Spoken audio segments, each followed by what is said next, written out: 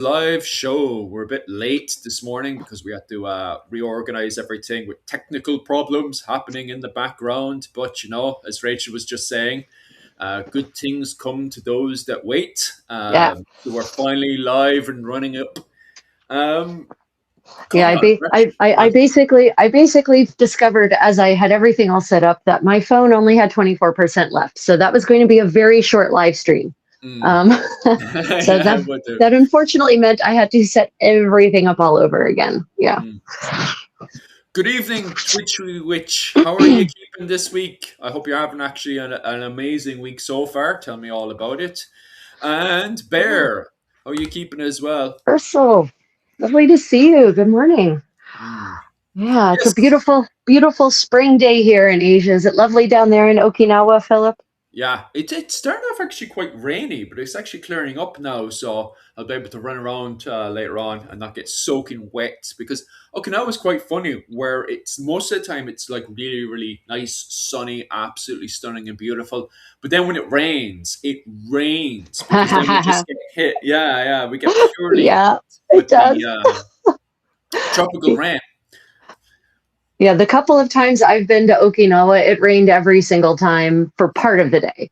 Hmm. And and like you said, it was a tropical rain, so it was a pour. Like seriously, it it was serious rain. It wasn't there was nothing half-assed about it. It was rain with intention. It was still beautiful because it was warm, so I didn't really care.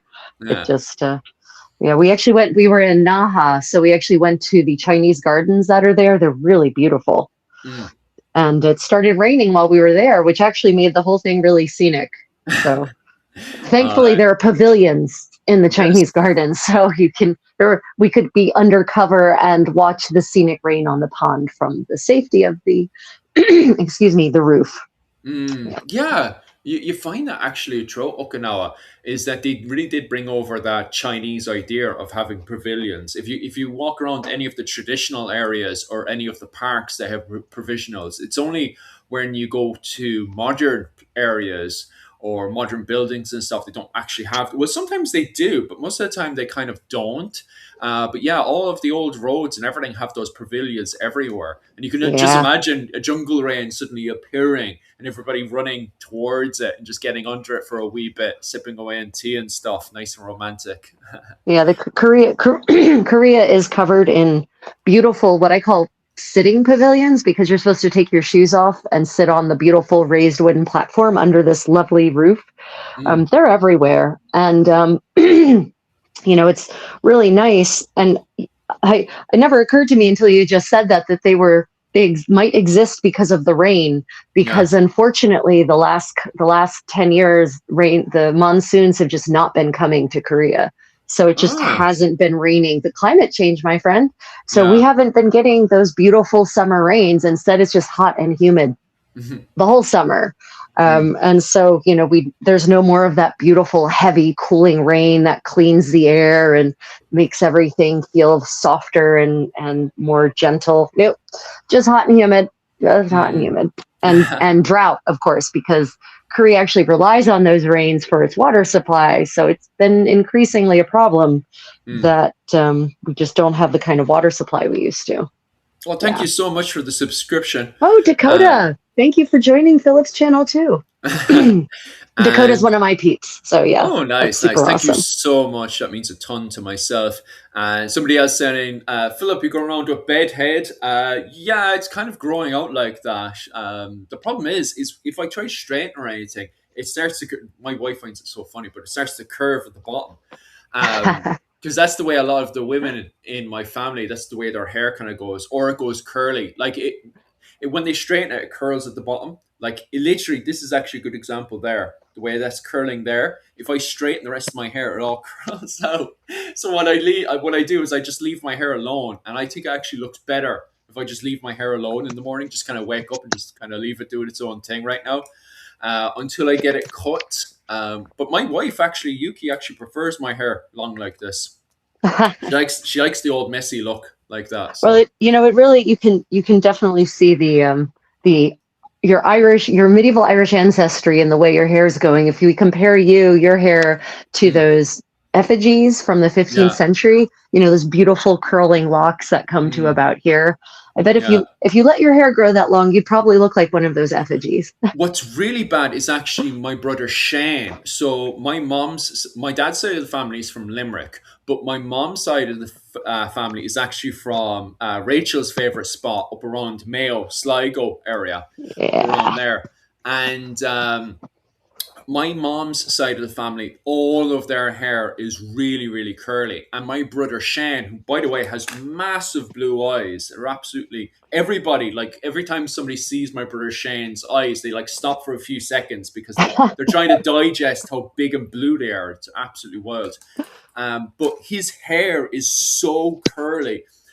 Most of the time, he actually, no, he's very bad right now. He actually grew his hair out last time I seen him. But when he was younger, he always shaved his hair and stuff. But anytime it used to grow out, oh, it used to get so curly. He's got that natural, the whole romance around Irish curly hair and ginger Yeah. hair and all that stuff. That's what was it called? My mom's side of the family is naturally dark reddish and curly. So yeah, that's my mom's side of the family because sometimes people turn around and say, "Oh well, what was it called? Ginger isn't really Irish and all that kind of stuff. You know, you What? mostly see over in Russia and stuff." And I'm like, no, Uh, actually, my mom's side of the family, where you see the likes of the Banshee and that proper kind of Gaelic feel, that's my mom's side of the family. Now, my dad's side of the family, which is from the city of Limerick, that kind of has more darker hair, more straighter hair. Like even my nose is slightly bigger than my mom's side of the family and stuff. So I would say my dad's side of the family has more kind of that kind of darker kind of Irish more than anything else. More of that kind of, right. as they were calling them in the medieval sources, the Gaul Gael, the foreign Irish. That's definitely my dad's side of the family.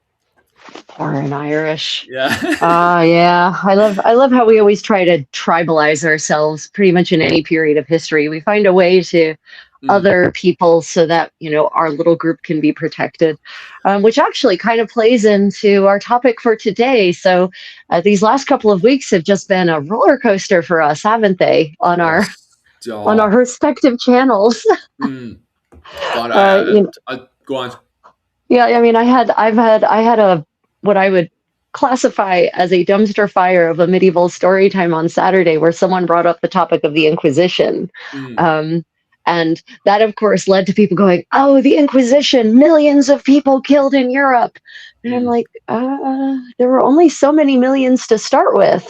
mm. So, what is it you're implying? So, one of the things I would definitely like to talk about today is to address some of the ridiculous statements that were made in that live stream. And then, of course, we have, um, you know, we've had a whole bunch because of the Easter season. Yeah, There's been a we're lot just of straight talk out about, Easter. right, yeah, just, you know, it's the Easter season, and so all the usual myths crop up about what, you know, is Easter a pagan holiday, or is it a Mm. Christian holiday, or is it something else? You know, so Well, on my side of the argument, you see, we just came straight out of Easter, so my all of my TikToks and all that stuff that's popping up is from more of the Irish side. I don't know how your algorithm is right now on your side, Rachel, because you seem to get more of the neutral medieval stuff, and I seem to get the very radical Irish stuff on my yeah. algorithm. And Yeah, on I my don't, they're side, not, one, my stuff generally doesn't get shown to the radicalized segment of the population that yours does. yeah, I know, right? Which is handy when we do collaborations and stuff. Because I did a collaboration with my Welsh friend yesterday, and God, I had all new Welsh comments on that I didn't have before. So it's really interesting how the algorithm works. But Yeah. regardless, I've had tons of radical arguments between neo pagans. And by the way, I have pagan theologians that say really, really smart stuff. They're very well educated. But then you have people, I don't know how to word this without being offensive, but you have people who are very much into pagan history, but they kind of have this idea of, especially in Ireland, of this kind of Christian versus pagan interpretation. So anytime they come across things like the debates around Easter and stuff, they Oh, always yeah. take it that there was this endless war between pagans and Christians in Ireland. And then I have to like come, when I'm talking to them. I don't want to be offensive and try to put them into a corner or anything, because I know where they're getting the information from, which is quite biased to even start with. But I have to explain to them in Ireland, and I'm not talking about the rest of Europe, but in Ireland, there was no Christian versus pagan going on. It's actually really, really super blurry inside of Ireland. And as I was saying last week when we were talking about St. Patrick, um, the thing is that Ireland kind of just got a hold of the Bible. They got a hold of all this Christian information and Mm. other information with it. And then you suddenly have, and Rachel will go into more of a conversation about this now, because you did do more research into the quote unquote the fall of the Roman Empire and your interpretation. Well, what you've been getting from the main actual sources on that's actual hard facts. But what happens is that Ireland, what from our interpretation in Ireland, Europe sort of has this dark age, just kind of a cut-off point between the information going between Rome itself and Ireland. So Ireland is left with all this Christian information, and at the same time, they are still, until around 550, they're still officially, quote unquote, Celtic pagan.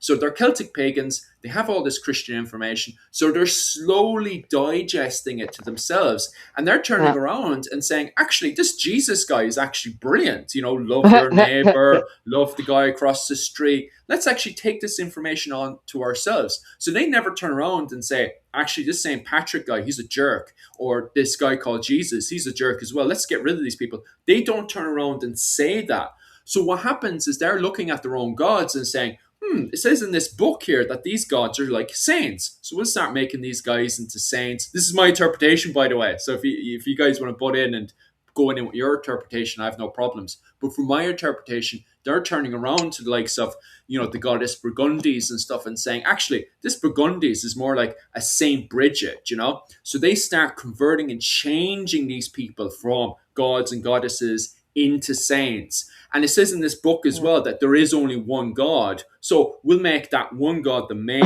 fella. And so what you have, instead of like just a full-on Christians coming in and wiping out all the pagans in the area, what you have is a complete blur where they slowly transform during the early medieval period, left to their own devices, from, what was it called, Celtic paganism into insular Christianity. And it's not until the 12th century that you suddenly have Roman Christians coming over and saying, oh, this is almost right, but we're going to make a few changes onto that. Yeah, I mean, the early, this is one of those misconceptions. People have this, and it's because in the modern world, we have a lot of very centralized institutions and we have mass communication, and we have had for a long time, for centuries at this point. But in the first multiple centuries of the existence of the Christian church, and I use that term on purpose because there are multiple churches actually in early Christianity across the Christianized world. And so, eventually we get down to there being a Latin church, right? But that's not how it starts.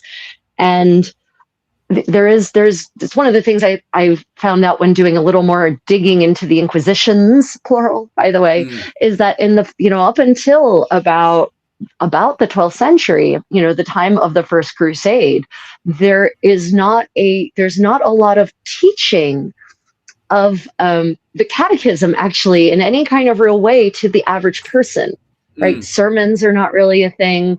There are some, intellectuals in the church, but they tend to actually end up separated from the majority of the Christian population in monasteries. Like they're all philosophizing about these deep ideas about, when should Easter fall and what is the nature of the Trinity, and they're not communicating and publishing works that are being read by the vast majority of the people. And so the average Christian didn't necessarily have a deep understanding of their own faith. Which is apparently part of the problem when the Cathars come along. Yeah. And they start saying things that make sense to people, and they're like, oh well, because apparently the average understanding of the catechism and of Christianity was just not terribly high, because there wasn't really a centralized a way to control that centrally all the way from Rome. Mm, across Europe. It's not there. Even the Roman Church, even the Latin Church, as some people will call it, was not monolithic yeah. in the first millennium, basically. Mm. So yeah, it makes sense that over there in Ireland, these monks, these priests, these converted Christians are all just they've got what they've got, and they're coming to their own interpretations. What do you expect? They're just kind of left with their own books and stuff. It is massively debated how much of an interpretation they would have got from the Coptic Church and the Byzantine Empire, because the Byzantine Empire and the Coptic Church in Egypt and Ethiopia, they don't have a dark age. There's no sudden collapse to Ethiopia, Egypt, and the Byzantine Empire in modern day Turkey. They just continue going by. And the Rome, you can easily go into more detail about this. It seems like Rome does have a quote unquote dark age, but Rachel would know more than I do. So there does seem to be a disconnection to what's happening with the Roman teachings to Ireland. But we know that the Coptic Church and the Orthodox Church and, well, Christianity in the Byzantine Empire continued to, bring boats and trade over to Ireland, because there's tons of effigies found all over Ireland that actually fits more into, when you're doing the effigies of the cross. Those crosses look more like something you'd see in Egypt and the Byzantine Empire. For example, Yeah. they have this cross from Constantinople, and it's got these two bells at the very end of both sides. And you only find those sort of bells over in Turkey. So it's like, Jesus, like, how did hell did these? And it's not even like they actually found these objects, it's these effigies. Somebody came along. And like, we're still debating and have our own interpretation why someone would do this. But someone's coming along, and you can find this in Kerry, by the way, in the middle of nowhere, where there must have been like at some stage ring forts and stuff around there, but somebody's turned around to someone else. It looks like this is the interpretation we have right now. He's turned around and says, I seen this absolutely amazing cross when I was in Constantinople. I need to show you what it looks like. And they just started to carve Yeah. into the rock what it looks like. But you can actually find these throughout all of Ireland.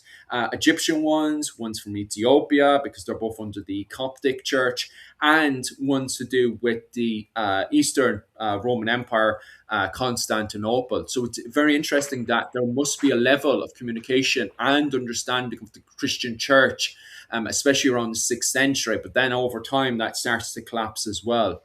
But Yeah. that's just my interpretation.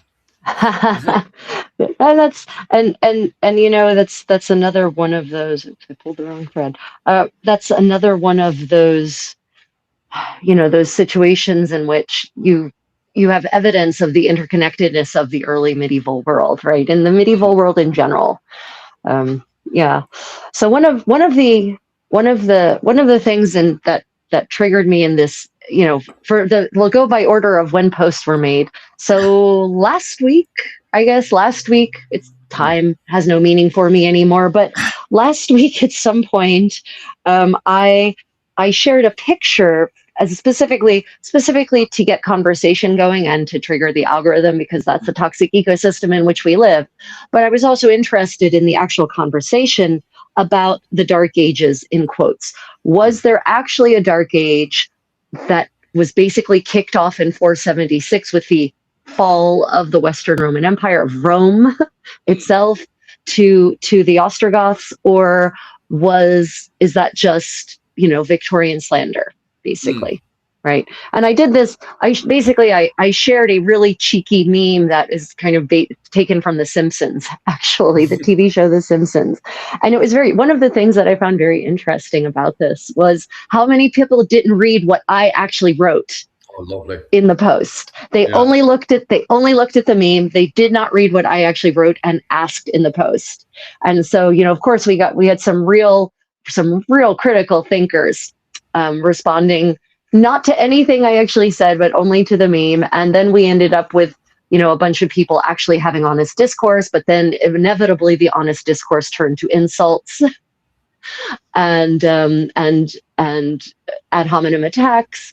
So, the question of, first off, you have to define what a Dark Age is. And, to you, what would constitute a Dark Age in any given period of history? What makes a Dark Age a Dark Age? Is there an absolute, or is it a question of relativity? Well, my interpretation of what is a dark age, and from what I've read so far, it's when there is, well, the thing is that we have two interpretations of the dark age that I've been fed as a child, which was when I was younger, it was the case of, oh, well, this is the complete collapse of society. But Right. now it seems to me that our interpretation has changed to, well, there doesn't seem to be a complete collapse in society, but we are still lacking written information. So it's like somebody from a historical perspective just suddenly turned off the lights. So we don't actually quite know what was going on. Right. Because there seems to me like when people think of a complete collapse in society, it's like everyone just suddenly all lies down and they stop Right. developing. And that may not have been the case. It seems to me that, the Visigoths come in, they take over the administration, but life goes on. That day when a Roman farmer woke up and he went off to the farm. He still went off and did his farming. He went Yeah. did his farming. It made absolutely no difference to him. So if you're thinking it from an average person sense, there was no change in your life. The Yeah. Visigoths took over the administration. That's it. Nothing else Yeah. happens. You still got up that day, went off and did your farming, and then came back into the house that day and went to sleep. It made zero difference from our interpretation right now as historians and academics, where before, especially when I was a child, the interpretation was the fact that the dark age came and all the farmers just lied down and we had to lie down for 200 Right. years. Yeah, that seems to be have been the older interpretation of what happened during this quote unquote dark age. Yeah. I think, it's from what it's really weird. So in medieval history, in history, when you're learning European history, Mm. when I was learning European history, they talk about the Ostrogoths came in, they took over Rome, and that was it. No more Roman civilization. And then you're like, but the Roman Senate met until like 563. Yeah. So what do you mean there was no more Roman civilization? And that never made sense to me. And yet no one ever bothered to mention the Justinianic plague, Mm. the first bubonic plague in Europe that we can document. It's possible that the one in Athens in the classical era was also bubonic, but I haven't seen any scientific studies to verify that it was Yersinia pestis. But the way it's described, it sounds like it. Mm. But the actual first great dying in Europe is the Justinianic plague in the 6th through the 7th centuries, when estimates put up to 50% of the population dying. And Mm. as you know, that reached to Ireland, that reached to the United Kingdom. They've actually recently tested, they're testing all these bones in cemeteries. It's great. And they're finding out all kinds of fantastic information. And one of the fantastic bits of information that they discovered Yersinia pestis in 6th century bones in the United Kingdom. Mm. So Yersinia pestis is the bacterium that causes bubonic plague, for those who don't know. So they found Yersinia pestis in these bones, these 6th century bones. Mm. And so they're now pretty certain that the Justinianic plague was an earlier strain of Yersinia pestis. And so it caused this massive die-off. Now, that era, I would rate that era absolutely as a dark age. when everyone is dying around you, and when you have that much of a loss of human life, suddenly you can't continue the way you did before, because survival becomes number one. We no longer care about maintaining the aqueducts. In fact, the people who used to maintain the aqueducts, well, they all died. So we don't even know how to maintain the aqueducts anymore. The people who used to mix the magic concrete that heals itself, yeah, well, most of them died too. And the one who remains, again, is just trying to stay alive. So he's not going to take on apprentices and pass on the information, right? So instead of continuing forward with advancement, people start focusing on just surviving. And so I do think there was actually a period of recovery. Now, whether we call that a dark age or not, I guess that's kind of subjective, right? Like, is dark ages, I kind of personally view dark ages as being relative.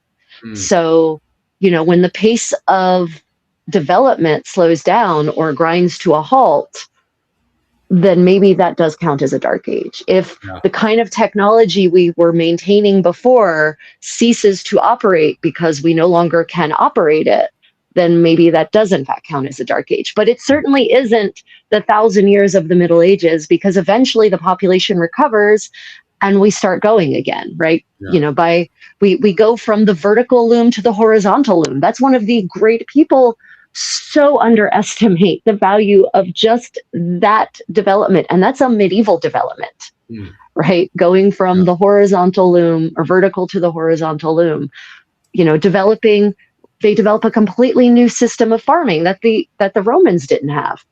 And that, you know, allows the population in the Middle Ages to start booming during the warming phase, especially.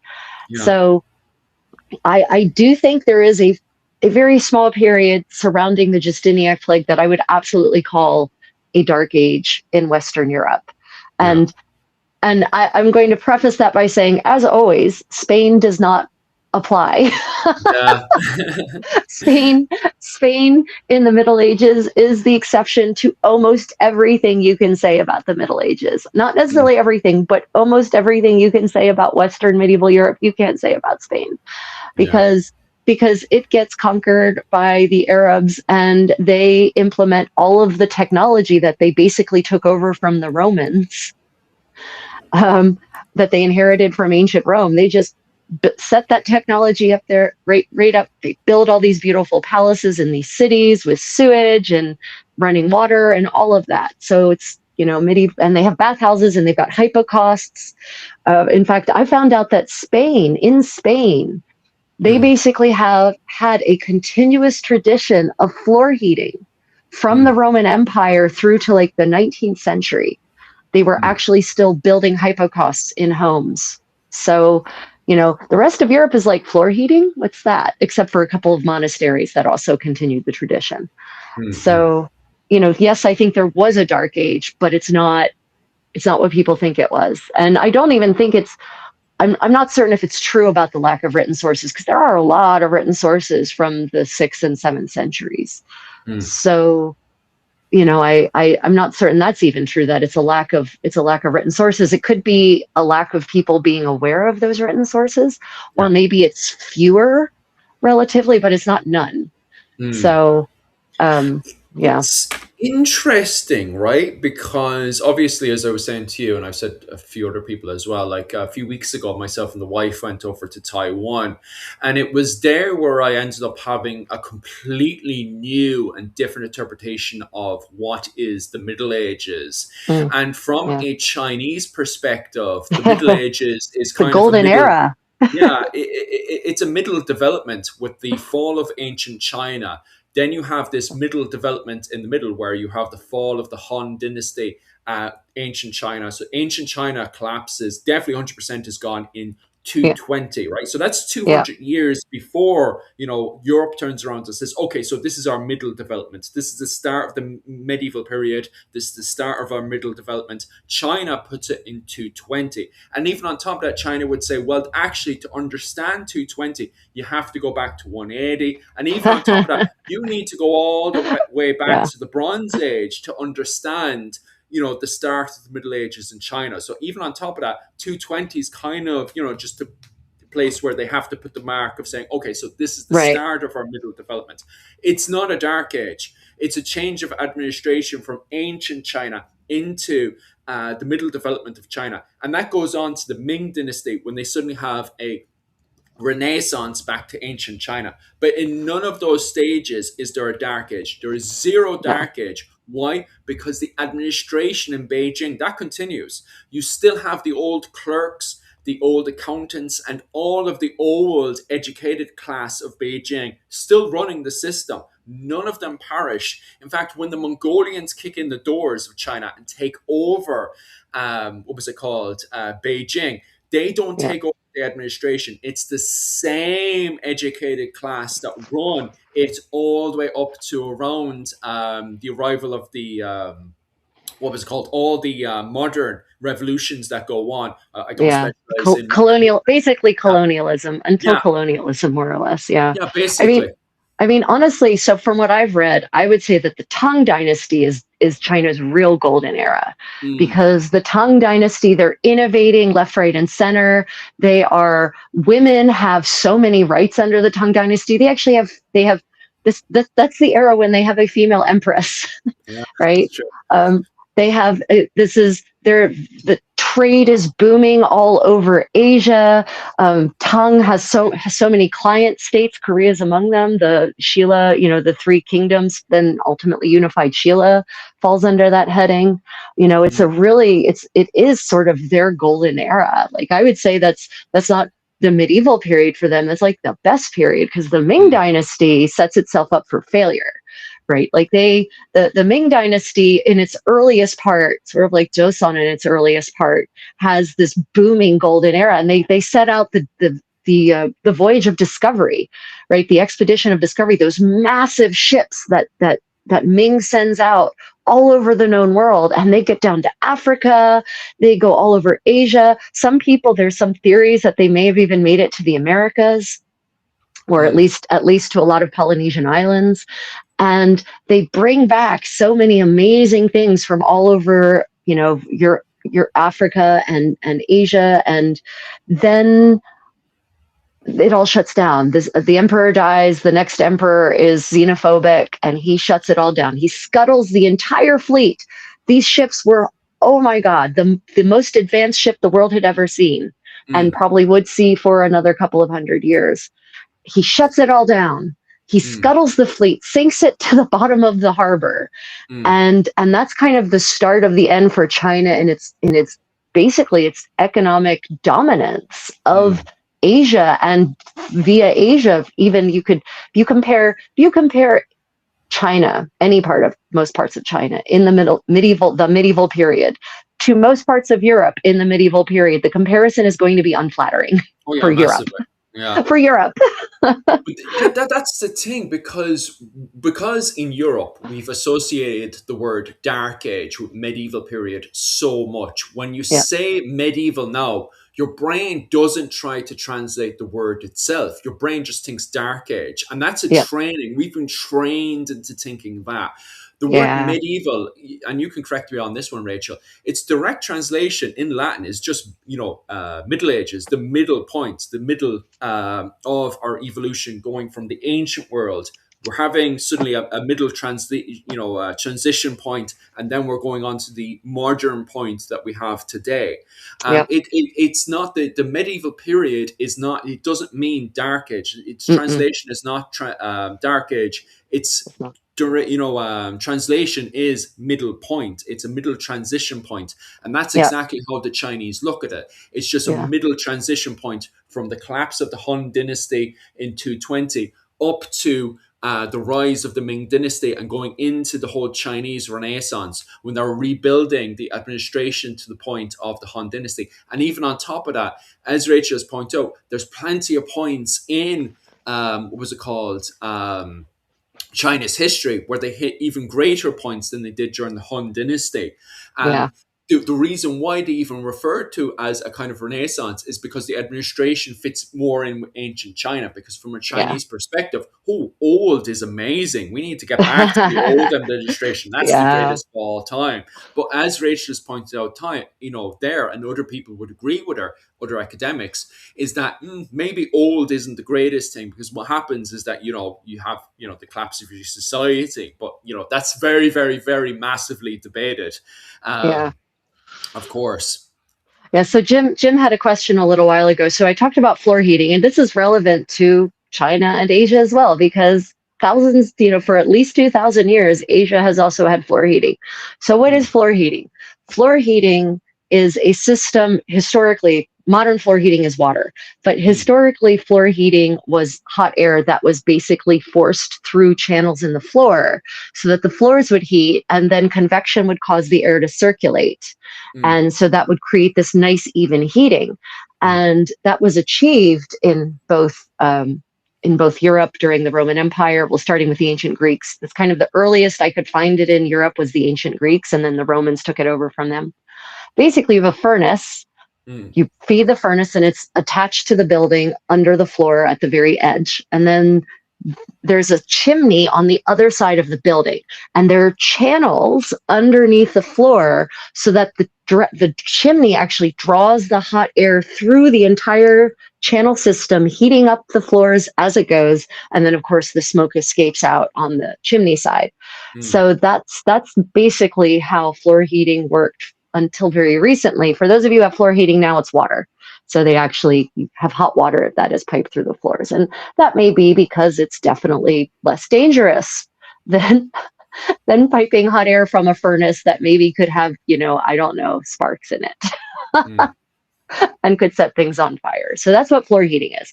And here in Asia, they've had it for at least 2,000 years. I haven't been able, I kept meaning to look and see what is the earliest datable hypocaust system here.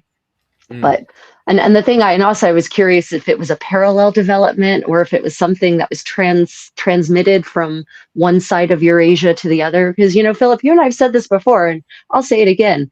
Europe and Asia are not two separate continents. Yeah. They are one. They are one continent.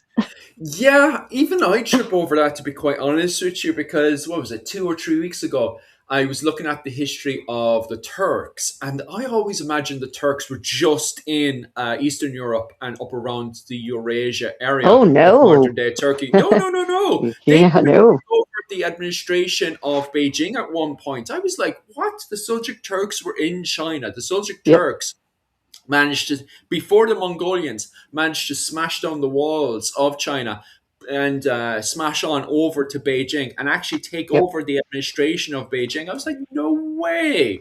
Yeah. Yeah, massively. We seem to forget that in the middle we have the steppes and the nomads that are easily able to fly around between Yep. Eastern Europe all the way over to China and even take over that whole protection racket, because we have these big open gaps of settlements, big open areas in between, which also, by the way, is very, very it's sort of funny, because there is areas where you have built up trees and mountains and so on and so forth, which nomads always highlight. Actually, it's not open. There is points where there's big open mountains and forests and all Yeah. that kind of stuff. So even on top of that, it's quite complicated in itself. But regardless, you do have areas where nomads go between these settlements, which is pure protection rackets. And that's the Yep. kind of middle point we always seem to forget, which also Yep. is very, very important within the medieval period, of trying to understand how the medieval period works and its economics, how the administration works, that you need to understand these protection rackets that go between China, which we refer to as, the Silk Road and various other Right. trade networks, which go between China, specifically Beijing, all the way over to the likes of Constantinople and those city areas during the medieval period. Yeah, I mean, here in Korea, we have ancient tombs, lots of them, very Mm, well preserved, surprisingly. And so we've been inside of a tomb that I'll take you there. If you and Yuki come visit, I will take you to this tomb. You can go nice. inside of it. And it was reconstructed after they finished the excavation so that it looks exactly like it did when they opened the chamber. Mm, And this tomb dates to the 6th century AD. mm, And in this tomb, in this sarcophagus, were contained items from all across Eurasia, including glass from Rome, mm. glassware, blown glass Yeah. that was made in Rome and imported across the entire continent, basically, to what is now Korea. And it survived whole in this Mm, tomb until they excavated it in the 1970s. And so when you look at this glass in the museum, you think to yourself, oh, that looks like it's from IKEA. And because it's in such great condition, you would think they just went to the local IKEA. There's one in Busan, and they mm, bought a blue party glass, basically. And then you read the sign and you're like, no, this was hand blown mm. in the 6th century in Rome, and it somehow made it all the way. I can't even get glass to last that long in my house, Yeah. let alone shipping it by wagon Yeah. from Rome to modern day Korea. Just forget it. So But this is the why a lot of connections, right? These connections are real. Mm. But that's why a lot of people joke that we're living in a dark age now, because right now we're not producing anything that's as good as what we see in the 70s. Never mind anything that's good as Yeah. the Roman Empire. Everything in my house right now breaks so bloody easy. Yeah. You swear we were living in we probably are in a dark age. Right. We are in a dark. I mean, I have read some theories that are actually quite good Mm, about essays rather, like the comments. I can no longer see comments from anything basically, as far as I can tell. The last comment I got was from Jim saying, "Thank you, I see exactly what you're saying." So mm. I'm not ignoring anyone. It's just that the gremlins in my device have decided I don't get to see the chat Yeah, today. I'm the same. So, Yeah. so we're not ignoring you, everyone. We are definitely not, and we are live. This is not AI. And we apologize if we're not seeing your questions and comments because gremlins. What can we Mm, say? yeah. Um, anyway, what were we saying before that? Oh yeah, quality, right? Yes, everything now has built-in obsolescence, Mm, right? Specifically so that it will deteriorate and break, so that we have to buy new items. It's mm, garbage. yeah. Um, yeah, it's absolute. It's absolute. I hate it. I absolutely hate it so much. Absolutely But oh right. yeah, the essay I was reading, right, says that we are in a dark age. That was it. All Yes. right. I've read I was like, I know, how do we get to that? Yes. So I have actually read several essays explaining why it is that we are already at the precipice. We're not at the we're not before it, we are already in it. As And in one right of now, those, like, as of right now, and one okay. of those reasons is that we are so reliant on high tech. Yes. We are so reliant on high tech that if we took away even just the topmost layers of the high tech, we would probably be unable to function as a society. I'm talking internet. If the internet went away, our civilization might well collapse, and we might well find ourselves in a real dire straits, because so many of our systems, our enforcement mechanisms, our communication relies on the internet. That if just that layer went away, woohoo boy, we would be in dire straits, because for the most part, we don't know how to do things anymore without that. Mm, And honestly, modern armies are the same way. They rely on all of this really high tech communication. You remember in the movie Independence Day, where they actually use Morse code and yeah. a telegraph to actually communicate. How many people do we have left who could actually do that now? It's Yep. been 30 years since that movie. So Mm, how many people now do we have that could communicate using something as low tech as Morse code if all of our communication systems, for whatever reason, stop functioning? yep. So Which could easily I happen. right, yeah, it could easily happen. So I have read that we are basically already in a dark age, and now with generative AI and the large language learning models that are basically replacing people's brains, we're definitely, in my opinion, in a dark age. It's going to get real dark. Yeah. It's going to make the Justiniac plague maybe look like a party. Oh yeah, 100%. If the lights suddenly went out now, especially for future generations, like how are they supposed to access all this information? How are they supposed to, tell the difference? Even if they could get a hold of all this information, which is funny because we have all these computer servers and all this Yeah, stuff that doesn't really last thousands and thousands of years. Like we don't know yeah, how long those servers and stuff, last. We can't tell which information is useful information or what information is bad information. And when you're 1,000 years on, and these academics are looking at all these books, they'll be like, "Where's all these books? You know, where are the books? how are we Where are supposed the to know what the hell is going on here?" Yeah, So with everyone using ebooks these days for so many things, mm, the number of actual real printed publications is dropping drastically. So, mm, yeah, who knows? Will they be able to access the information on thumb drives? Will yeah, the thumb drives actually still retain the data after centuries? Will they survive physically after centuries?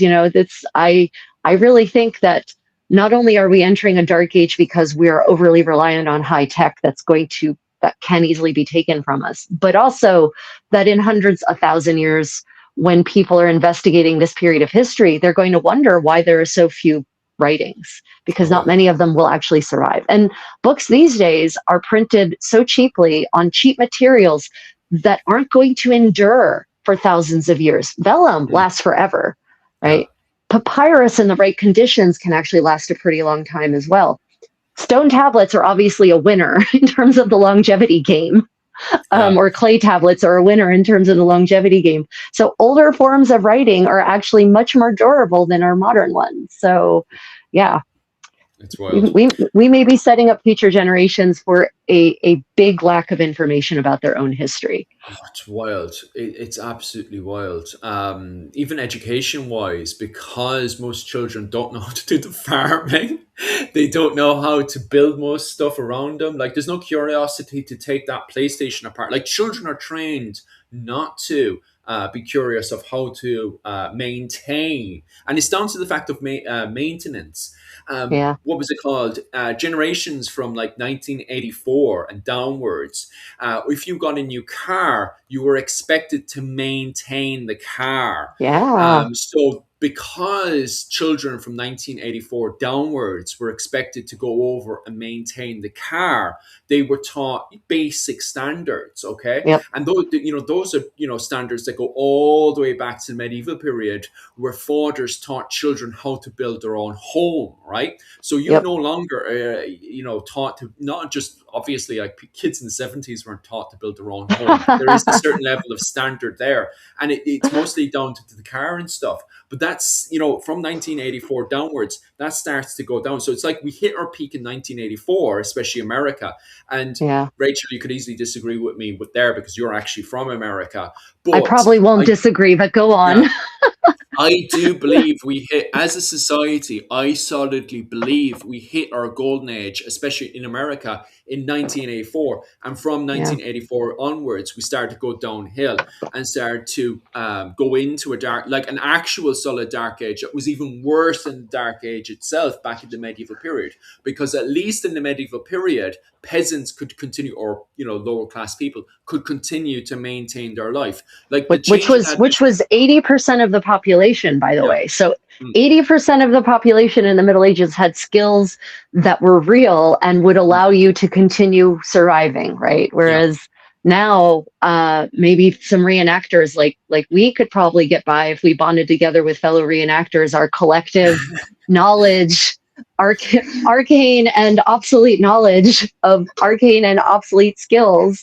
might actually allow us to survive. But we are a tiny subset of the population. Maybe some preppers might be able to do it. Some of these people who believe that the world is ending and have actually prepared for it, they might get by.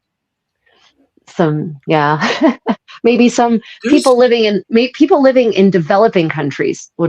will probably be way better Mhm. off than we are. Yeah. I do believe people like in the Midlands of America and stuff, the people with proper hunting skills in America, they'll probably get by. But a Only, majority of people, I only, think, only until the bullets run out. no, they're not They that don't. bad. They can go hunting Oh, it still. is. They can go They don't chopping know how stuff. to. No, those most people in America don't know how to knife hunt or bow Oh, hunt you're or being spear mean. hunt. You're just being They're, mean. I I'm not. It's guarantee there's true. There are people, but they're no. not Go on. of the people who hunt. The people who knife hunt, bow hunt, and or spear hunt are a very small subset of that population. Well, this what, yeah, but you're still dealing with a population bigger than Ireland's. There must be at least like 10, like, because America's like up to the 100 millions, isn't it? Like the We're in population of, 320 million or something like that. yeah. So there's I bound mean, to but be a, we're also like massively exponentially bigger than Ireland is. I don't know, yeah, 60 times as big as Ireland is, yeah, 70 times as big as Ireland is. So yeah, I mean, we have a much bigger space to cover, but yeah, I just feel like we are not currently. I think I agree with you. In the U.S., we used to have, in public schools, we used to have home economics, we used to have wood shop, we used to have car shop. Like those were electives. You might mm, not be connected. I might to what? Are you still hearing me? I'm still hearing Philip. Does your chat come through? No. Yeah, the chat's disconnected and I can't reconnect to the stream. Is our live stream actually going, Philip? 1 second. I'll actually check there. I think we're still, yeah, we're on live right now on my side. It's kind of funny because the chat, for some reason, the only comments that are getting by is Jim O'Neill. Like the only one it likes is Jim O'Neill. It hates everyone else because everyone else's comments aren't getting through to Restream itself. Right. And a few, we're getting one or two. It's mostly Jim O'Neill's comments that are getting through. Everyone Yeah. else's comments are just like, nah. Yeah, sorry, everyone. Let me see. You were talking about technology failing. Yeah, we were talking about technology failing. Well, here we go. That is, as soon as I see it, fine. They Yeah. got it up here. Yeah. So I don't know. Is there a Yeah. household? The comment section can hear us, and No, it's Restream. see us. Yeah, the comment section saying there that they can hear us and Well, I see guess us. keep It's just going. some of the comments aren't getting through. Yeah, that's okay. Here. Well, we're not. Yeah, we see them. Yeah. So if we're not responding to your comments, it's because we don't see them. We're not ignoring you on purpose. I did see. I see. I've got my other device over here charging. I did see a comment about you just need to know how to reload. You still Yeah. need the ammunition to do it, and eventually it will run out. And again, not many people know how to make bullets. So That's what you reload bullets. yeah. There's a lot of people that actually have them, but they don't know how to make like gunpowder. Yeah. Right. That's the Oh, to reload the casings. Oh yeah, but yeah, so some people know how to reload the casings. But not everyone knows how to make gunpowder, guys. Right? This is what I mean. Like No, Jim, you keep talking. yeah, keep going, Jim. It's fine. No, Jim, don't. Why are you shutting up? Why? No, Why? you're good. You're the only one who's good for the algorithm. Keep going. Keep talking, Jim. Keep it up, my friend. Anyway, back to the medieval world. Pre-bullets. Because even medieval firearms didn't have bullets as such. They had a completely different system, at least not what most people would recognize as bullets. Yeah, so back to the topic of the Dark Ages and whether there was a Dark Age. You know, it's one of those things that it's you know, I think it did happen. I think there was a Dark Age during the period of the Justinianic plague, and it's very clear that there is a break between the ancient Roman technology and then the technology that's available after the Justinianic plague, because there's such a you know, I've actually read chronicles from the era talking about entire villages and towns basically being laid waste, ghost towns. Everyone dies in certain villages and towns. And that's not a consequence of quote unquote barbarian invasions, that's a consequence of disease. So, you know, it's very clear that the aqueducts in most places stopped functioning, that many the ancient Roman bathhouses in most places stopped functioning, and then they get picked up again, like they rebuild them eventually, but they're not like they've not built like the ancient Roman ones, right? Most of the ancient Roman infrastructure eventually gets recycled into other buildings. I'm pretty certain, especially during the Justinianic plague, when you know, they're just trying, and after it, when they're just trying to get by. So very clearly there is, in Western Europe, there is absolutely a technological downturn for a time, but it's not long. And we eventually get right back on the horse, we being us Western Europeans, you and I, we get back on the horse and we keep going, right? Kevin, can you do me a favor there and leave me a comment, just write a comment on just write a comment. My side? Because your comment isn't even popping up on the Restream itself. I have no clue what's going on with your page, because you're saying that you're blocked on my side, and I had a look at my block list, and you're not on my block list. So, I remember we had this problem before about you commenting on my chat. Will you just leave a message on my chat thing, and I'll see what the crack is. And let me have a look. Yeah, other people saying as well that they'd survived the American Dark Age with bow and arrow. The old Hunger Game attitude. Yeah, I don't know. But, you know, someone once pointed out that actually, basically, the most developed countries, not just Western countries, any developed country that has nuclear power plants, you don't have to worry about surviving very long, because if there's not enough people to actually keep those things running, they will eventually melt down. and then you've got radiation killing people off in large numbers. So it's not really going to matter. But anyway, let's go back to the beauty of the Middle Ages and away from nuclear meltdown. Yeah. It's amazing how we're looking to the medieval period as being more brighter than right now. I don't want to think about nuclear meltdown. I'd rather think about plague coming for me than nuclear meltdown, quite frankly. And the bubonic plague, if you actually contracted it, was terrible. It's such an awful way to die, especially if you actually end up dying of it. So painful, Mm. so painful. I mean, the reason. Do you know why it's called the Black Death? Or Go on. I mean, do you know? Do you know why? Black Death. Yeah. Do you Oh, know why it's called, you know, the other term it's called, pestis nigri.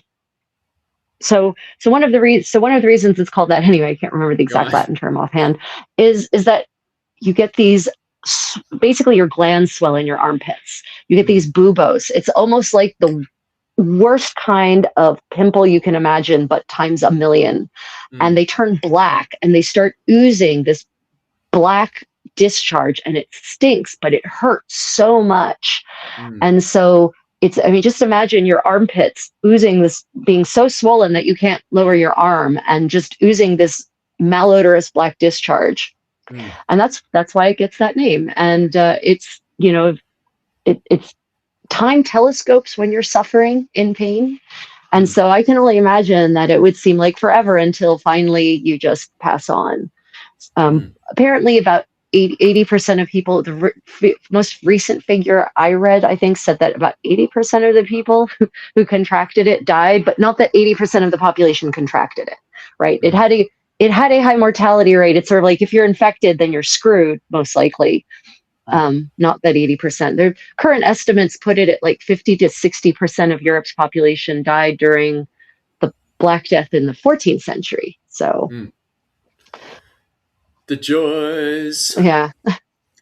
Yeah. It's So what other kinds of you know, the Inquisition is something that came up. Moving on from the Dark Ages, the Inquisition is something that came up in my medieval storytime live stream on Saturday, and okay. people started quoting these obscene numbers. For someone asked me, what did I think of the Spanish or the Inquisition, not the Spanish Mm. Inquisition?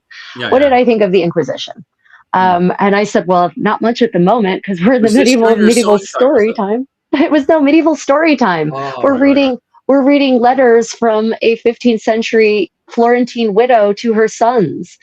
I'm like, I don't. How are we on this topic? Because the Mm. Inquisition isn't massively active in Italy in the Middle Ages. It doesn't have to be.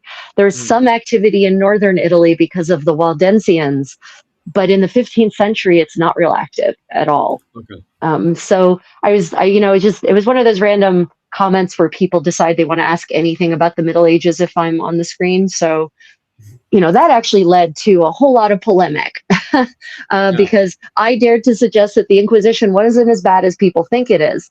But that's Mm. because I know how bad people think it is. What kind of myths have you seen floating around about the Inquisition? Oh God, there's endless amount to be quite honest with you. The biggest problem I have from my perspective about the Inquisition is the fact that the Gaelic Irish were allied to the Spanish. And because the Gaelic Irish were allied to the Spanish and the Spanish wanted to help the Irish, I was actually talking about this yesterday with a Spanish friend of mine who lives on the mainland of Japan. Mm. And she was asking, why does Ireland and Spain have such a close relationship? And Right. first and foremost is because our trade route going from Ireland to Spain, it's the movement of water, gets trade boats to move very quickly between northern Spain to Ireland, causing us to become very close. But on top of Right. that as well, when England, around the 16th century, when England, the Tudor Mm. conquest of Ireland, when England was invading into Ireland was happening, Spain was constantly coming to the aid of the Irish. But because Right. of that, the English propaganda was constantly highlighting the fact that the Roman Catholic Church in Spain was backwards. These were savage Yeah. people, which was the complete opposite. New Spain and the Holy Roman Empire was in the middle of a giant renaissance.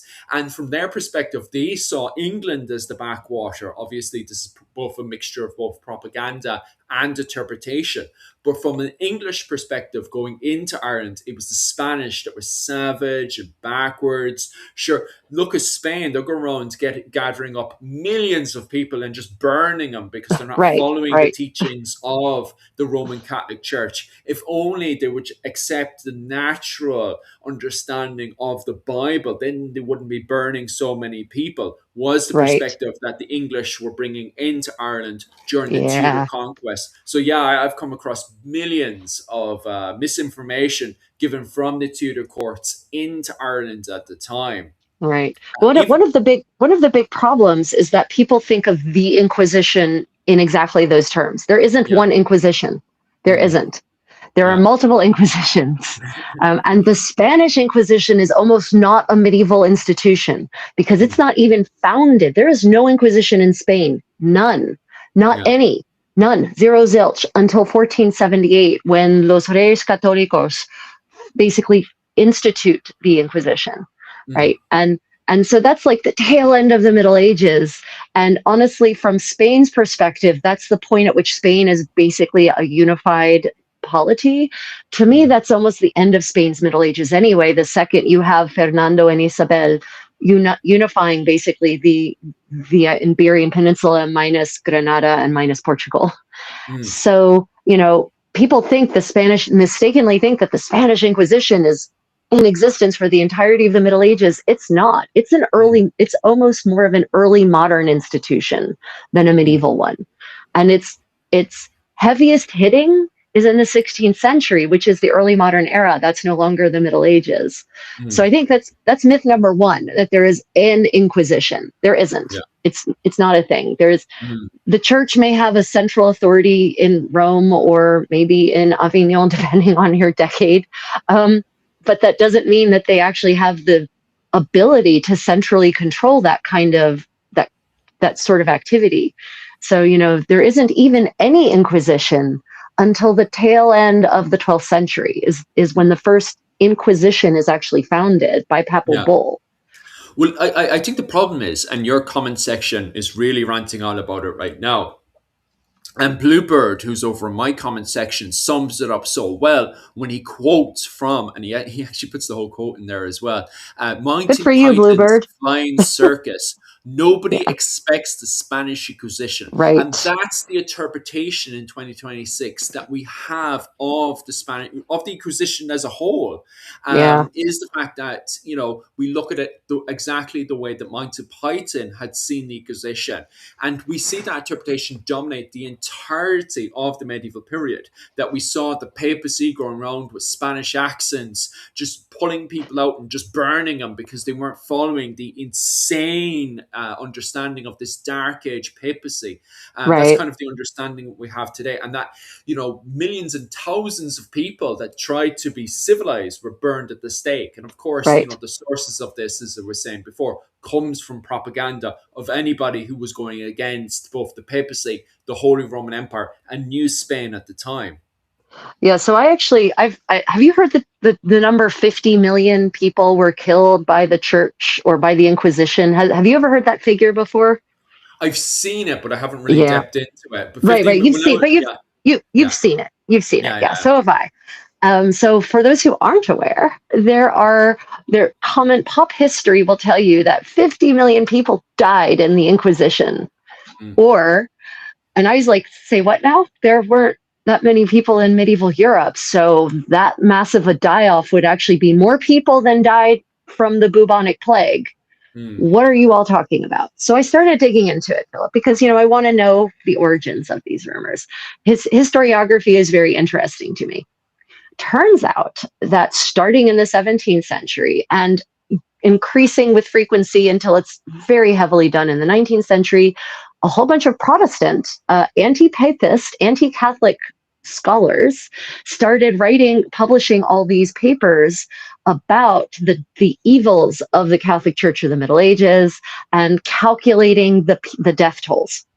And mm, by the 19th century, you've got just quote unquote scholar after scholar after scholar, like repeating each other, not mm. even looking to original sources anymore. They're just quoting each other in this circular argument nonsense that has no foundation in actual documentation. Yeah. And so then they start quoting these numbers and then they say, well, so in our calculations, they start talking about 50 million, 68 million, 80 million people died. And then they say under the papacy, Mm, in the Middle Ages. mm, Okay, so what's your period? What period of time is that exactly? the Middle Ages. Like, what are your dates there? But also, 50 million people died under the papacy. What does that mean? So I actually, I took a hit for the team, Philip. I actually looked into these 19th century. I read what they were saying. I read parts of these works, the parts that were relevant to this particular conversation. And here's what they do: they move the goalposts. Okay. So they don't mean, even though people interpreted that to be, well, that must be the Inquisition. No, no, no. What they mean, what they did is they said, well, the Crusades, those were ordered by the church. So anyone who died in a crusade, and I mean anyone who died in a crusade, including the Crusaders themselves, anyone who died in a crusade, whether the perpetrator or the victim, that counts as someone dying under the papacy. Any war, any battle that could be even loosely tied to the church, well, that's a death under the papacy. And I'm like, most people were fighting these battles and wars were Christian in the Middle Ages in Western Europe anyway. So if you are counting every battle that all those violent knights fought as being tied to the papacy because they were Christian, okay. And that's literally how they did it. They basically just took most everyone who died in the Middle Ages, a violent death, a non-disease related death, and decided that counted as dying because of the papacy.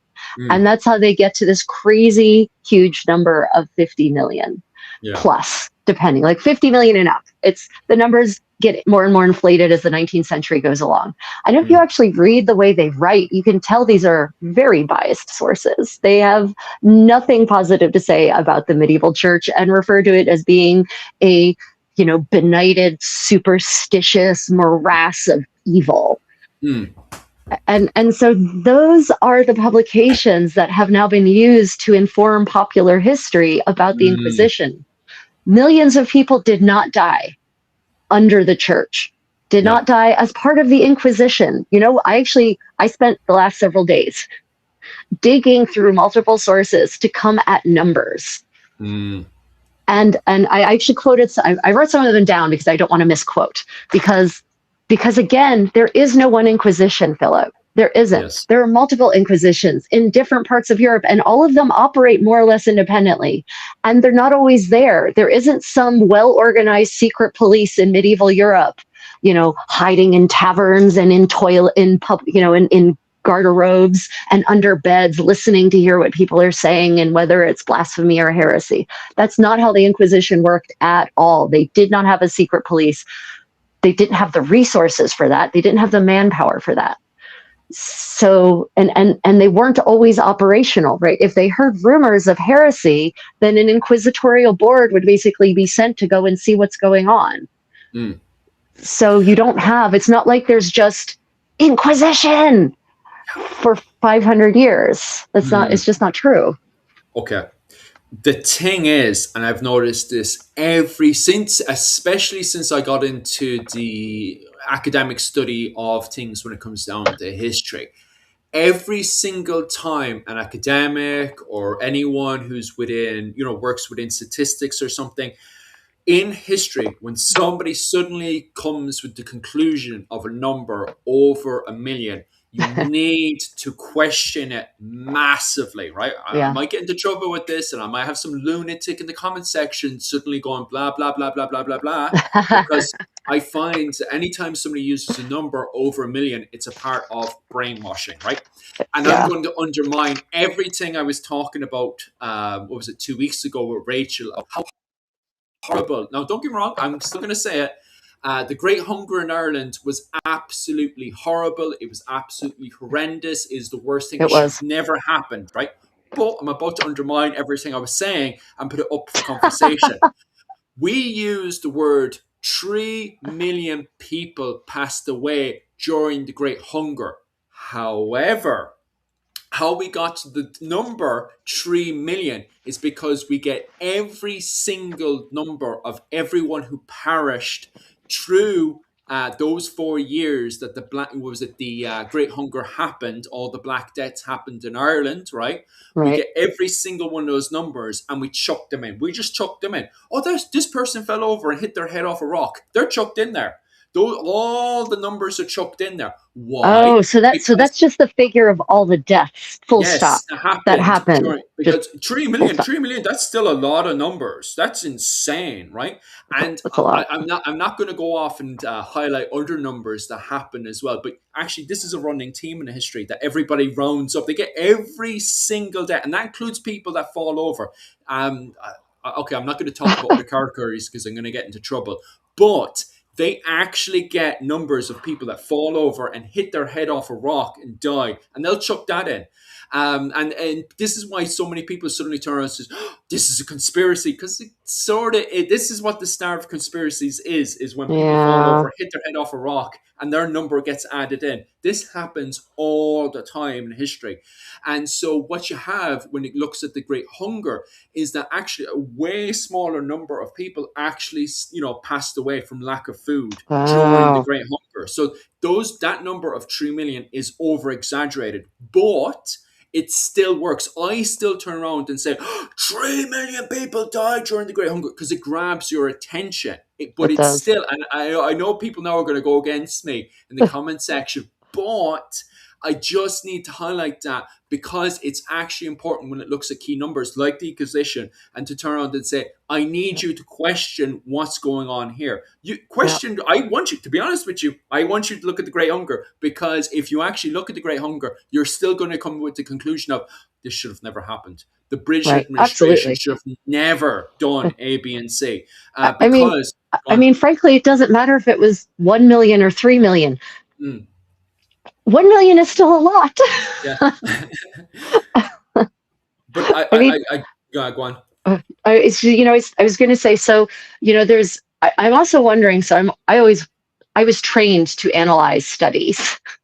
That's part of my university training. So I always wonder how these numbers are reached. Yeah. I always want to know what's the source. So for instance, that 3 million, was that just all the deaths in Ireland? Okay, if that's all the deaths in Ireland, well, that's not a very useful figure. Yeah. Now, what, and I don't know how detailed the death records are from that era in Ireland. In the US, they're actually pretty good. Yeah. But, is cause of death listed on a death certificate? Did everyone get a death certificate? How are they tracking that? Because there are actually, it is possible that people, certain subset of the population might not have died directly from starvation or even malnutrition per se, but their weakened immune system may have made them more susceptible to infectious diseases, which may have killed them. So it might actually be a little harder to track which of the deaths count as a consequence of the Great Starvation and which ones are just, like you said, people falling over and hitting their head on a rock. Yeah. That's why people go, oh, well, around 3 million people passed away during that period, but it's insanely debatable. But that's every single number in history, because nobody, when an event happens, there is nobody, even for yourself, an event in your life is when you see a car crash. The first thing that comes into your head is, future historians must know this right now, except for unless you're a professional photographer. Professional photographers are trained to suddenly just start taking photos. It's what their training's to do. So unless you're a professional photographer or under any of those professions, the first thing a car crash happens, either you're in the car crash or you're watching the car crash, you're not going to suddenly turn around and say, future historians need to know about this event and start documenting it. It's just not going to happen. So what happens is that people might, actually one of the best examples of this is that somebody in that event of the car crash might actually hop their head off of something, right? And then it's debatable. Is the person, so he goes home, he passes away while he's asleep. Is his death a part of the car crash, or is it something else? That's now debatable. And that's what you're having during the Great Hunger. That person falls over and bangs his head off a rock. Is it, as you point out there, is lack of food? Is that the reason why he fell? And so it's debatable. So it's just chucked in there. So what they turn around and say when they're writing these history books is most of the time they'll turn around and say his death was caused because of the car crash. Can you debate otherwise? No, right? His number gets put into statistic. Right. I mean, so one of the ways that Bluebeard mentions there was questionable reporting during during COVID? Did the patient die of COVID or other causes, but also had COVID symptoms at the same time? But by the same token, there's underreporting, right? So that was another issue during the COVID pandemic, is that especially COVID deniers weren't going to doctors when they had a cough, right? And when they died, they didn't do autopsies to test, like they weren't authorized to test whether they actually had COVID. So there's underreporting also. And that can be a problem as well, that numbers can be underreported. And I would never debate that, but they're not going to be underreported by orders of magnitude in the millions. And by orders of magnitude relative to your population, by which I mean, so let me quote you some figures, some actual figures from records that have been kept from the Inquisition. So the Inquisition, as we know it, was basically founded, do you know which heresy is the one that inspired the Inquisition to be founded in the first place? The biggest, weirdest heresy in medieval Europe? Oh God, this is gonna be a good one. The Cathars, right? Really? The Cathars. They are, and digging into this, I didn't realize how far back that interesting belief actually dated. So it actually seems to spring up in the 11th century, like in the 1020s. Yeah. So the Cathars have this. I'm not even going to get into Catharism because it's a whole thing. Yes. But basically, their entire system of belief is antithetical not only to the church but to medieval society. to feudal society in France and in Central Europe. Their entire system of belief undermines everything about it, including the hierarchy, the legitimacy of an aristocracy, legitimacy of wealth, because they believe in extreme poverty. So they everything about their system of belief is a threat to everything about medieval society. Almost everything about their system of belief would be a threat to most modern governments now, because they're like the first hardcore communists of, there should be no private property. We should own nothing. They don't even believe in the legitimacy of this existence. Even they've got some really weird beliefs. So when people say, oh, well, look, they punished the Cathars just for their beliefs. No, their beliefs were legit dangerous. Yeah. And honestly, their beliefs would be antithetical to human survival ultimately, because they weren't concerned with human survival. They were concerned with this other dimension of existence that they claimed was the real one. I mean, it's next level stuff. And so when that starts spreading, it's kind of more Central Europe. There were Cathars in Germany and in Italy and in France, and it really takes hold in southern France. And I actually read an interesting theory from a historian. Several historians actually noted that the reason Catharism really took hold where it did is because that's one part of medieval Europe where there wasn't a powerful central ruler, right? Because southern France it's like sort of part of the Kingdom of France, but the King of France is really up in Paris and doesn't have much control over anything happening down there.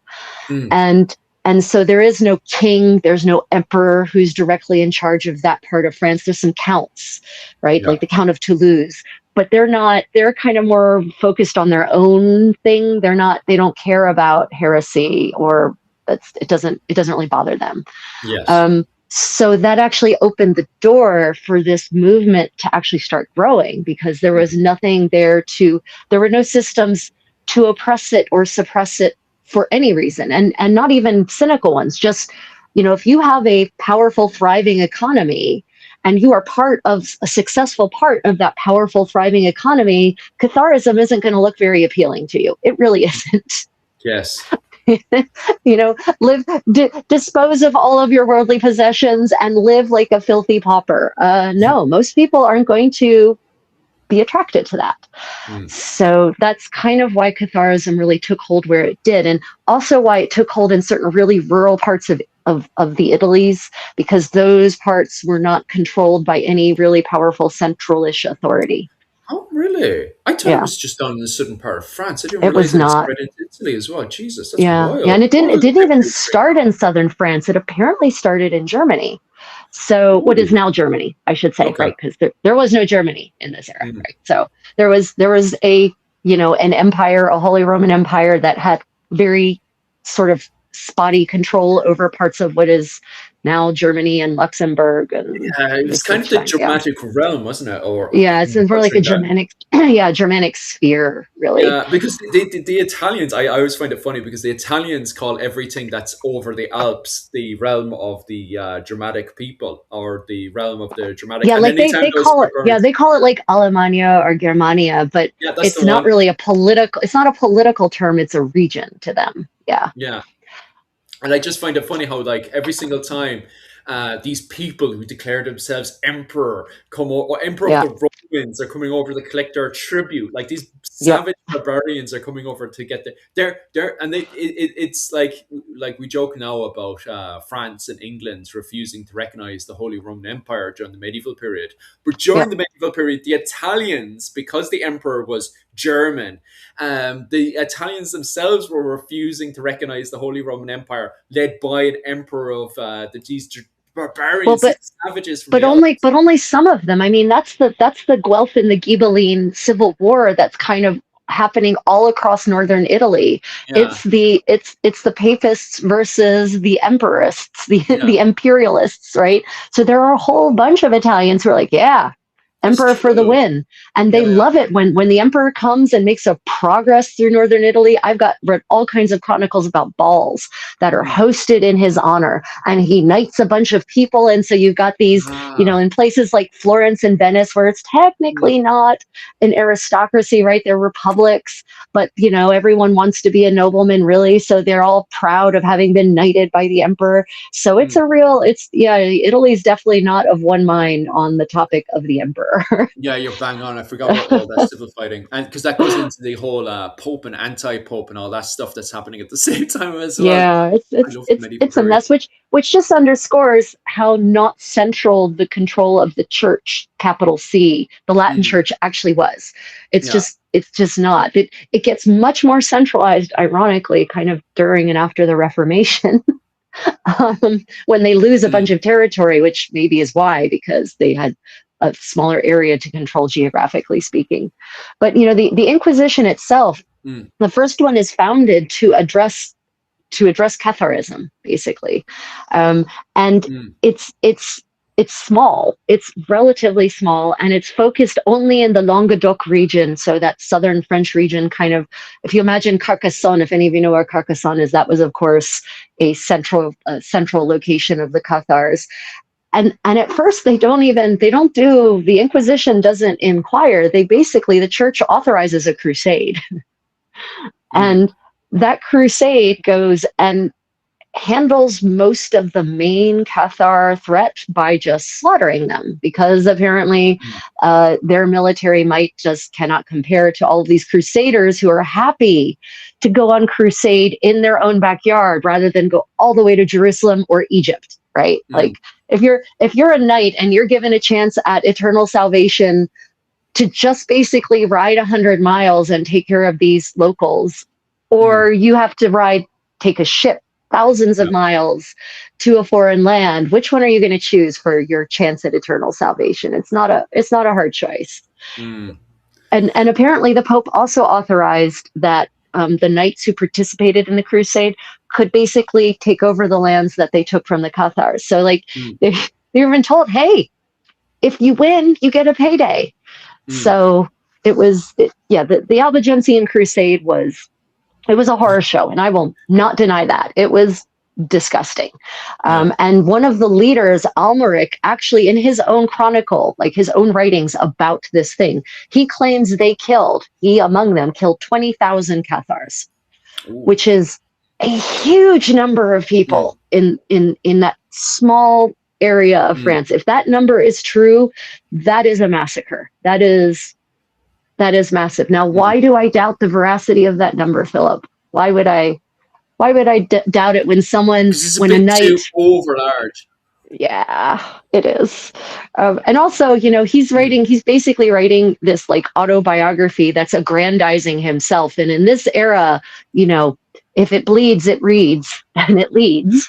mm, So he's, hi, by quoting this 20,000 body count number, he's basically tooting his own horn. So I kind of doubt that it was 20,000, but I'm confident it was thousands. Comment section, you guys are way too what was it called? Bloodthirsty in the comment section, supporting the papacy like that. The Carter, the movie, you turn around and saying, "Oh, the Carters had it coming." Oh, Jesus. Well, I mean, they kind of did. They were nuts. I mean, they were the Cathars. They were crazy. Like there's no two ways about this in my mind. They were crazy. This isn't. I'm not even talking about them not agreeing with the church. Like their idea was basically that we are living in a shadow realm. And this is the evil shadow realm. And there's this other realm, this other dimension, as we would refer to it now, that is the real one. And it's like, what are you guys on about? They were nuts.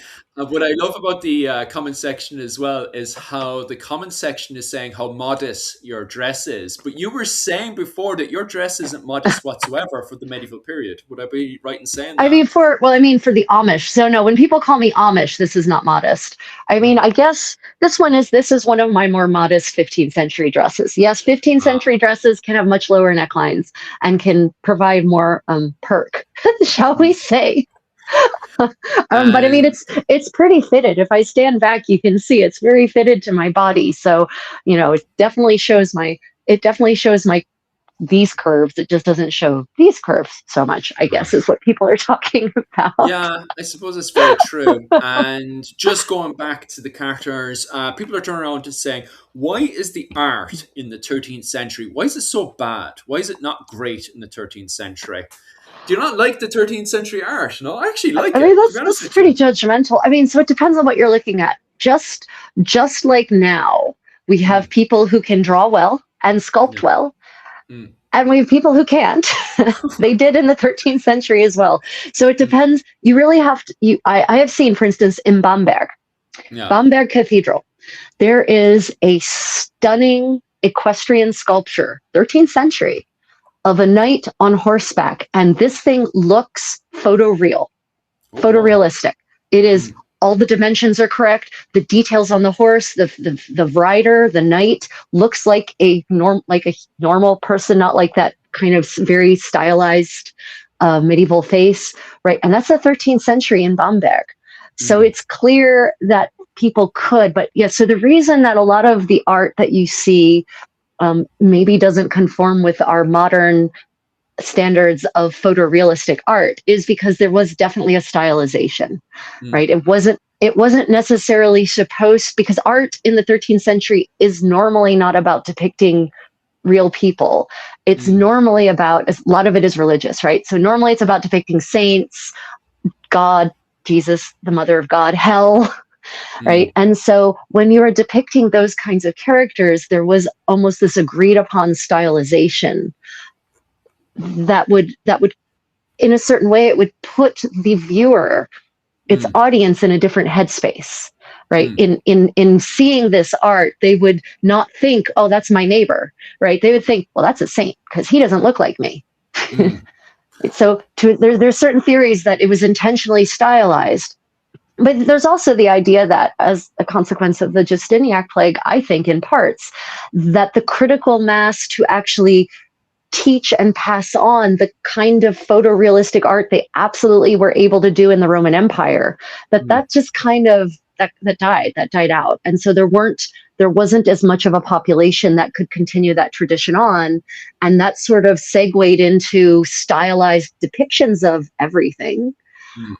And so it's not until, you get a little bit later that you start seeing more realistic depictions of people, because more value is placed on realism versus stylization. But I wouldn't call it bad. It's very judgmental, Philip. Who said that? I really, I'm not going to name names, territory people. But what was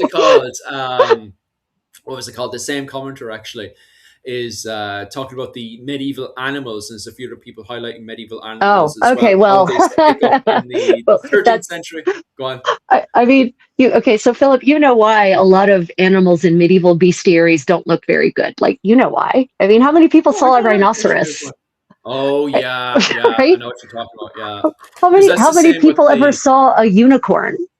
Yeah, yeah, you're bang on right. Because it's the same with the maps that are being produced in England at the time. Because we actually in Ireland have to look at the English medieval maps to understand the greater world around us. And the problem is that the medieval maps in England in the 13th century are made by monks who've never been to Jerusalem. So they Yeah, have crusaders coming back and explaining what a hippopotamus looks like or a rhino looks like, and yeah, they're just drawing these things like dogs. Like they all look like animals that hang around a simple English village. And you can see it like, oh, this looks like a dog yeah. and it's a rhino. And it's like, oh my God, what the hell? Do you know? Oh, Daniel, I'm not getting, I was teasing. I have a very sharp sense of humor, everyone. Never take me too seriously when I'm Uh, teasing people. I was not being aggressive. I, I just found it really funny. I've heard people say that a lot. Why is 13th century art so bad? It yeah. isn't bad. It's different. Yeah, I you're right. love They all it. look like, all those animals look like dogs with modifications. Yeah. The elephant looks like a dog with a trumpet nose, Yes. right? Yeah. Oh, it's absolutely wild. My favorite Yeah, as well in the comment section, we're talking about it as well, is the depiction of the likes of snails and like first off, giant yeah. snails, they're bigger than Giant people. snails. And Yeah. then on top of that as well, you have the giant, what was it, the rabbits running around and chopping Yeah. people up. In every single time, you'll see like, a monk's understanding of these funny looking animals, and then you've got giant snails, and then suddenly you'll have some poor guy who like just be making his way from one settlement over the other thing, and suddenly he's ambushed by a bunch of bandits of rabbits who have Yeah. him by like a bow and arrow next to his head, and they're chopping him up and they're torturing him and do horrible things to this poor peasant. And it's like, geez, these killer rabbits are everywhere during the medieval period. And it's just funny that today we just assume killer rabbits never existed, but they're depicted all over the medieval manuscripts. Yeah, I mean so actually a art history theory about the snails and the rabbits. One of them Yeah. is that the snails actually represent the Jews Oh, right. I'll say no and the more before it gets rabbits too long. and the rabbits represent knights. Oh, And or really? crusader, yeah. So if you That's see a wild. bunch of rabbits slaughtering a peasant, Yeah. That's a Okay. bunch that's a bunch of knights setting upon and slaughtering a peasant, right? So Oh, no. that's one of the theories I've heard is that the and I don't remember why it is or I haven't looked into this theory in a while because I hadn't been expected to asked about the snails and the rabbits, but I should have expected that question. I think one of the theories it's based on the idea that snails are slow and therefore associated with being backwards, and the Okay. idea of a lot of the in the Christian church in the Middle Ages, they did view Judaism as the origin of their faith, but they viewed Jews as being people who are blind to the truth of the church, which is why if you go into a church and you see a woman who is blindfolded, that is not justice. That is Judaism. Yeah. Because basically she's wearing a blindfold so she can't see the truth of Jesus's word. And Hmm. so I think one of the theories I read anyway said that the snails being slow and backwards represented the Jews as being slow to come to the realization of the truth of the Savior. It's Um, so funny because Lutheran makes that massive blunder as well when he's putting together the Bible. I think, I don't know, I can't remember if you've talked about this as well. Dr. Owen O'Neill was saying that same thing as well, is that Lutheran, when he was composing the Bible, he was assuming that the Jews of the 16th and 17th century weren't evolving. They weren't right. upgrading the Torah and stuff. In fact, the Torah was massively updated in 800 AD, and then there was Yep. another massive upgrade to the Torah in around the what was it called, the 15th century as well. Yep. So the Torah is constant. Even today, the Torah that we have in 2026 has been upgraded multiple times. Even in the 19th Yep. century, there was massive upgrades to the Torah.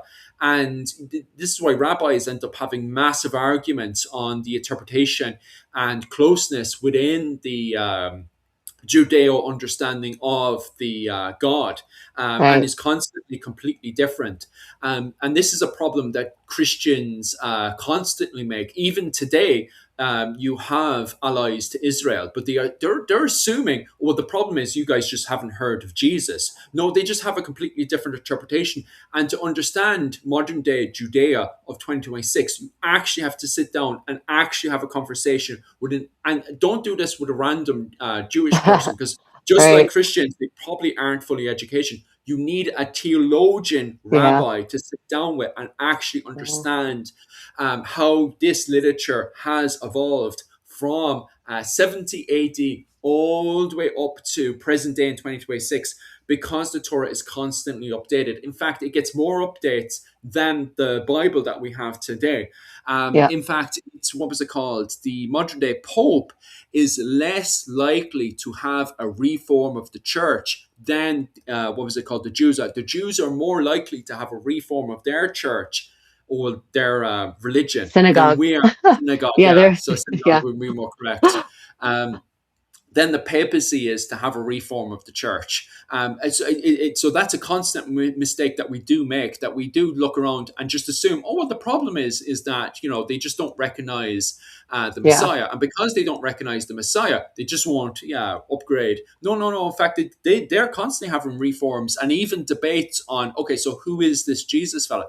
And people assume, and this is the crazy thing, is that people assume modern day Judea, I'm talking about in Israel today, has the same interpretation of Jesus that they did back in 70 AD. In fact, no, it's completely different. They have a Yep. completely different, and there's huge arguments right now in Jerusalem to do with the Jewish community on what interpretation they should have on Jesus today. And sometimes it gets pretty violent on what interpretation they should have on Jesus. So Yep. even the interpretation of Jesus is constantly changing. So it's not a case of, oh, we have to recognize the Messiah. No, the problem is that from their interpretation, and this, I don't want to start arguments with us because we're not theologians. Maybe a Oh few of no. you are theologians. I'm not a Absolutely, I theologian. am not. But the problem 100% not a is theologian. that in the Torah, what was it called? My Messiah, from their interpretation, was supposed to do A, B, and C. And from my interpretation, he did do A, B, and C. But from their interpretation, as that Messiah, maybe he's a Messiah of, and this is what's causing so many arguments within the Jewish community.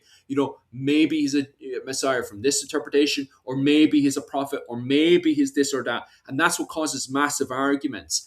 And we're constantly, as Christians, looking as outsiders into Jewish faith, trip over and just assume they're not upgrading and having these conversations. They are having these conversations. And sometimes these conversations in Jerusalem today, and even in New York, gets pretty aggressive. They're Oh very yeah. passionate on this. So there is upgrades to the Jewish faith. So when a Christian turns around aggressively and say, oh, well, the Jewish faith is different today, it is and this is a positive thing within the Jewish faith, that they are having these conversations, even within what was it called? What is Jesus? Well, I So have friends who are Messianic Jews, so they are a branch of Judaism that does believe that Christ was the Messiah. They just worship according to the Jewish, uh, system of worship and system of other beliefs, instead of all of the believing in Jesus plus all of the Christian, rituals and catechism and dogma. So it's funny. You can believe that that almost leads us to a question that I don't necessarily want to explore right now, but I'll ask it anyway. So what is the difference between Christianity and Messianic Judaism? And it really comes down to the other beliefs that go along with it, right? Which tells us that Christianity is actually, in fact, not just believing that Christ was the Messiah and is the Son of God, right? There's more to it than just that.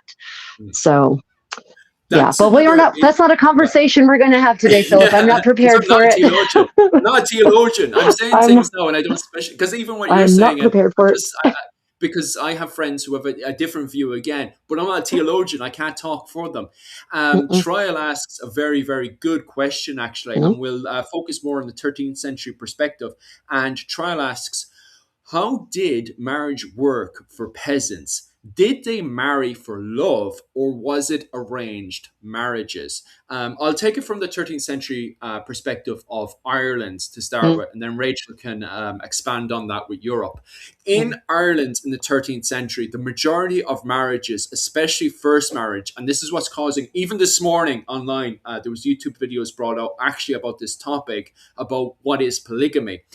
In mm, Ireland, your very first marriage that you have is a political marriage, right? So when you're marrying into another clan, it is politically done. It's either done to get another clan closer to your clan, or it's there to have a marriage alliance because you're going to go to war with that too over there, or I mean, like another clan that's over there, right? So in Ireland, it is all political. That's your first marriage. So, However, so even at the level, so he said peasants, right? So he's yeah, probably talking about like your average common farmer type. it is. So would It it is even because even you're. even Yeah, at that level, it still is in Ireland. it is in Ireland because it's the clan system in Ireland. All of Mm, it has to be connected together mm, because so in what was it called? You correct me on this one. England and France, you have the king at the very top, and he's got no connections, well, very little connections with the peasant class. That is not Ireland. Ireland is the clan, what we call clan system. mm, Um,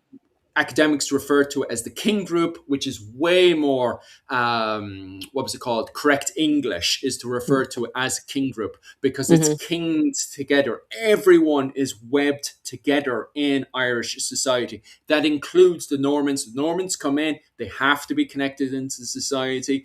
mm, English people that immigrate during the medieval period, they have to be webbed into society. Who else is then? The Vikings, the Norwegians that come in, even people who are fresh off the boat, they have to politically marry and foster their children in and get whipped in, or you're going to annoy people. People are going to mm, get very annoyed because you don't have any connections to society. And even mm, today, Irish people, the first thing they're going to ask when they're introducing themselves, people in Mallow, the very first thing that they ask is who you're related to. Who are you related to? And that's the same in Mallow today. They'll turn around and says, "Who's your relation? Who are you friends with?" They want to know what's your connection into the society. Okay, your very first marriage in Irish society is political. Then, once you've had your kids, that's great. Society doesn't care, and this is what's causing so many arguments right now. Is okay, did that first marriage continue or did people have divorces? Okay. If still have another wife, if your first wife is still official in and the they're not 13th having century, in the 13th century, right? So you could you have still have divorce in 13th century for Ireland, various really? reasons, right? So Wow. easy. This is the thing.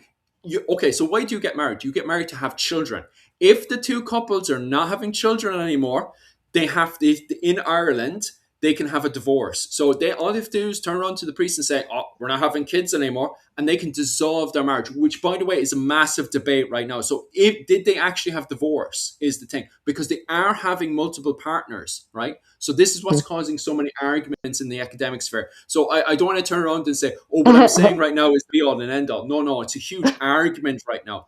So you have your first marriage. That's political. Now what we're seeing in the what was it called the sources is now people are having children with different women, right? So are they having marriages that are official, right, within the church because they're having a divorce? Or is this just full on polygamy? What is going on? Because their second, third wife, they're now marrying out of love. So you're in Ireland, your first wife is your official political wife. And then after that, you will have either these marriage or relationships where you're having children out of love. So there's someone within the community, I've always loved those person for my entire life. Now I can go and have children with them, okay? So your first marriage in Ireland is political within this whole, what we call in the pop history, clan system. And after that, then I can marry out of lust and love. There you go. Right. So in the 13th century in most of we'll go with England, for instance. So what is a peasant? Mm, That word does a lot of the thinking for us. And so mm, that is a word from which historians are trying to move mm. because away from which historians are trying to move because it isn't a useful term. Yeah. Peasant, what is a peasant? Is a peasant just anyone who farms? That's the origin of the word, and from French is, someone who paysan, right? Someone who lives and works in the country. So that's basically a farmer. But even by the 13th century, you have peasants who are wealthy, actually, who actually have a large piece of land that they farm successfully. They make large profits from their various farm products. They actually have a nice home. They can afford decent clothing. And we know that because even in France, we start getting sumptuary laws at the end of the 13th century that are regulating the things that peasants are wearing and telling them, no, you can't wear silk. You can't wear fur. You can't wear coronets on your head, which tells me that there are people in the peasant category who are wealthy enough to do that by the 13th century. So if you are an individual who is somehow associated with agriculture and you happen to have a lot of money and you're not an aristocrat, you're not a nobleman, you're not part of the gentry, but you happen to have a lot of money, your children will not be allowed to just marry for love. No, they wouldn't. They will, any marriage they undertake will be to further the family's interests, to further the family's business, to build strong socioeconomic ties going forward. However, if you're a peasant who works for other peasants, if you are the person who's actually out there harvesting the crops, if you're the person actually planting the seeds, if you're the person who's actually milking the cows, et cetera, then probably your marriage is less likely to be a question of, it's not going to be political at all. It might still be socioeconomic though, meaning that if a young lady falls in love with a pauper, she's not going to be, not only would she not be allowed to marry him, she wouldn't want to.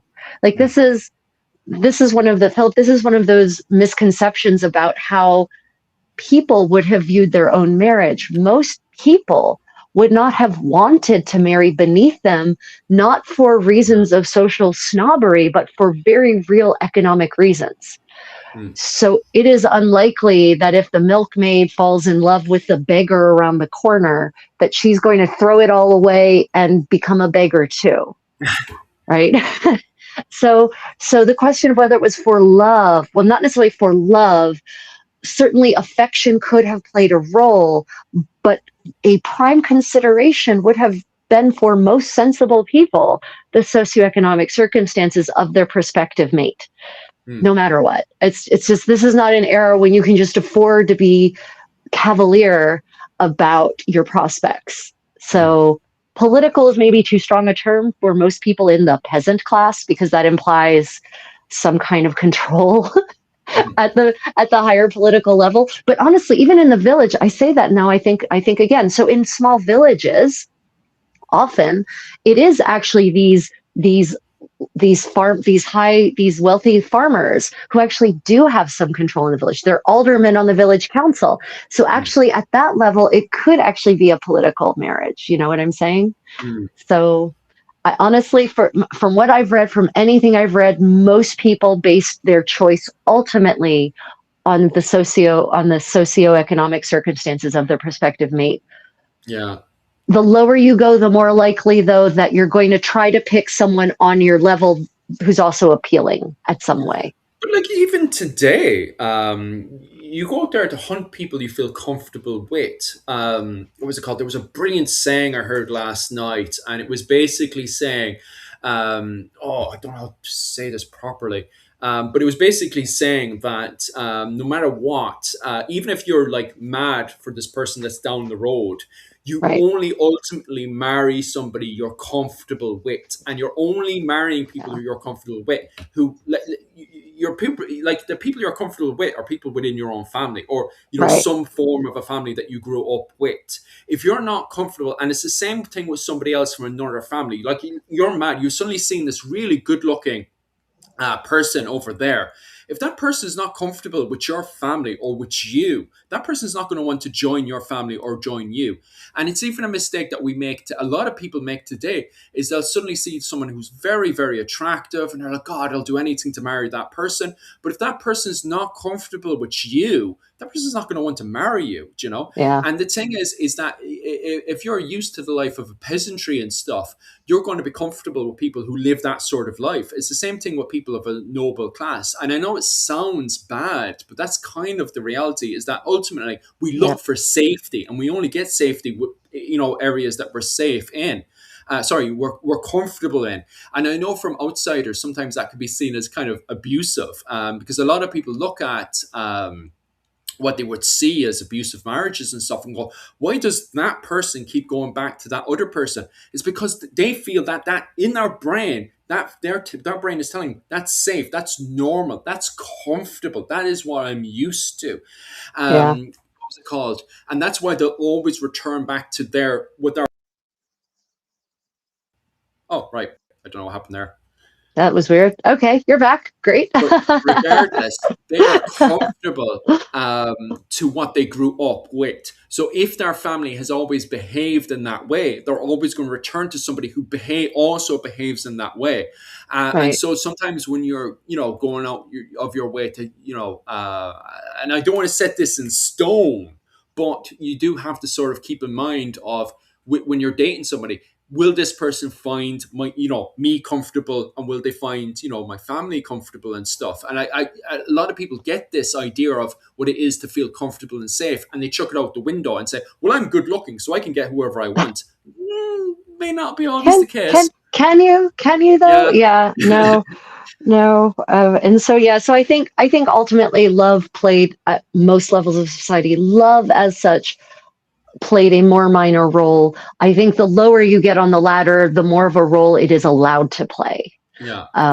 But even still, most people are not going to make the crazy decision to just throw it all away and elope and go live in the woods like outlaws, right? That's just not going to happen for the most part. And in fact, sometimes when there is an extremely unequal marriage, in terms of the social hierarchy, that marriage will get annulled, can be annulled. Like, so there's court records of annulments that happen because one of the family, usually of the person on the higher end of that socioeconomic ladder, petitioned to have it annulled because it was an inappropriate match. And of course they didn't claim that's the reason. They claimed, it was never consummated or no children resulted, so it's not a real marriage. But the reason that they petitioned was because they wanted a better match for their child, basically. I see. So that's a good question. Yeah. Oh, it is. And what else were we? Oh, in Ireland, were there any written court records? Ireland doesn't have what's it called? There may have been at one point. We kind of have assemblies rather than anything else. We've never actually had a court. We do have Great Halls. There's a Great Hall in Dublin. But the Irish have assemblies. So because we have a lot of the time we have the clan system, what ultimately happens is that we still need to run society. Society needs to still function and run. So what we decide to do is that every Sunday, people will come together and have assemblies in their local areas. And then at least 4 times a year, they'll have huge, massive gatherings together. We kind of have an idea of how it was in the early medieval period. During the high medieval period and the late medieval period, we don't really have...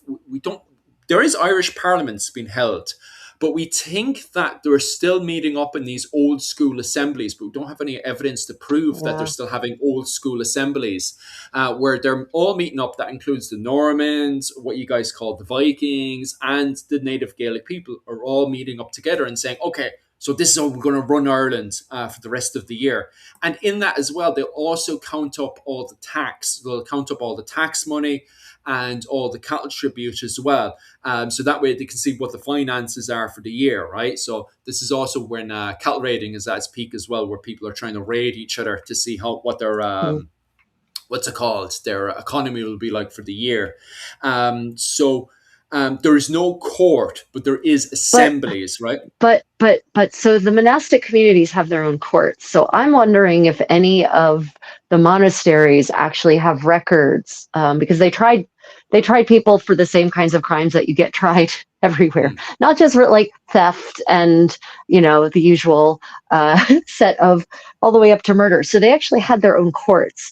Yeah. So I wonder if those monastic communities, because they were big record keepers, monastic communities. So I Yeah. wonder if any of those monastic communities have records of their court trials. So were there no legal courts, or were legal matters just handled during these That was assemblies?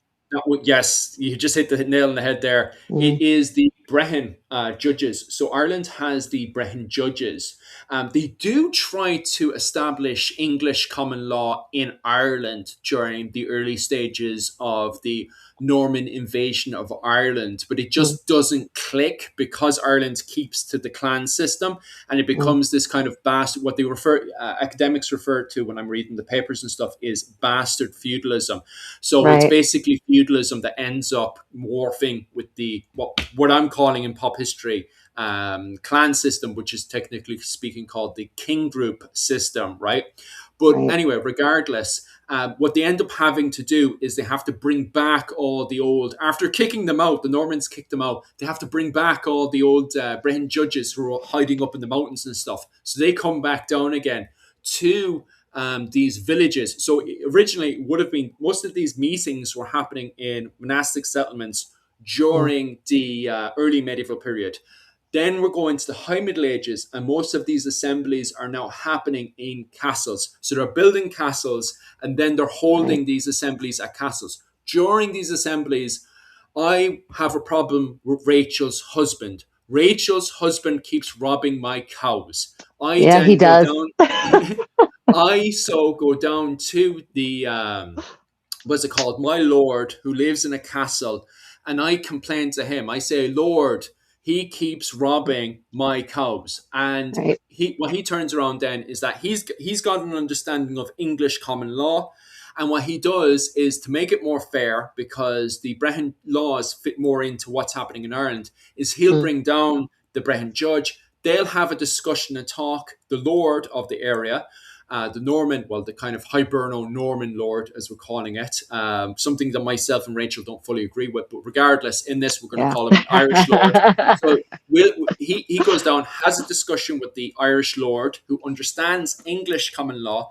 He brings down the Brehon judge. They'll have a discussion and talk, and they'll come up with some bastard judging of what should happen. And ultimately, Right. it could come down to the fact between the conversation that they have on the Sunday after church, they'll have a conversation about, okay, so Rachel, your husband will give him, you can keep the cattle because it makes life easier, but you will give him money, right, Right. as a fine, just as payment, so we can calm this down, right? And if you don't pay this, you and your husband will be kicked out of society, right? That means you're not under my protection anymore. If you're not Right. under my protection anymore, that means the bandits and other Yeah. people can come over and kill you and your husband, okay? And Yeah. you then, in front of me, because I'm a big scary Irish lord, agree then, oh, yeah, of course, you all do whatever you want. You then pay the fine, or, over the next few weeks, because you probably don't have the money there and then, in the next few weeks, you'll walk over to, what was it called, the settlement, and you slowly but surely, well, his fort or his farm or whatever, and you'll pay that fine back over the next coming weeks. And if you don't pay that fine, you then, at the next assembly, I'll turn around and say to the Irish Lord, hey, look, you weren't paying that fine. And it's like, right, get out. You'll be kicked out of the society as a whole. So that's basically what we refer to as bastard feudalism, where we've got a mixture of both the old Brehon laws from the early Irish era, and then we're bringing in, what was it called, the new English laws. But as Rachel pointed out as well, even the Irish interpretation is massively changing as well because of certain things like trade. An example of that is from the colours, the laws to do with colours. Like Rachel, for example, during the early medieval period, blue and purple were the greatest colours ever. And only the kings, according to early Irish law, only the kings could wear, what was it called, the colours blue and purple. But Yeah. then, because as we're going into the High Middle Ages, those laws are changing and morphing. Now, blue and purple aren't the most important colours. Different colours, such as saffron, as we go into the late medieval period, that becomes like the greatest color in Ireland and stuff. So the laws are more, even from the Irish perspective, the laws are changing and morphing as we go into the late medieval period in Ireland. Yep. Yeah. So we actually had a really great question there. What about the police force and or enforcement, law enforcement? What was law enforcement like? Well, first off, in the Middle Ages. The Middle Ages is 1,000 years. We're talking about a whole continent, possibly, or a whole supercontinent if you mean Eurasia. So there are in Europe, if we're talking just Western Europe, even from city to city, the way in which law enforcement was handled could vary. Yeah. But was there a police force like we understand it now? Well, in certain places there kind of was. So for instance, in Florence in the 15th century, they actually had a fashion police, literally, not a metaphor. But it wasn't enforcing good taste, it was enforcing modesty. So as the bottom levels of society start becoming wealthier, then they start purchasing clothing that definitely dresses them above their station. And so an increasing number of polities across Europe start passing sumptuary laws, is the word you were looking for. Sumptuary laws govern luxury purchases, luxury goods. And they basically break it down by social class and by earnings class. So a law might say something like, if you're a yeoman or a squire with under 20 pounds a year, 20 pounds sterling a year, it's an English law, then you may only wear rabbit fur and wool, but no silk, right? So, it breaks it down based on both your social class and your economic station. And in Florence, Philip, as you know, was a republic by the 15th century. They had literally evicted and or killed all of their blue bloods by blood, even though they immediately start creating a whole new aristocratic class, but that's another conversation. So they're pretending to be modest, a modest republic filled with modest people who aren't pretending to be kings and dukes, right? So they need to dress that way. So Florence starts passing these laws that limit everyone, it's not a question of social class in Florence. No. It's a question of, you're a Florentine? Okay, well, this rule applies to you. And so, of course, you've got super wealthy families in Florence, super wealthy families who can afford to dress themselves like emperors and would like to on certain occasions. And so they institute a fashion police. They actually do patrol the streets. And when they see someone violating one of these laws, they actually approach them and try to fine them. So there is, I know it's the really important stuff, right? We want to make sure everyone dresses modestly. So, okay, that's enough of a reason to institute a police. But by the same token, I haven't seen evidence of a criminal police force that does the same thing for violent crimes or property crimes in Florence.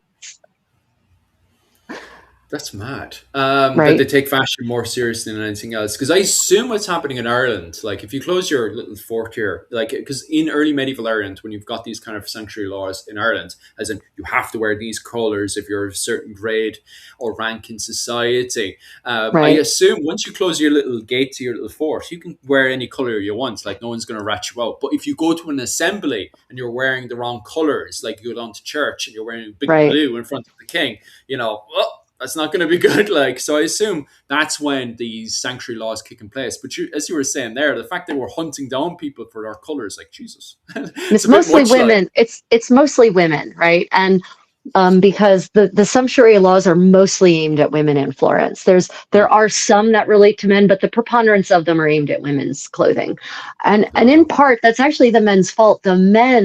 The male, because it's a patriarchal society.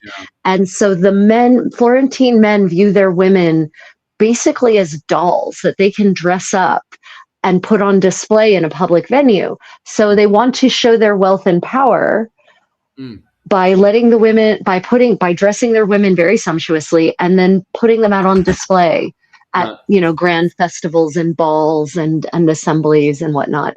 So it's not even a question of the women are necessarily choosing to dress themselves that way. Not saying they don't, but it's not just the choice being made by the women, because men in this era also dress like peacocks.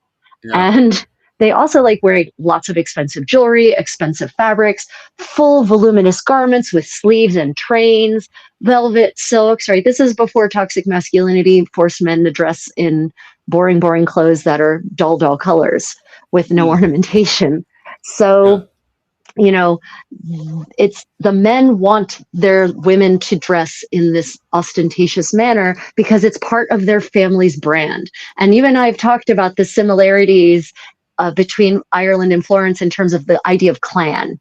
And Yeah. in Florence, the idea of clan is 100% in full force in the 15th century. Mm. The clan is like this extended kinship group, like you were saying, that actually becomes like your socioeconomic network. So Mm. if you are part of the right clan, then you're golden. You can, your business will be supported. You'll get assistance when you need it. The right political decisions will be made so that you can operate and function in a profitable manner because Florence is very mercantile. Mm. If you're part of the wrong clan, though, or if your clan falls on the wrong side of whatever's happening at the moment, Mm. like Alessandra Strozzi, her clan, the clan into which she married, unfortunately fell on the wrong side of the Medici in the 1430s, Mm. and so in her case, she ends up struggling against that Mm. for decades. But those sumptuary laws, they're put there to try to create this idea of Republican modesty. This image of Republican modesty. And so they decide they need to enforce it. So they implement a fashion police. Oh, and Yeah. it's the weird thing? We actually have seals, lead seals, Mm. that have survived from this era, from Florence and from Bologna, that are actually fashion police seals. Mm. So if a garment or an item of apparel was identified as being inappropriate, and then you paid a fine you pay to play, then you would get one of these seals to affix to the garment so that the fashion police who next came across you would know you'd already been punished for it. Lovely.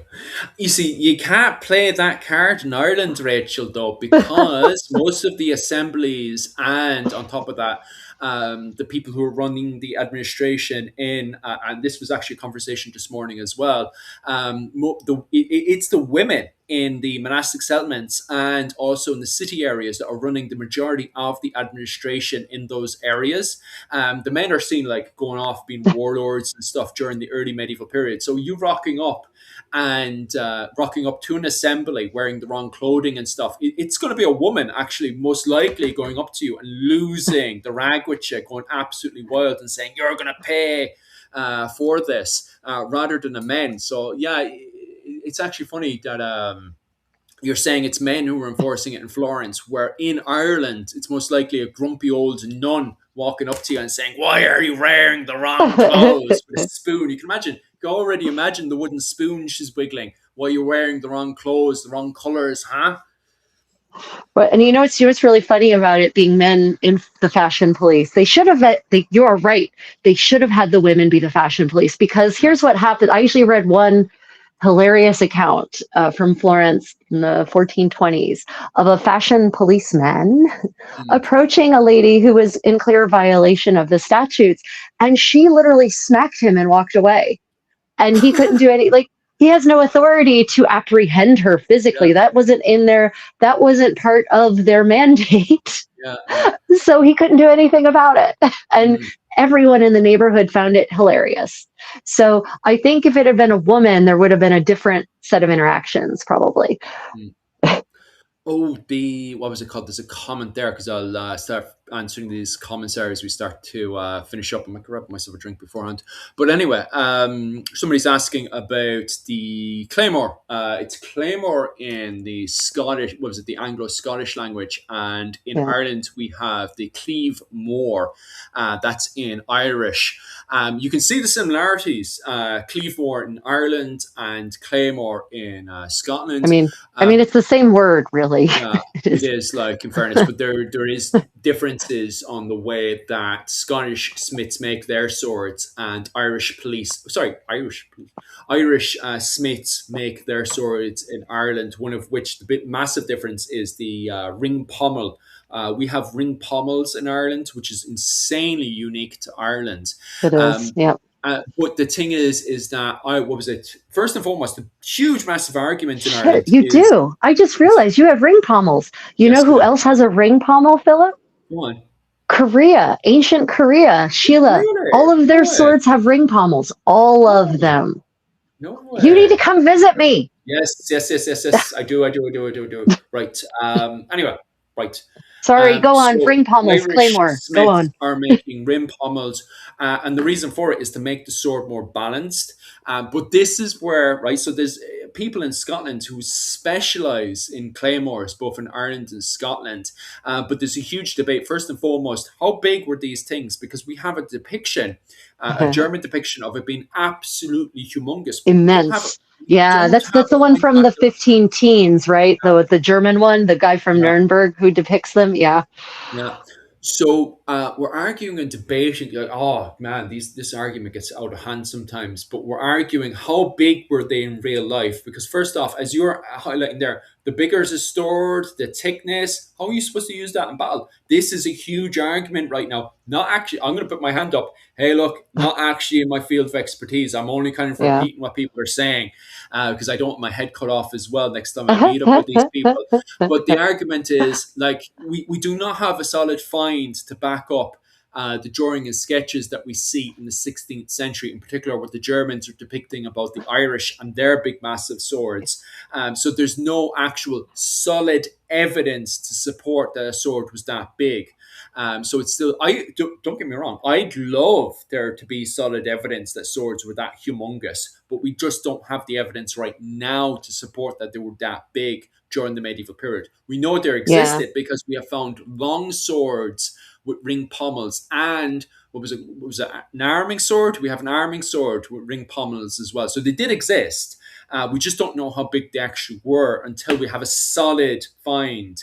But then, some people turn around. This is maybe they just got completely confused with long swords because long swords are quite big as well. Do you know? They are. Yeah. I mean, there's, at the Leeds Armory, they have this insanely long sword. It is not a claymore. It's a German, it's a Landsknecht sword that was designed to basically cut horses' legs off. Yeah. Mid-battle, right? Oh, up in there. Oh, she's lost reconnecting. Oh, Am I back? Yeah. Am I back? Yeah, back? Okay. Back. What was the last thing you all heard me say? You just talking about how the Landsknecht was using their Zweihander to cut off the legs of the horse. And the Zweihänder I'm thinking of in particular is like crazy big. Like I've seen Zweihänder in museums in Germany. I lived in Germany for 12 years. This one made me go WTF. So yes, we know they had in medieval people or late, and that's actually early modern. So that's technically early modern. So we know that those swords of that size existed. The question is always, well, how exactly was it used, right? Like, was it, like you say, was it wielded like, the long swords? Was it used for very specific applications? I haven't really seen evidence of the claymore being used in a actually pre-1500 context, like that kind of weapon. I've looked at least a dozen, maybe more, extant fighting manuals from the Middle Ages, from the 13th century to the 15th century. And in any of those fighting manuals, I've never seen a sword that long, that claymore long, being used. Long swords, sure. And I mean, 4-5 feet in some cases, but that's not a claymore. A claymore is much more than that. Yeah. So to answer your question, it's still very debatable. And I mean, you have apps, and I'm not going to say anything because I don't want to get in trouble with the people. Yeah, it's not my area of expertise either. I'm only answering from what I've seen and exploring numerous armories and reading medieval fighting manuals. And the good thing about medieval fighting manuals, unlike medieval dance manuals, is they're illustrated, highly illustrated. So you can see exactly the kinds of weapons that they're talking about in the instructions. And I've never seen a sword that was taller than the man was being used. Yeah. And just to highlight, I am not an academic. I am a historian. Okay, I research medieval history for various projects, but I am not a part of academic circles as of right now. Might be in the future, hopefully.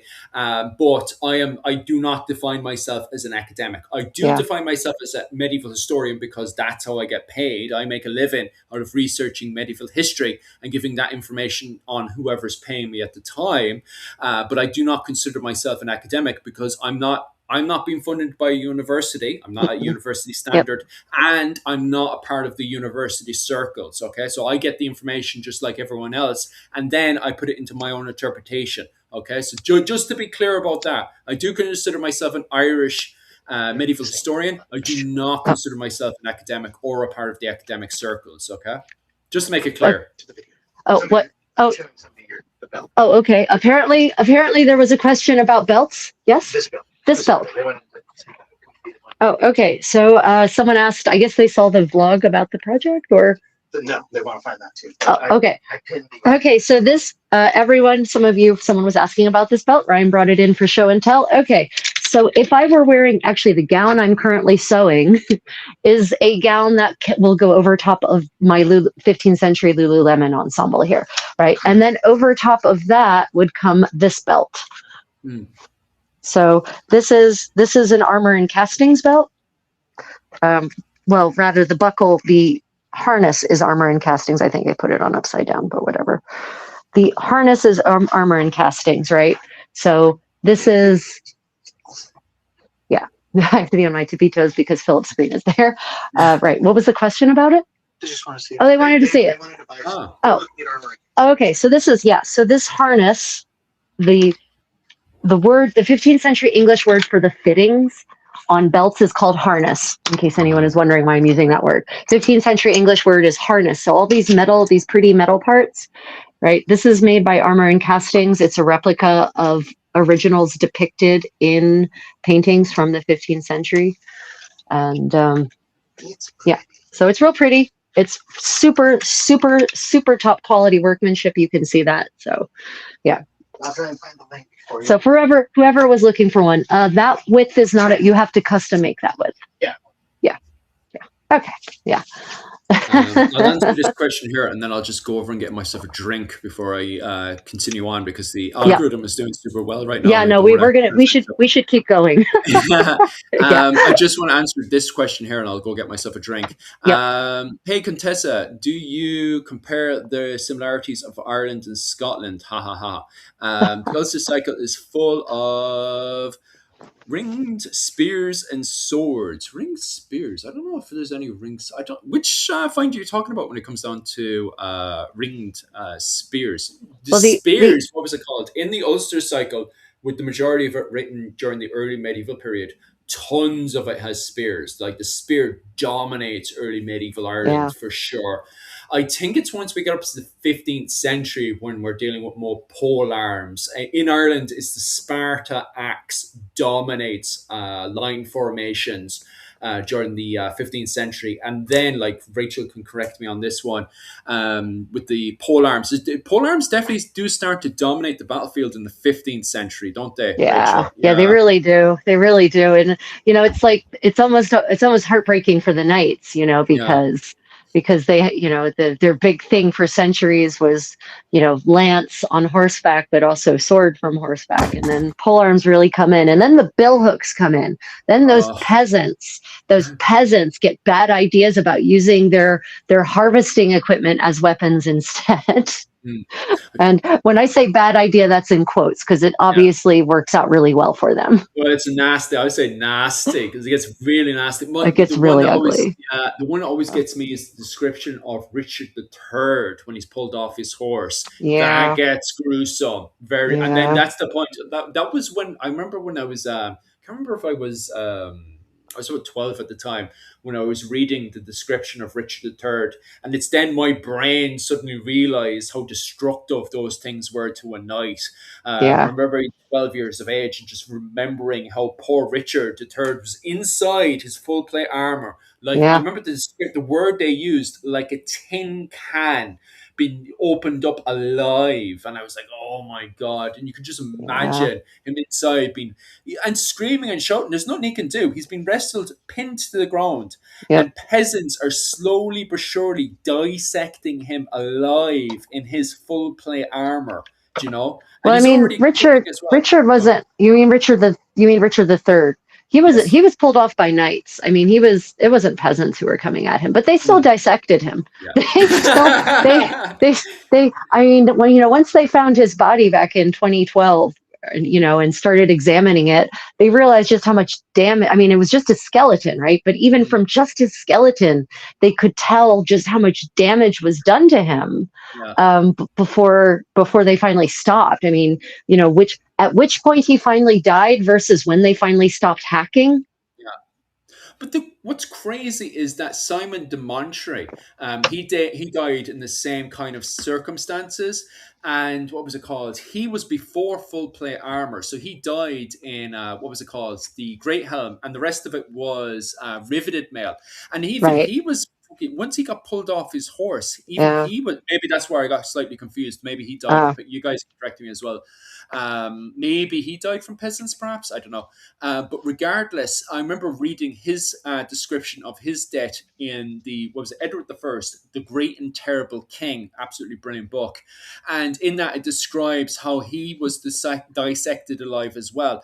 And we yeah. don't actually know at what point he died. And also, the description gets a bit wild as well, because people, for some strange reason, and we were talking about this yesterday, on Sunday as well, with Dr. Owen O'Neill. In the 17th century, the same thing happens as well during a riot in the Netherlands, where two nobles are captured. And for some strange reason, people get this weird genital fetish of suddenly start going for the genitals and trying to rip off the Yeah. genitals, because the same thing happens to Simon de Montfort, where they start trying Yeah. to remove his genitals while he's alive and trying to stuff it down his mouth, Yeah. which It's is bizarre. people are sadistic. I Yes. mean, it's supposed to be humiliating. I mean, it is, but I mean, it's horrifying, but it's also supposed to be humiliating, right? It's Yeah. literally supposed to be emasculating. It is supposed to turn this person in from a powerful warrior into basically a genitalless woman, right? Like, Uh, because that's the stuffing that, right? It's very symbolic. mm, It's it's very symbolic, and but it shows a lack of empathy in the moment. Like, there is ah, the people doing that cannot possibly empathize in the least. They mm, have othered their victim so much that they can't even possibly view him as actually human anymore, mm, because humans actually have evolved to feel connection with each other, yes. to not be able to see other people suffer, and so to be able to do that to someone else, you really have to play a psychological trick on yourself. Gruesome. Oh, 100%. Right. and I'll and go get my. people, go ahead. I'll say this while you go get yourself a drink. So, Thank you so much. everyone, people think that we have evolved as humans, that we're so much superior to our medieval ancestors, and honestly, that's not true. It really isn't. You were to put any modern person into the exact same circumstances in which any of these medieval people found themselves as a modern person, they would probably find themselves acting in exactly the same ways. Medieval people, contrary to popular belief, were actually not numb to violence. They were not numb to cruelty. They were not numb to the pain of loss. But all humans have the ability to other. All humans do. And we have for thousands of years. Our legends and stories and scriptures all talk about the way we other in order to justify wreaking horror upon each other. And let me give you some examples of surprising people in the Middle Ages responding negatively to cruelty being shown and coming to the aid of others. So back to the Inquisition. In Cambrai, in the 1020s, a man is put 1020s in the 11th century in Cambrai. I don't remember now which decade, but Cambrai is a French city, French town. And there was a man who was put on trial for heresy. This is before the Inquisition. He was just being tried in the ecclesiastical court for heresy. But before he could even be tried, before before a verdict was reached, before a sentence was issued, the townspeople broke into the prison, the place where it wasn't really a prison, the place where this man was being held, and they lynched him. The bishop who is presiding over the court tried to go and have him saved. He sent men to go and try to save this poor man because he couldn't believe that these people were behaving in this horrible manner and were about to wreak this kind of violence on this person. They didn't succeed because the whole town lost their minds. And the city of Cambrai got excommunicated as punishment for it, right? So the city of Cambrai basically executes a heretic extrajudicially, and the church excommunicates them. So that also shows that the church really wasn't interested in killing people for heresy if they didn't have to. And the reason, welcome back, Philip. I hope are you enjoying your beverage? It was good. It was good. And the reason they didn't want to execute people for heresy is because I know we're so cynical now, Philip, right? We are all so cynical about everything. And we're especially cynical as a modern people in the West in particular about religious institutions, and with good reason. I'm not saying we have no reason for cynicism. But what that does is it provides us with a really jaded lens through which to view every single action that any church has ever taken. And I'm not just talking about the Catholic Church, any church. So, but when you actually start reading what various popes, what various bishops, what various theologians in the medieval church were actually writing, their goal in rooting out heretics was twofold. It was not to kill people. They didn't want to eliminate the heretics. They wanted to eliminate the heresy because they wanted to bring the heretics back into the fold of salvation, into the fold of grace. They wanted to save their soul for God. They viewed that as their mission. The medieval church viewed it as their mission to save people's souls. And so in their logic, you couldn't save a dead person's soul.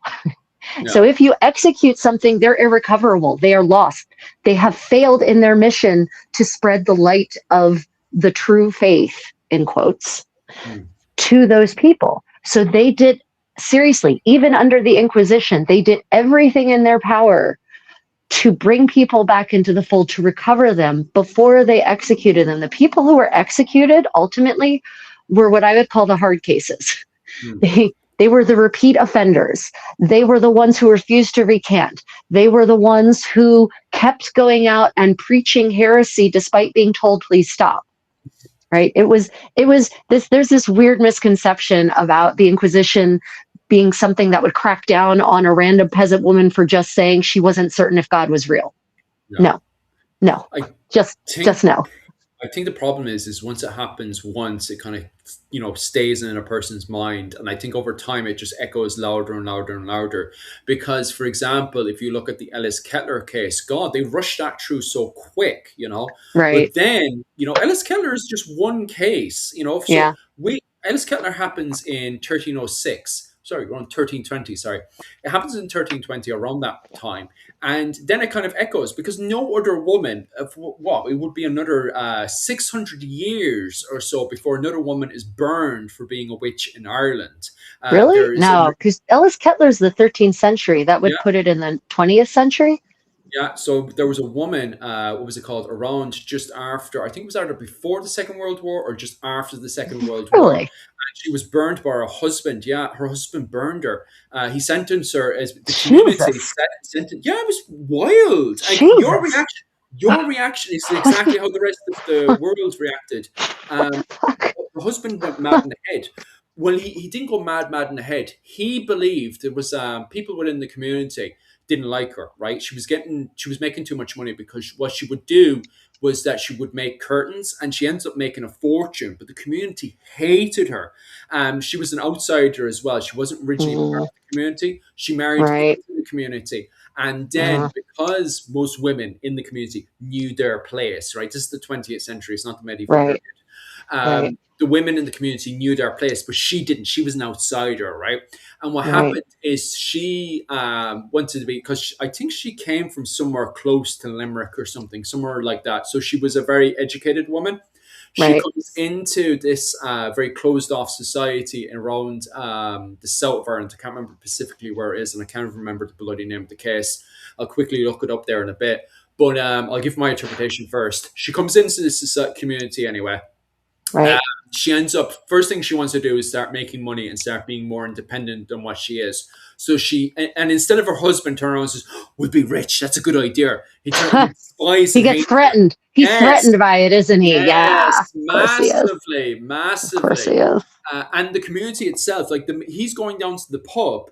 And we know this because English people are sent, because Ireland at the time was still under British administration. And so not only are people from Dublin sending their investigators over to find out what happened, but you have people from London sending investigators over to what happened. And basically, he was going down to the pub, and the men in the pub were telling, your wife, she has ideas, she has notions, she shouldn't behave like this. This is the type of stuff that he's getting fed down in the local pub. So he starts beating her. She starts rocking up around the society with punches in her face and stuff from her husband.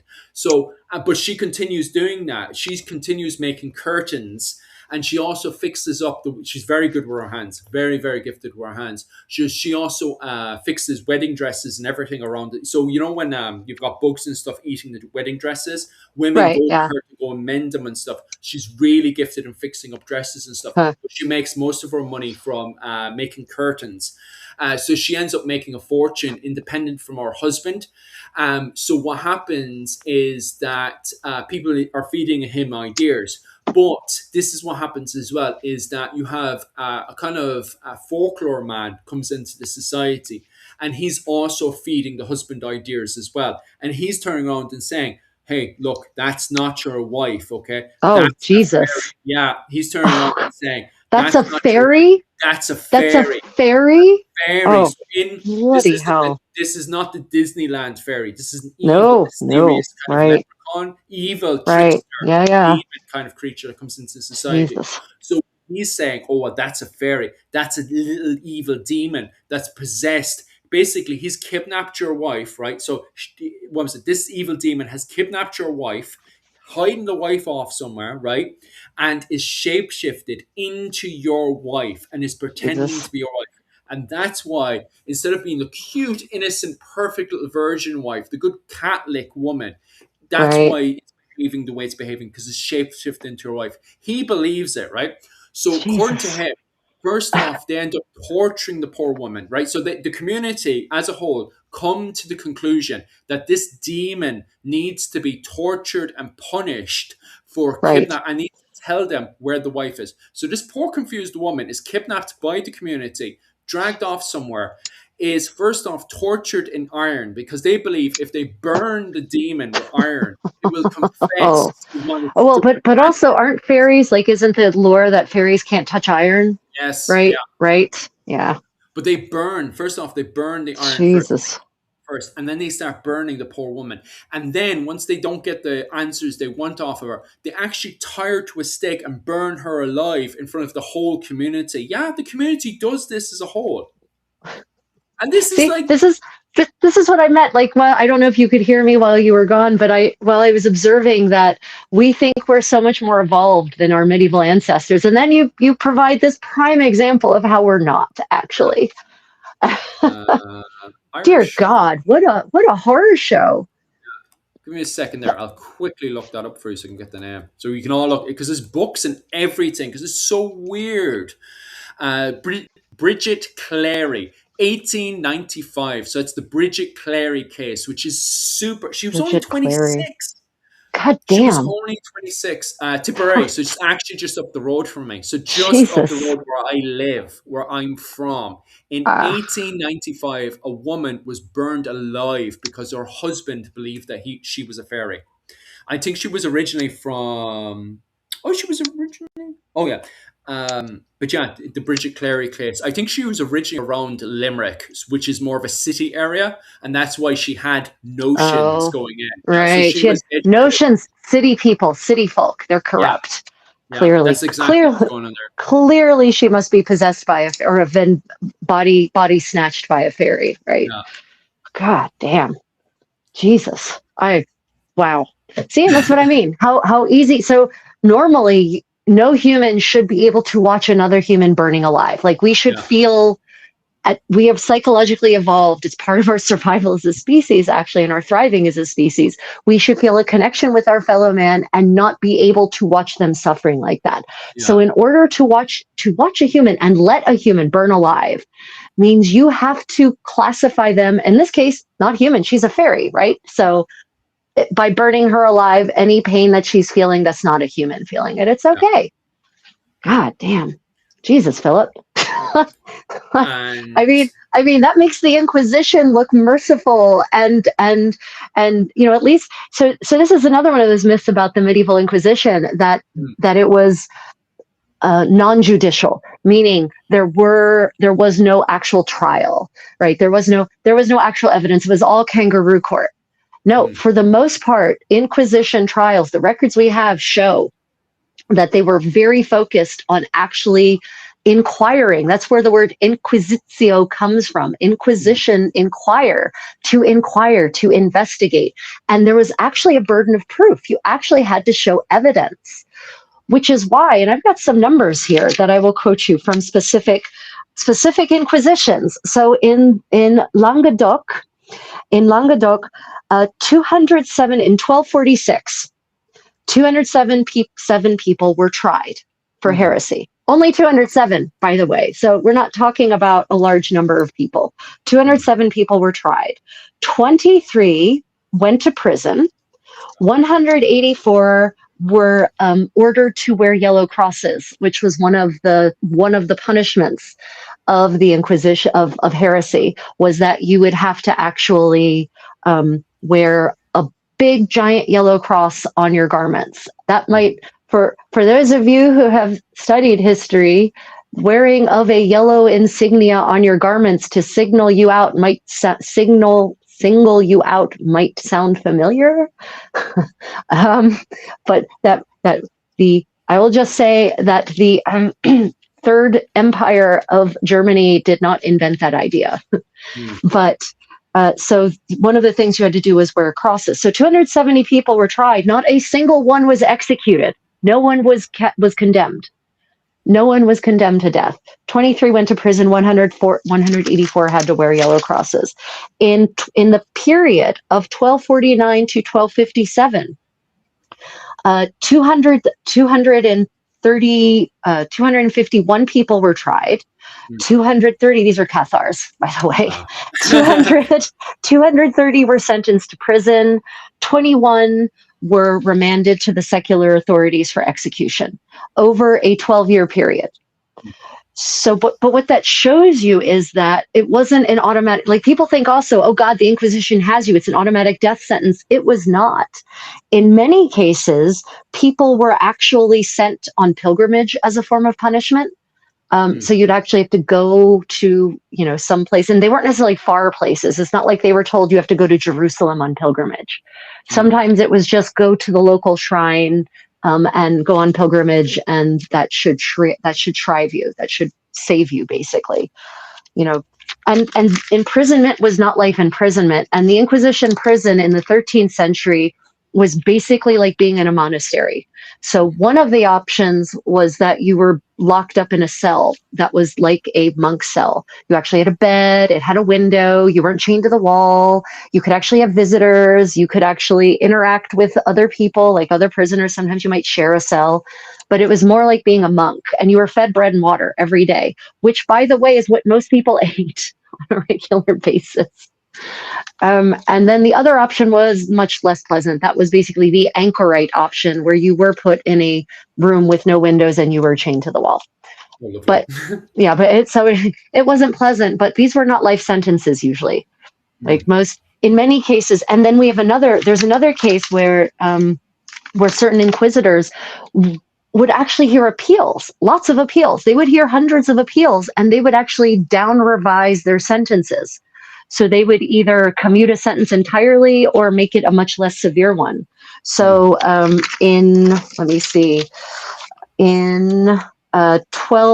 period of 1307 to 1323, the Inquisitor, that was Guy, trying to remember which Bernard de Guy heard 633 cases, and he then he heard another 274 of those cases. He reheard them, he retried them basically, and he basically reduced their sentences. All of them, all of the ones that were retried had reduced sentences.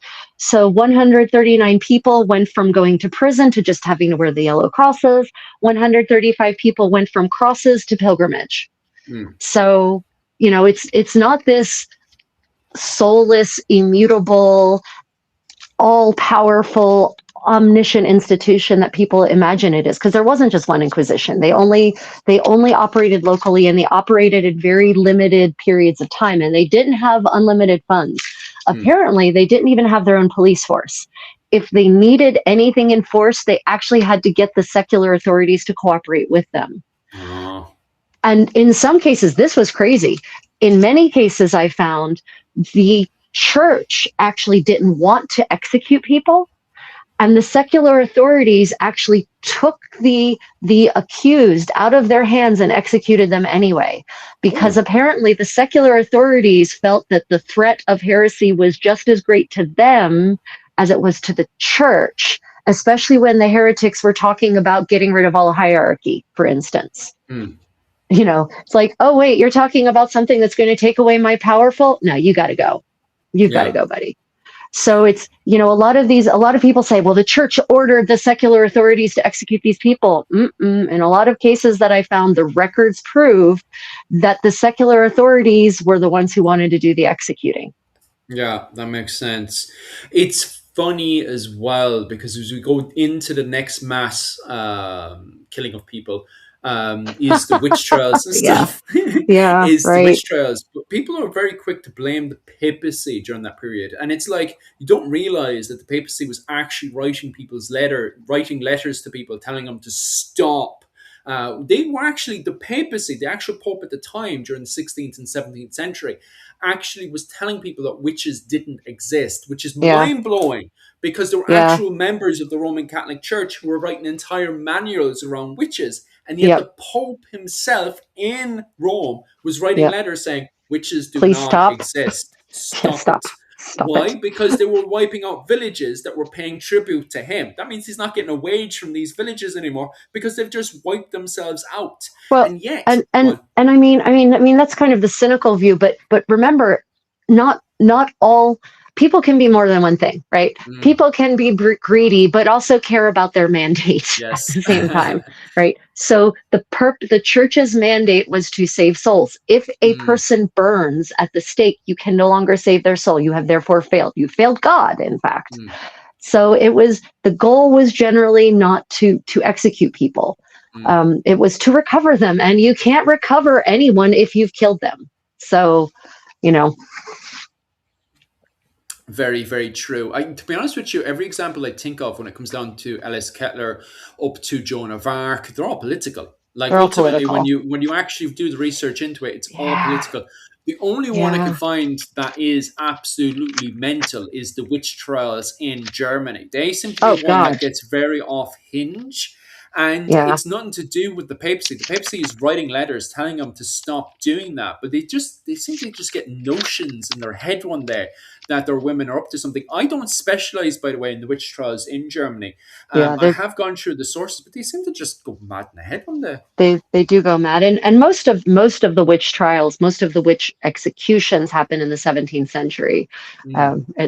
It's and in terms of like concentration, the greatest preponderance of them happen in the 17th century. The 30 Years' War basically creates this horrific landscape. I mean, everyone's traumatized. The 30 Years' War is in many ways as traumatizing experience, almost as traumatizing experience, maybe as World War I is.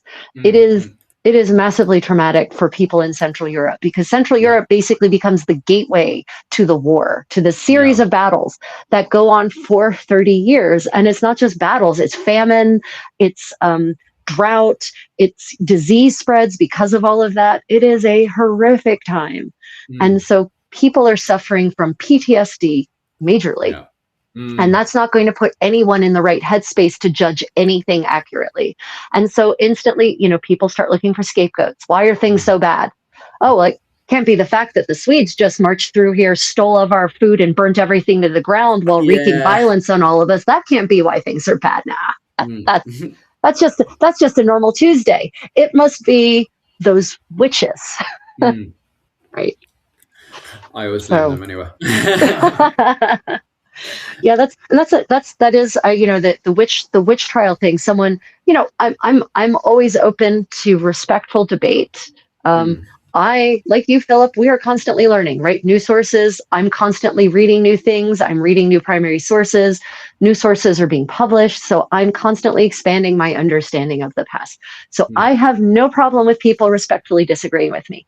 If you start casting aspersions, I will stomp on you. Yeah. But, one of the things someone pointed out is that, yes, there weren't witch trials in the Middle Ages, mostly because they were categorized as heresy, right? So witchcraft was viewed as a form of heresy. So witchcraft might be the specific brand of heresy, but it was still considered a heresy. And so some witch trials of witches, shall we say, supposed witches, alleged witches, may be hidden under the guise of heresy. Yeah. Okay, that's fair. Sure. But it still doesn't mean that the Middle Ages are categorized by endless witch burnings. I will contend to my dying day that until you show me solid figures that happened, I will not believe you. Because you know what, Philip, you know what people want to say when the actual written record or the archaeological record, the evidence doesn't actually support something. You know what they say? What is it? Oh, it's because those records didn't survive. Yeah. God, what's the saying again? We actually do have something in the living history. Was it lack of evidence is lack of something? It doesn't mean lack of whatever. God, it's famous. Right. Excuse me. Absence of evidence is not evidence of absence. That's it. That's it. Right. Right. And sometimes, sometimes I'm like, oh well, that's a fair enough argument. But sometimes people are dressed as bloody, what was it called? All kinds of wild stuff in their kit, and I'm like, that doesn't justify what you're doing there. Stop. Yeah. It can be frustrating. I always tell people I like to go where the evidence takes me. Right. That's where I prefer to go. And let me be clear, everyone. I'm not saying that the Inquisition was a party or that it was the right thing to do. But we have to understand it in the context of its time.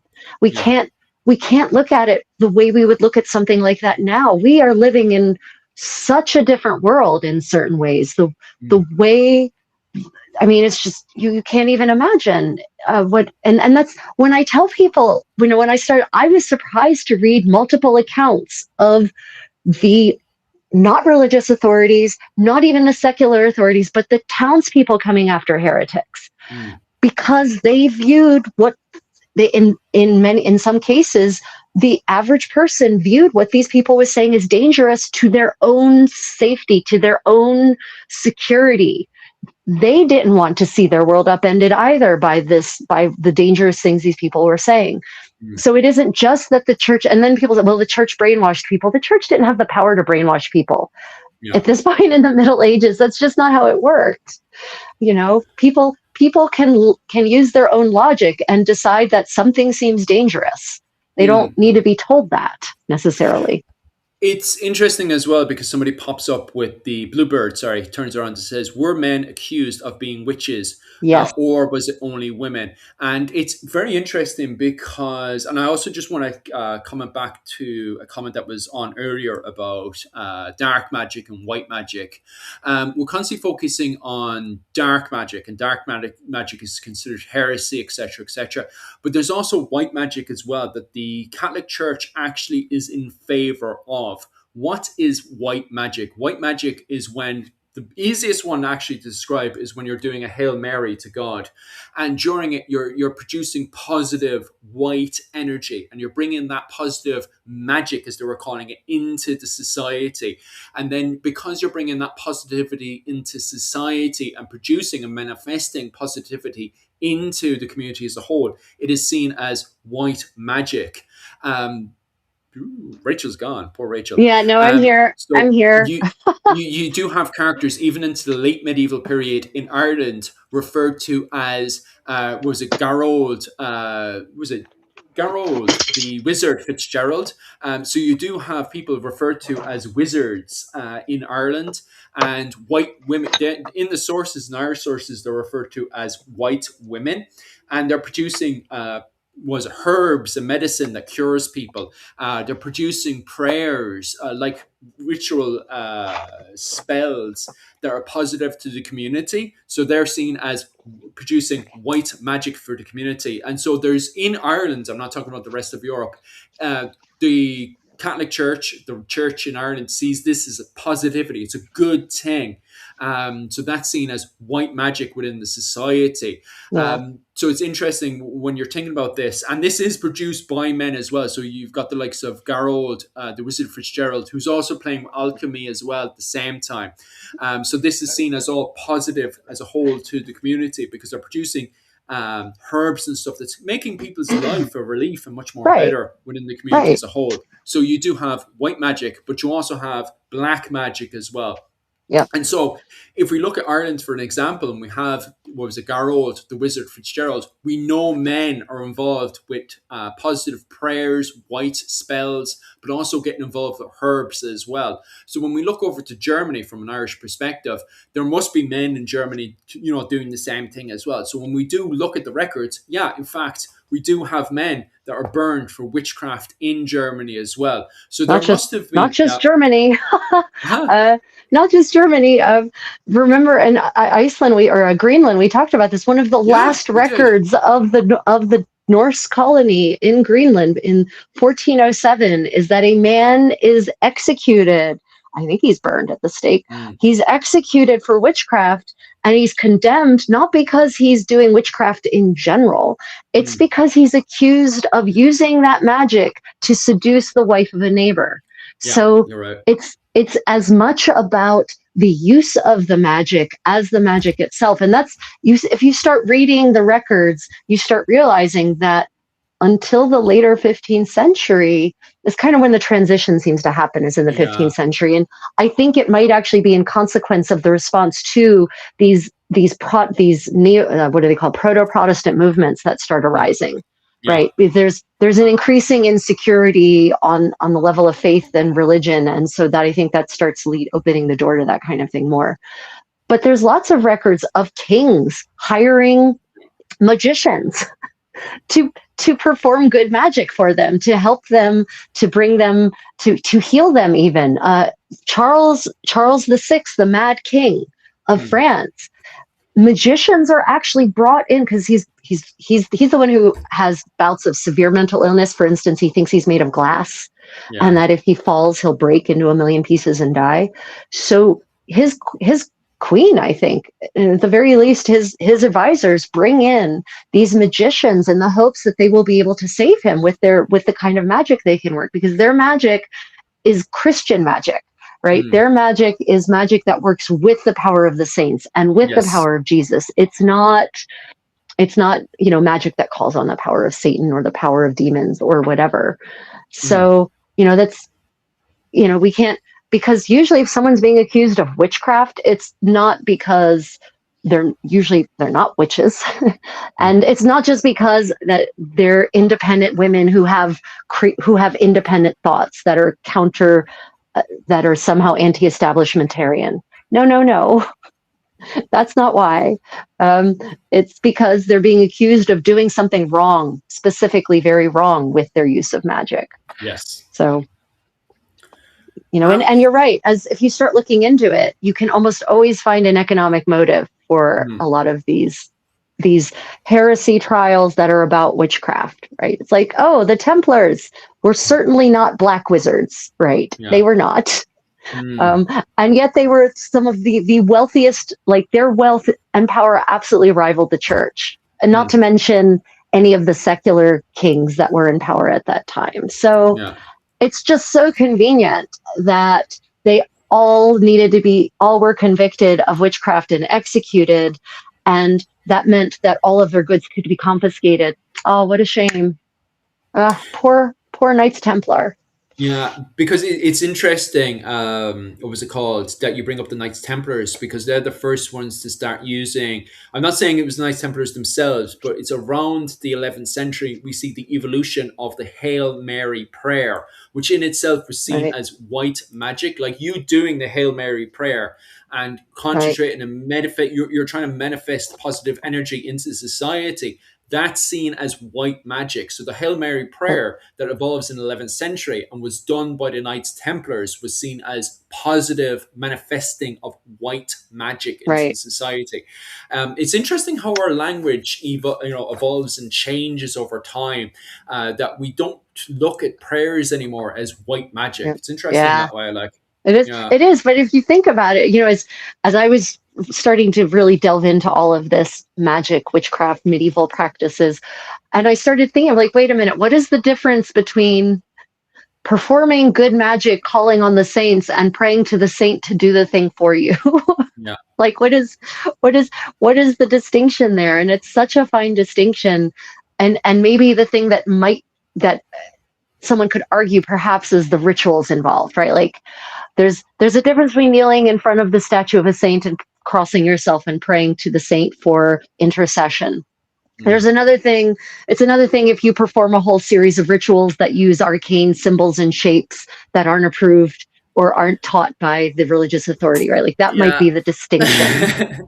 Because it is interesting that you have the evolution of the holy what was it called, the Holy Mary prayer, Hail Mary, that's the bloody thing. Yes, uh the evolution of the Hail Mary prayer with the Knights Templars. Now I'm not saying the Knights Templars themselves evolved the Hail Mary prayer, but it's they interesting you did can not. watch the evolution of the Knights Templars, how they're doing the Hail Mary prayer, and then somebody's asking the question, well, if you can summon and manifest positive energy into the community, can you manifest negativity into the community?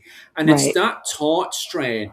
And it's interesting that it gets pointed at the Knights Templars, that if the Knights Templars have the ability to bring positive energy into the community, does the Knights Templars then have the ability to bring negativity into the community? And the French definitely start thinking about this and start looking at the Knights Templars in particular. Now, we know that it was all politically motivated by the King of France, but it's interesting Yeah. that we can watch the. What was it called? How do I term this? The evolution of that thought process of going from, oh, well, we can produce manifest positive ideas into the community. Can we manifest negativity into the community? And it's not Yeah. just the Knights Templars that people look at over time, as we can see with the evolution of the world. By the time we get up to the 17th century, it's everybody's manifesting negativity in the community. Let's burn everybody in Germany, you Yeah. know? So it's interesting how evolution of both the words and our thought process, we can monitor and watch that evolution like. Yeah, it really is. It's if you watch just looking at the 15th century, you can just see the shift, right? And Yeah, by the end of the 15th century, you have the Malea Maleficarum being published, which by the way, at the time, that's the Hammer of Witches. At the yeah. time, it was viewed as crackpot. So I want to be clear. It may have that document may have been published at the end of the 15th century. Everyone just thought that the author was clearly obsessed with women, had some kind of sex craze, was an infomaniac, and clearly had mommy issues. So Mm, no one took that document at face, or no one really did. And that doesn't really get picked back up again until the second half of the 16th century. The Malleus Maleficarum gets picked back up again. So even though it is a 15th century document, in its own era, it was viewed with a very jaundiced eye, shall we mm. say? But yeah, there's the question was, were the Knights Templar considered an army for hire? They were not. Effectively, a mercenary army for hire. Is that how they got so rich? No, they got rich through banking. Yes. Well, They did it. actually, it's complicated when you look at Yeah, it I from mean, a mercenary perspective, especially in Ireland. Because I actually did a presentation about this. This is where I can advertise my Patreon. Because right now on my do Patreon, it. I'm covering the Scottish War of Independence right now on Patreon. So if you're into the Scottish War of Independence, definitely head on over to my Patreon at Irish Medieval History. So head on over there, and I do a presentation every Sunday night. It's around Irish time, around 9 p.m. I think it's much more later on. if you're over at, sorry, 10 p.m. 10 p.m. over in Ireland, and then I think it's around 6 p.m. over in New York. Anyway, regardless, what was it called? A few months back, you can still get the recording of it over my Patreon. I can't put it on YouTube anymore. They keep doing me for copyright issues right now, and also because my language on it is a bit too harsh. YouTube is very funny. Yeah. They're policing your. Oh wait, do you use words that are violent? Is that the problem? Of course I do. It's on Patreon. I go wild. Yeah. I try to keep it within certain habits. But regardless, I can go wild on Patreon, so you can pay for that as well. But I do presentations. Anyway, a few months back, I actually covered the Knights Templars. And what's very funny about the Knights Templars is both the Gaelic and the Anglo-Irish, the Normans, as we call it as well, could hire Knights Templars as mercenaries for them to be able to go from A to B. As in, what they would do is they would go up to Dublin or one of the Knights Templars accommodations or castles, and they would explain, hey, look, I want to go to pilgrimage to this pilgrimage site because I want to pray to God or whatever, but I need a company. I don't have the men to do it. Can I please hire some Knights Templars to go Right, with so me? they were a protection detail, basically.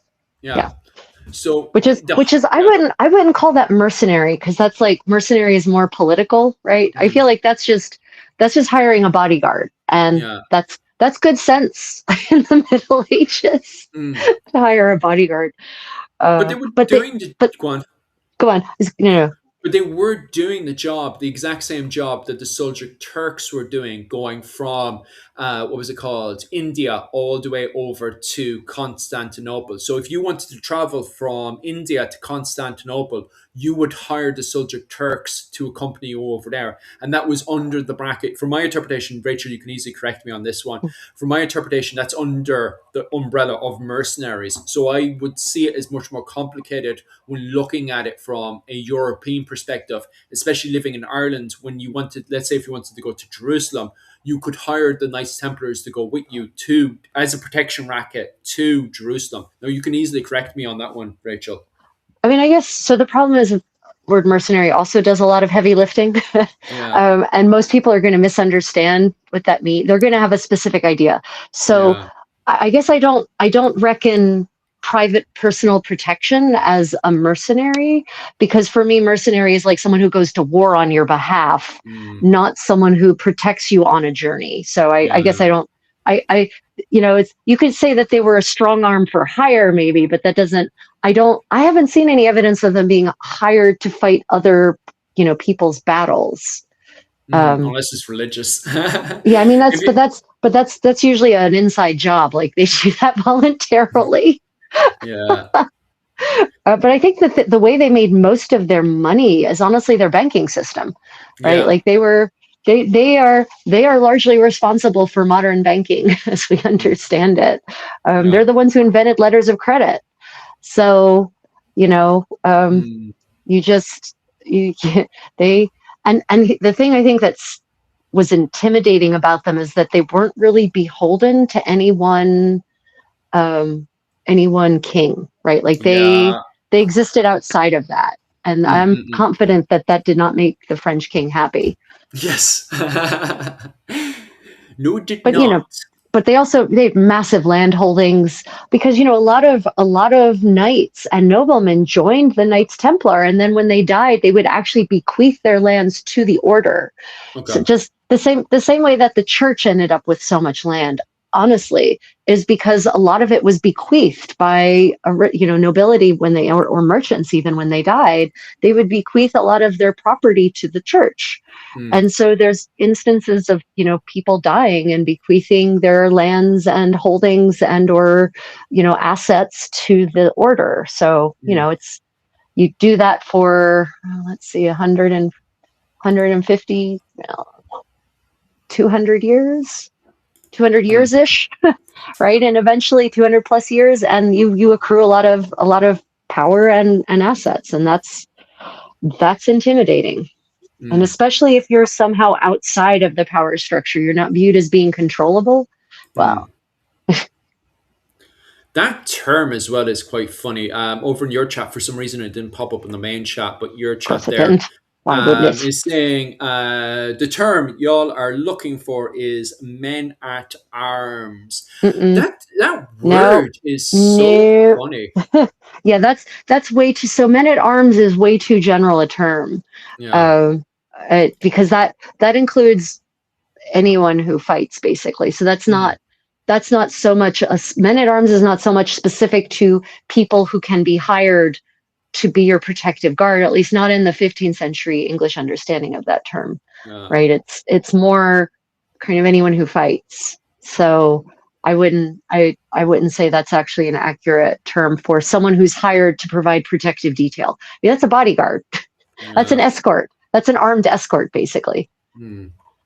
Yeah, you're right. Because I quickly looked up men at arms because I had Yeah. problems with I tripped over the term because I got asked the definition of men at arms with the Norman invasion of Ireland because it says in the retinue of Strongbow is that he's got about 20 knights, but then he's got like 200 men at arms. And then somebody Yeah. asked me, what is the definition of a men at arms? And I was like, you know, that term is quite funny. And I just looked it up there as well. And God, it is a massive umbrella term as well.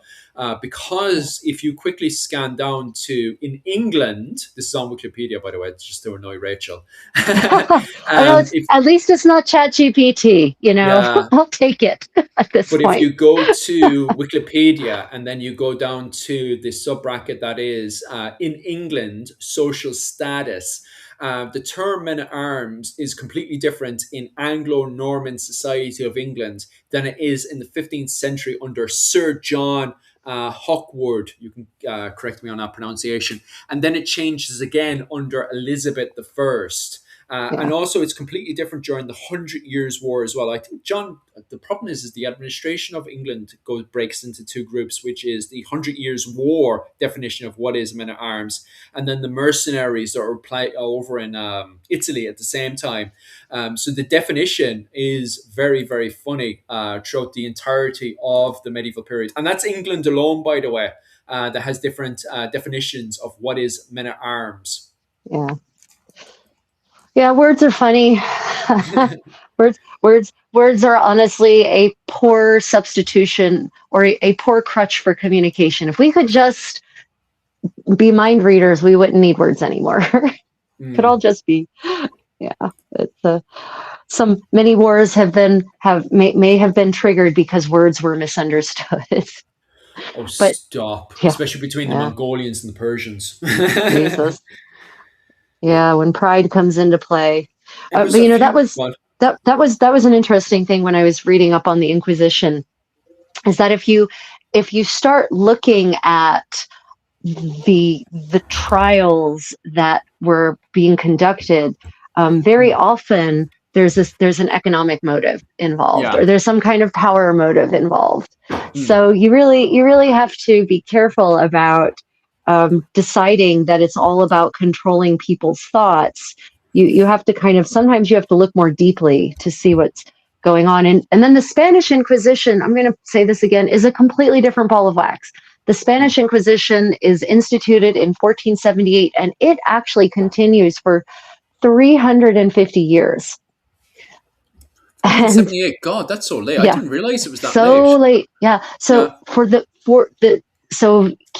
like Castilla is sort of, once the Reconquista really starts and the Christians start basically taking back the peninsula, conquering it back from the Moors, the Muslims, Castilla becomes relatively early on the largest polity amongst the various Christian kingdoms.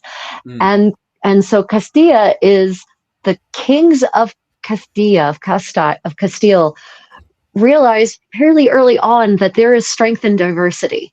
And so they don't evict their Jews, they don't evict their Muslims, they don't force them to convert or even encourage them to convert, really.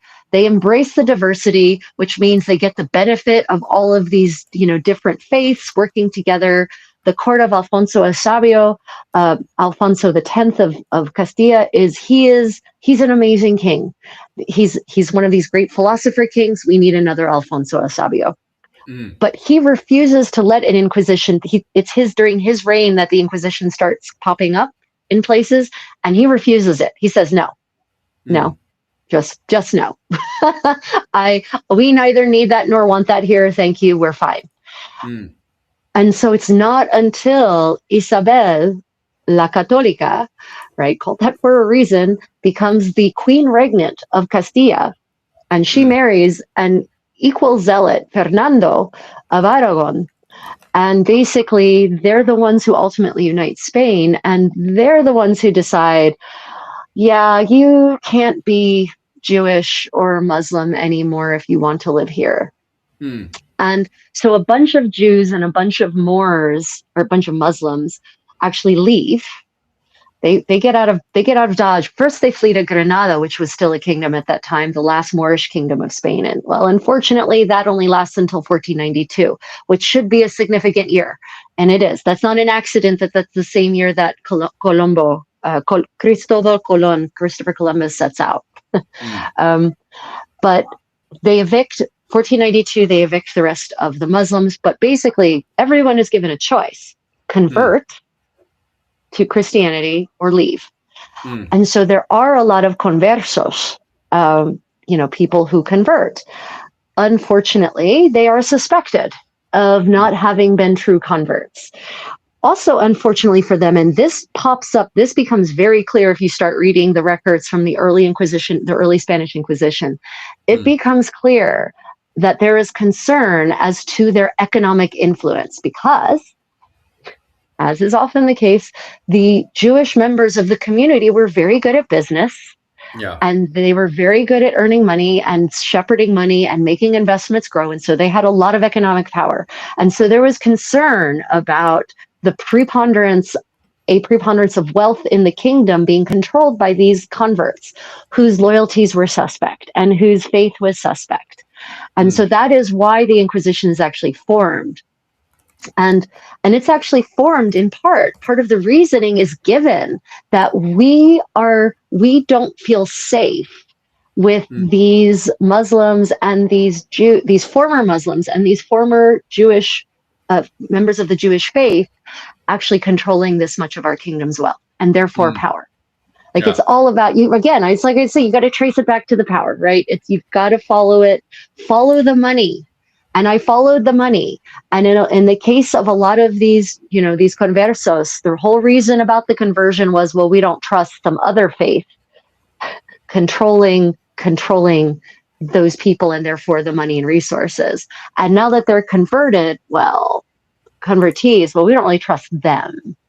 So yeah, it was as much about the money as it was about, honestly, I sometimes wonder if the Jewish and Muslim members of residents of Spain in the 15th century had actually been the poor and uneducated. I do wonder if it would have even been a question at all. It's interesting as well because that branch of Judaism in Spain and Portugal was unique to the rest of Sephardic Europe. Because Jews. yes, I was about to say that. I always butcher pronunciation of them. Thank God you said it for me. Every time I say it, it's like Sephardic Jews. I always butcher the pronunciation. It is not a skincare shop. Sephardic. Sephardic.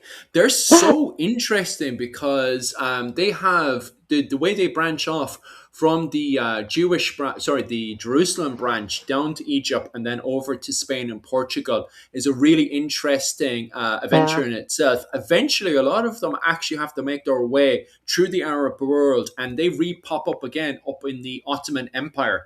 And of course, the Ottoman Empire can't wait to gobble them back into the community over happy. there. Yeah. So happy. They become like great pirate captains and leaders in the Ottoman army. Like Spain, honestly, Spain starts its own technological and economic downfall by evicting all of its Jewish and Muslim, the members of its Jewish. They basically got rid of this massive source of savvy, of acumen, of intellectual ability, of talent. And they basically gifted them to the Ottoman Empire. Because they're very, very switched onto the politics and the economics that was going on in the Mediterranean which made them very, very unique to the Jews that were in Italy and Germany at the time, which you could definitely tell me more about, because I'm quite ignorant to them, to be quite honest with you. I really can't, because there weren't any left really by the time I was living there. Oh yeah. I think most of them are in Vienna now, aren't they? That branch. Yeah, actually, I mean, there were some Jewish communities had started to, well, some Jewish people had started to repopulate Germany, but not many. Mostly my exposure to medieval Judaism in Germany was going to medieval Jewish cemeteries and reading very sad signs. Yeah. So it wasn't so much about the way the faith was practiced. It was more, or signs like, there used to be a synagogue here.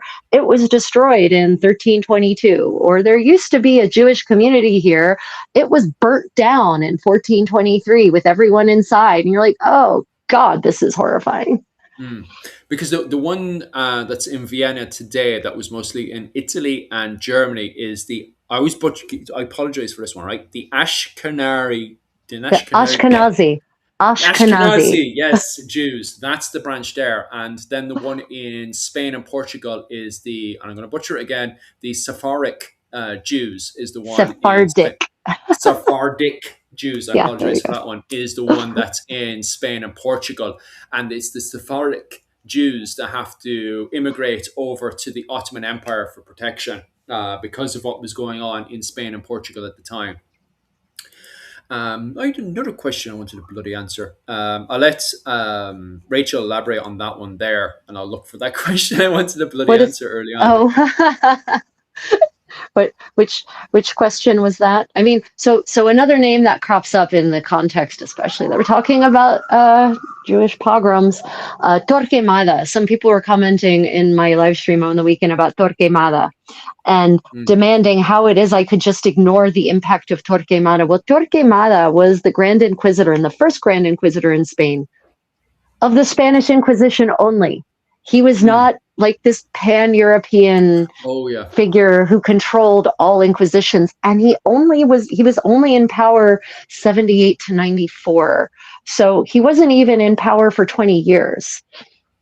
And he's such a horrible person. And this again shows that the church and members of the church had a sense of, we shouldn't actually like maim people and cause such suffering to people. He was such a horrible person that he was called to Rome 3 times to answer for his inhumanity.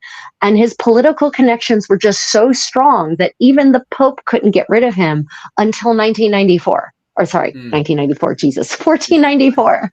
Yeah, 1494. Very medieval. Go on. Long time, right? 1494, right? And which again shows that the Pope is not as all powerful in the Middle Ages and the 15th century as modern people think he was, right? So it took it, and Isabel and Fernando were alarmed at the amount of money Torquemada was sucking up into the Holy Office, his inquisitorial office, because he was going after so many people. So yeah, under Torquemada, and I was unable to actually find a reliable source for the figures under him. But he was prosecuting so many people that Isabel said, no, I want him gone. I want him gone. I want him gone. I want him gone. This is not useful. Because Isabel, La Católica, her confessor, her personal confessor, a confessor was basically, especially for someone like a queen, was basically your own private priest. And he was the person who heard her confession. And so her confessor was actually a converso, a bishop who was himself a convert from Judaism to Christianity. And so this also shows that Isabel was not suspicious of all converts to the point where her confessor was one. And so she was not in support of unwarranted extrajudicial persecutions and prosecutions, right? She was not in favor of that. And when she saw Torquemada going as far as she did, she wanted him gone, but she was told, no, we can't get rid of him. His connections are too strong. Eventually, he fell from power. Yay. And things got a lot less intense from there. And in fact, in 1500, a manual is published for the Spanish Inquisition. It's policy and procedure. It's a policy and procedure is published, and it actually states, I read the original language, it states that torture is an inadequate tool to extract a genuine confession. And it actually basically says, I meant to copy it down verbatim to read the whole thing, but paraphrasing, it says that we understand that someone being tortured will confess to anything. And so anything that people say under torture cannot be trusted. There's no point. There's no point. Right. So one of the Inquisition's primary tools for extracting confessions was self-confession, because they would basically issue this thing called an Edict of Grace. And as of the Edict of Grace, there were 30 days for anyone to come forward and confess to their own heresy. And the thing about the Edict of Grace is that if they confessed, they would be given these very mild punishments, like I mentioned: penance, have to go wear a yellow cross, go on pilgrimage, something like that. Nothing, not execution, not torture, not corporal punishment. So most people were self-confessing.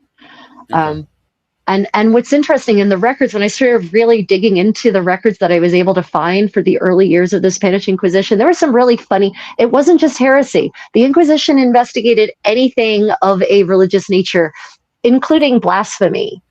And the blasphemy was funny as hell, Philip. The things that these people were not executed, they were given penance. But the records of the blasphemy are hysterical. So a lot of people in Spain apparently like to game, they like to gamble, they like to drink. And when people drink, their judgment disappears, and also their filters disappear. And so a lot of these records are about men who were gambling drunkenly, who would say things like, to hell with Jesus, screw him, I want to win this bet. Like, they were getting so upset and in the moment that they were just, blaspheming left, right, and center, but it didn't reflect any belief.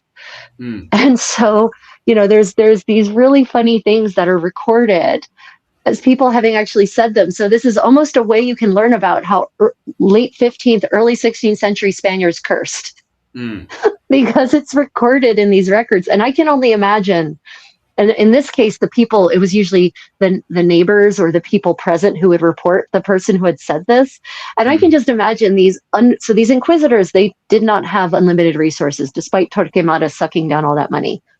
They actually, after that, their resources went way down. So they closed offices, and it was mostly one inquisitor and one investigator in an office, like writing records. So I can only imagine going through these reports and going, oh God, they said what? I don't care. He was drunk, he was gambling, just forget it. We're not investigating that. But these are still part of the records, because the Spanish Inquisition is the best documented of all of the Inquisitions. It's fascinating. Everything I have to say there, even the fact that they were even going out of their way to turn around and say, actually, torture doesn't really work that great. That's not the brainwashing and the propaganda we have today, where it's like, no, full steam ahead, torture all of them. God will recognize his own. Most of the records of people being tortured are they're Protestant, they're 16th century Protestant propaganda. They are, meant to, and that propaganda was intended to rile people up to support the secular wars that were happening. Right. Like, no one talks about, the way that the Protestants, killed and tortured people also, right? We always focus on the Catholic Church, but no one talks about the deaths under Protestant governments and Protestant hands, the executions of Catholics, right? Like that's whatever. That's, people are going off the bed. Oh, are they? Oh, good. I'm glad. Good. I'm glad I'm triggering conversation. Another interesting thing I learned in digging is that the inquisitors themselves and the church itself is absolutely forbidden from spilling Christian blood in these trials. So any form of torture had to be a non-bloody kind of torture. So stretching on the rack, for instance, or that strapato, I think it's called, where you take someone's arms, bind them behind their body, and then lift them up by their arms backwards so that it like Oh, yeah. dislocates their shoulder. Yeah. But there were also rules, and I'm not saying that's not horrible. It's horrible, but it isn't like some of the things the Protestants wrote as having happened did not happen. Yeah. It was not allowed. And there were also rules that you could only torture someone for 15 minutes and you could only do it once. But unfortunately, humans are humans, and there are assholes, and there are sadists everywhere. Yes. And so you would get these people, these inquisitors, who would justify continued torture by saying, "Oh, it's all part of the same session, right? It's been 4 days, but it's still one torture session." Lovely. So, which is why they had to start doing things like limiting the time that you could actually torture someone. Yeah, it's funny. What was it called? Somebody was saying there about were there black people in medieval Europe? I know Othello was black. So what evidence other than Othello do we have of black people being in Europe? And it's interesting we are talking about Spain. Because Spain is actually between both the African realm and the wider European realm as well. And you can see that throughout the entirety of the medieval period, because at the time, you have the Caliphate who occupied large parts of the Iberian Peninsula at the time. And the Iberian Peninsula is such an interesting realm throughout the entirety of the medieval period, because you have these little bastard little kingdoms appearing. When I say bastard, I'm not being cheeky about it. They're kind of just makeshift little forts built. And within it, they're like a makeshift of both Christians and Muslims living under the one fortification, living together and living in a very, I hate saying it today because we think of it from a modern perspective, but very multicultural society that we're not just multicultural in a religious sense, but also multicultural ethnically as well, because you have constant immigration from both Europe and from both the Middle East and Africa going into the Iberian Peninsula at the time. And it was very much under Caliphate administration, which at the time was very, very sophisticated and insanely advanced. You also had constant movement of the Mediterranean Sea going around the Iberian Peninsula as well. So the Iberian Peninsula, very space age at the time. It's not a dark age like a Conan barbarian dark age whatsoever. You're dealing with some of the people that have some of the most advanced maths in the world. And you can see it even the way that buildings are constructed at the time. Very elaborated stairs and everything at the time. Yeah, God. Have you ever been to the Alhambra? Have you ever been there? Oh my God. Yeah.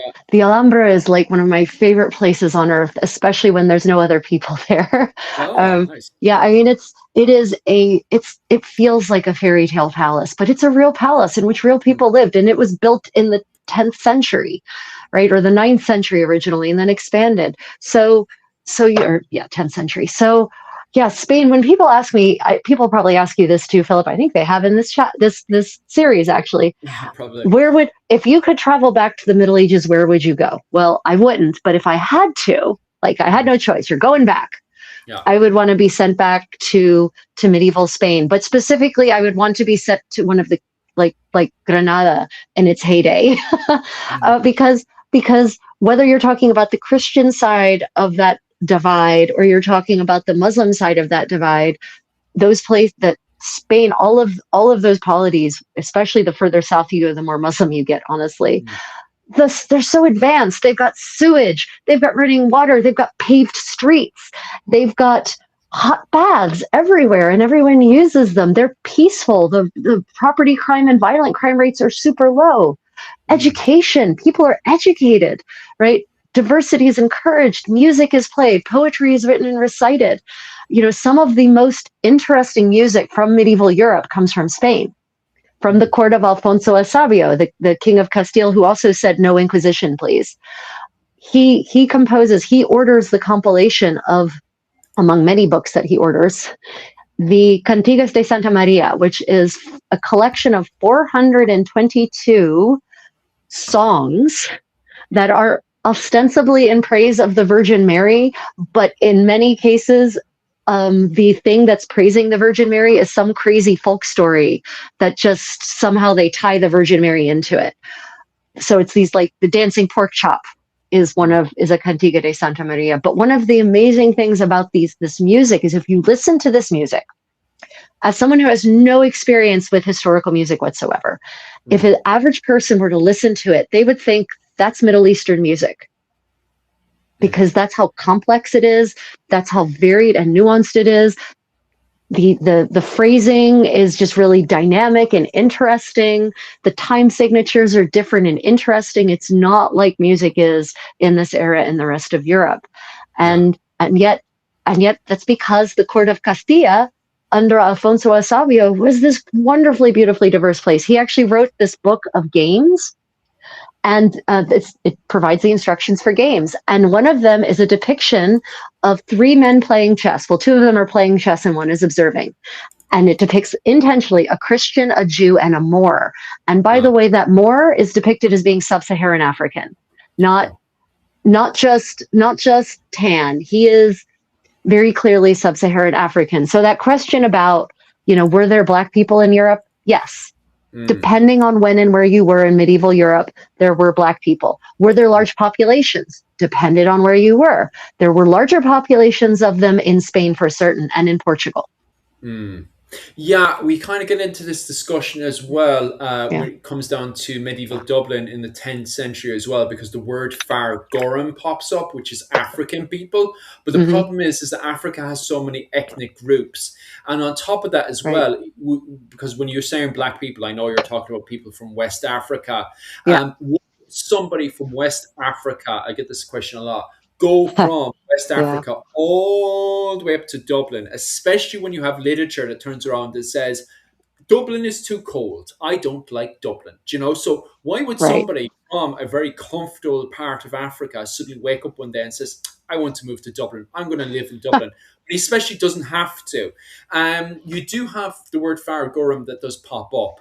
And you do have explorers going up and going, I wonder what Dublin is like. And then suddenly rocking up in the 9th century in the Great Hall, which is modern day Dublin Castle. What were they doing there? Well, they're there. They're kind of these weird anomalies. But at the same time, you are correct in saying that it wasn't every single person in West Africa waking up one day and saying, okay, let's have a big, massive migration up to Dublin. But at the same time, we do have to admit that there is anomalies where people are waking up one day and saying, I'm going to be an explorer from West Africa. I'm going to find out exactly where this trade route goes all the way from West Africa up to Dublin. So you do have anomalies that pop up in the literature, and you do have words like Far Goram, African people rocking up. But at the same time, it is a fair argument to turn around and say it's a bit slightly wild to suddenly wake up one day and say, I'm going to immigrate all the way up to Dublin during the medieval period. So we kind of have a mix of both, don't we, Rachel? Well, we do, but we also have DNA, right? We also have DNA in England, for instance, from a very shockingly early time. So from recently, like I said, they've been testing bones from all over England, the United Kingdom, not just England, but the United Kingdom in general, from cemeteries dating back in some cases 1,500 years. So we're talking about that transitional period from the Roman Empire having been, Britain having been part of the Roman Empire, to the invaders, the invaders who come from, the Germanic invaders, basically. So in that they've tested bones from a cemetery from the early 6th century. And this is from a village that's in Sussex, in Sussex, in England. So not far from London, but not London. It's out.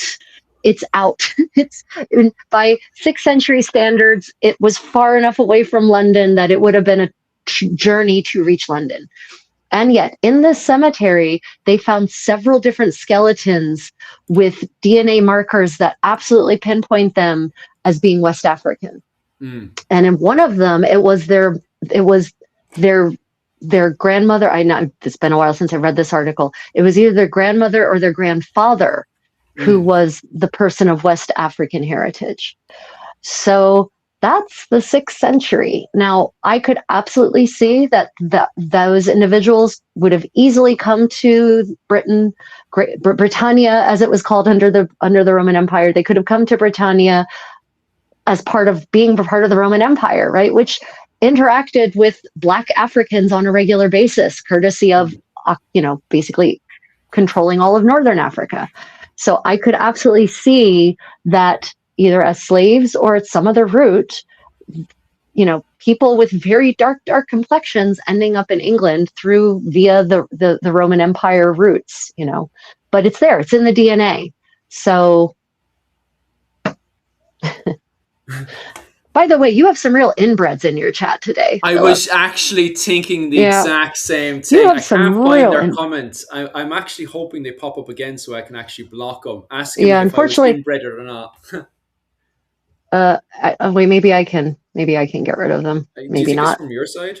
Oh no, it's paired, so it's your side. Yeah, it's a paired channel. I can't find their comments on my side, so yeah, it's probably because it's gotten buried. Unfortunately, all I can see are occasional comments from your side, and only occasional. It's not consistent in any way.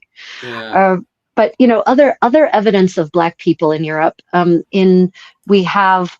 If you're specifically talking about Black people, we know that in Italy, by at least the 14th century, there were Black people, not just Moorish people, not tan people, Black people. They start actually cropping up in depictions in art, but in art depicting real people, not like Saint so-and-so who's from Africa, therefore they're depicted as Black. I mean like real people, like servants and domestics. But they also crop up in the accounts, in expense accounts, because unfortunately they're often slaves. They also crop up in orphanage records. So I actually found in Florence from the early 15th century a record of a Black slave, and he's referred to as Black, like Nero. He's called Black, not Moorish, not tan, not dark, none of that. He is called Black. And he actually takes his baby and turns it in at the orphanage, one of the local orphanage. I forget which of the orphanages it was. I think the Hospital of the Innocents, actually, but it's been a little while since I read this account. And the baby is also recorded as being Black and of a Black mother. This is the accounts from the orphanage itself, the original accounts, not someone's interpretation, the original accounts. I have read them. And the reason that this man would have turned his baby in at the orphanage, it was actually, I read an essay on why, because in that era, in Florence, the rank of your father determined your station, not your mother's. So he was a slave. The father was a slave. So he knew if he surrendered his baby at the orphanage, not only would that baby have probably a pretty good life, because orphanages at that point were well funded and viewed their mission very seriously, but that baby would be a free person. The baby would not be a slave. The child would be raised as a free person and would have a shot at actually climbing the socioeconomic ladder. And that's one of several such accounts from this specific orphanage in 15th century Florence. So we know that at the very least in 15th century Florence, there were Black people, and there were enough Black people that they were having babies that were Black. So, does that mean it was the majority of the population? No, I'm not saying that. But I'm also saying that it was enough of a part of the population that it appears in records. Yeah, it's interesting. All right, like we seem to forget. Like some other people are saying, there, like, oh, does Ireland have a medieval period, or does Africa exist, or are there Black people? But like, you literally open a map and you can see Africa, boof, right there, and you can see Ireland right there. But yeah, because for years and years and years, people focused so much on medieval England and France, and then on top of that, sprinkled nationalism on top of that, where only. What was it? We like, people look at 15th century England and they see the British Empire fighting the French Empire during the 100 Years' War in the Napoleonic style war, and that's not the truth. That's not how the 100 Years' War even functioned. Not at all. So And like even on top of that, even during the Hundred Years' War, the Iberian Peninsula plays a huge part in it. But and so does the Holy Roman Empire. But Yep. because we look at the 15th century through a romanticized England versus French perspective, Yeah. we very, very quickly forget that continents like what was it, Africa existed, or realms like Ireland existed as well, because it kind of burst the bubble of this weak Well, and history. that Go on. right when the idea that someone said a while ago, I don't know, 2 hours ago, maybe at this point. Anyway, they commented that there was no Middle Ages in Mm. Ireland. I mean, maybe depending on, if you define the period of medieval as between the eras, and in this case between the era of the Roman Empire and the modern world, well, Ireland is still part of Yeah. that. because there is still Rome is still part of Ireland's history, even though it wasn't officially part of the Roman Empire. Rome played a big part in Massively. influencing the situation in Ireland, and God knows Roman Christianity was massive in Ireland The early fashion, everything on. completely changes. And From then archaeological digs that we have, all the pottery completely changes in Ireland, going from what was it called, 300 AD all the way up to 550. We right, have an entire period referred to as the Hiberno-Roman finds. So every single right, time that we find something in Ireland, it is definingly influenced by what was it called, yep, Roman Britain. Like literally, they're just brought over, and it's a part of the Hiberno-Roman finds, because obviously there's changes and alterations made to the pottery that right, make it different to what you see in Britain. But you can clearly see that they're brought into Ireland, and then from there they're altered from right, there. Like let's say if you got a hold of a pot, somebody would be like, "Oh, I want to paint this differently" or something. Those are the alterations that make it differently. But at the same time, Rome has a massive influence from around the, give or take, around the definitely around the second century. You can see those influences become more right, and more and more apparent inside of Ireland. That by the time you get up to the period of Saint Patrick, the fifth, what was it? Yeah, the fifth century.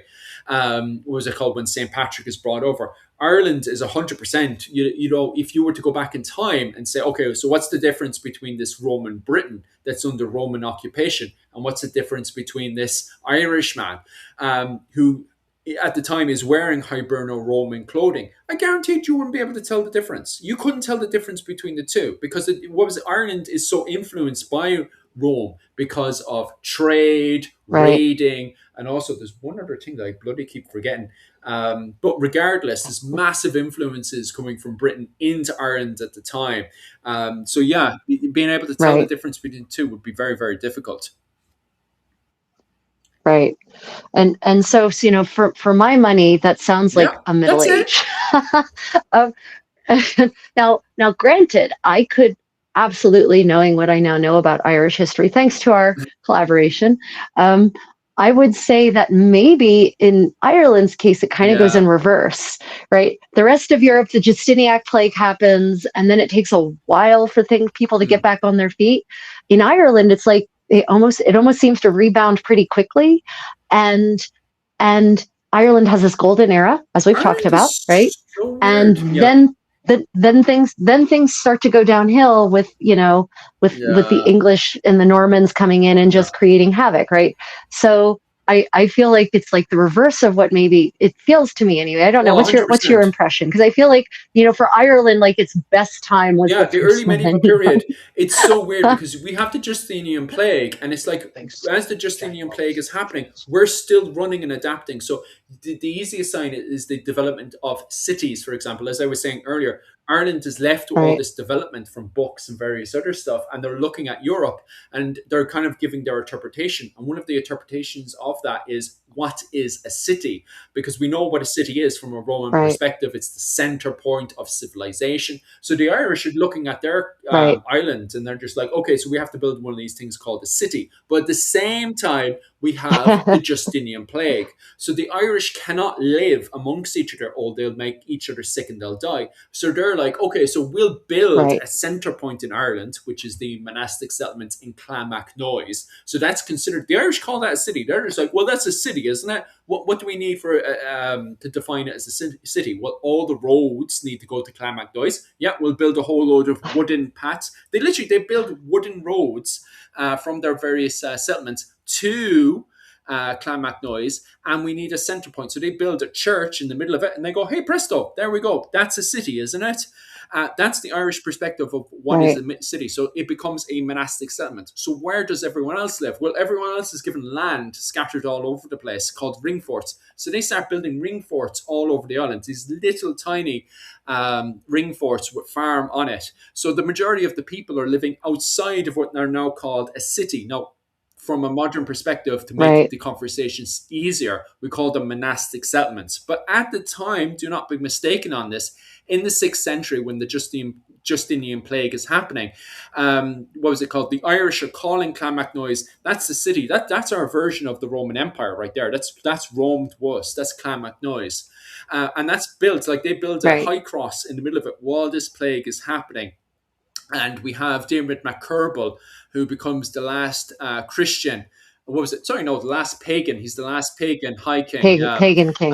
So he becomes the last pagan high king, and he converts to Christianity. Now, if you're reading the literature at the time, it could be down to the fact of he's afraid the pagans will sacrifice him. So the Justinian plague is coming in, and the pagans are just like, well, we need to sacrifice people now. And the Christians are just like, well, if we pray to God, it'll go away. So Diarmuid MacCurbal, my understanding of the literature, Diarmuid MacCurbal was probably thinking to himself, I'll hide with the Christians, I'll convert to Christianity, and that way I won't get sacrificed by the pagans. That's my interpretation. No, the pagans kill him anyway. He, what was it called? He converts to Christianity, becomes the last, what was it called? Pagan king, starts building Clonmacnoise. And then he goes to one of the assemblies and they ambush him and they give him the, the three-folded debt. So they sacrifice him anyway. Jesus. God. Jesus. Humans, man. Humans come up with the worst things. So they really do. He ends up getting sacrificed to the pagan gods anyway. Yeah. So, so a middle age, a medieval period, now that when people say, oh gosh, that's just so medieval, right? It has such a pejorative sound to it, but it doesn't have to mean something bad. It just means an era between two other eras. It doesn't mean that it doesn't have to mean it was a bad time. It's the Victorians actually, let me see, who quoted the term medieval, because that's different than Dark Ages. I'm pretty certain it was the Victorians who started talking about, it's the French Enlightenment thinkers who start using the term medieval like it is. It's the Enlightenment thinkers. They're the ones who start using the term medieval like it's a pejorative term, like it's a slur, right? So they're the ones who create that sense of medieval equals backward, superstitious, and merciless, when the reality is that the medieval world was actually a lot more merciful than the early modern world was. And I mean the modern world up until the end of the 19th century. Why was France so anti-medieval? I can understand why England... Oh, the Enlightenment thinkers. I mean, the Enlightenment thinkers, right? Like, I mean, so by the 19th century, you've got all of the people who either participated in the French Revolution or descendants, relatively recent descendants of people who participated in the French Revolution. So France has some weirdnesses happening in the 19th century. They've got this love-hate relationship with the monarchy, because they'll go through periods of getting rid of their monarch and then bringing them back. And then they've got Napoleon, and they've got no monarch, then they've got Napoleon, then they've got a monarch, then they've got no monarch, then they've got another Napoleon, then they've got another monarch, then they've got another Napoleon, and then they, decide on a commune, and then they have another republic. Like, there's some republics in there too, in between that phase. So they keep having this love-hate relationship with having some monarchical leader, and that. So they've got issues, capital I, in the 19th century. I'm going to thank everybody that's supporting the channel right now. Thank you so much for the donations to the channel. I think Rachel, you got a bit there. I don't understand when people send 200 jewelry and all that stuff, how much that will convert over. The jewels, the jewels. It's like a tip. I think it might be like a cent each. I haven't broken down what the actual, but it's basically a way that people can support us in a more granular fashion. Yes. I'll put it that way. But thank you so Yeah. much for all the donations to the channel. That makes so much to us. And Oh, yeah. Sorry, if I haven't been thanking people, it's because the gremlins aren't letting me know. conversation. I can neither see what wonderful things you all are saying, nor can I see what wonderful things you might be doing for Philip and me, because the gremlins. Just reading this one there. Really enjoyed this. Dad of 5 just preparing home whilst being educated and entertained. Thank you so much, guys. And thank you so much for all the support so far, guys. It means so much to us. And obviously, it's so good for our algorithm as well.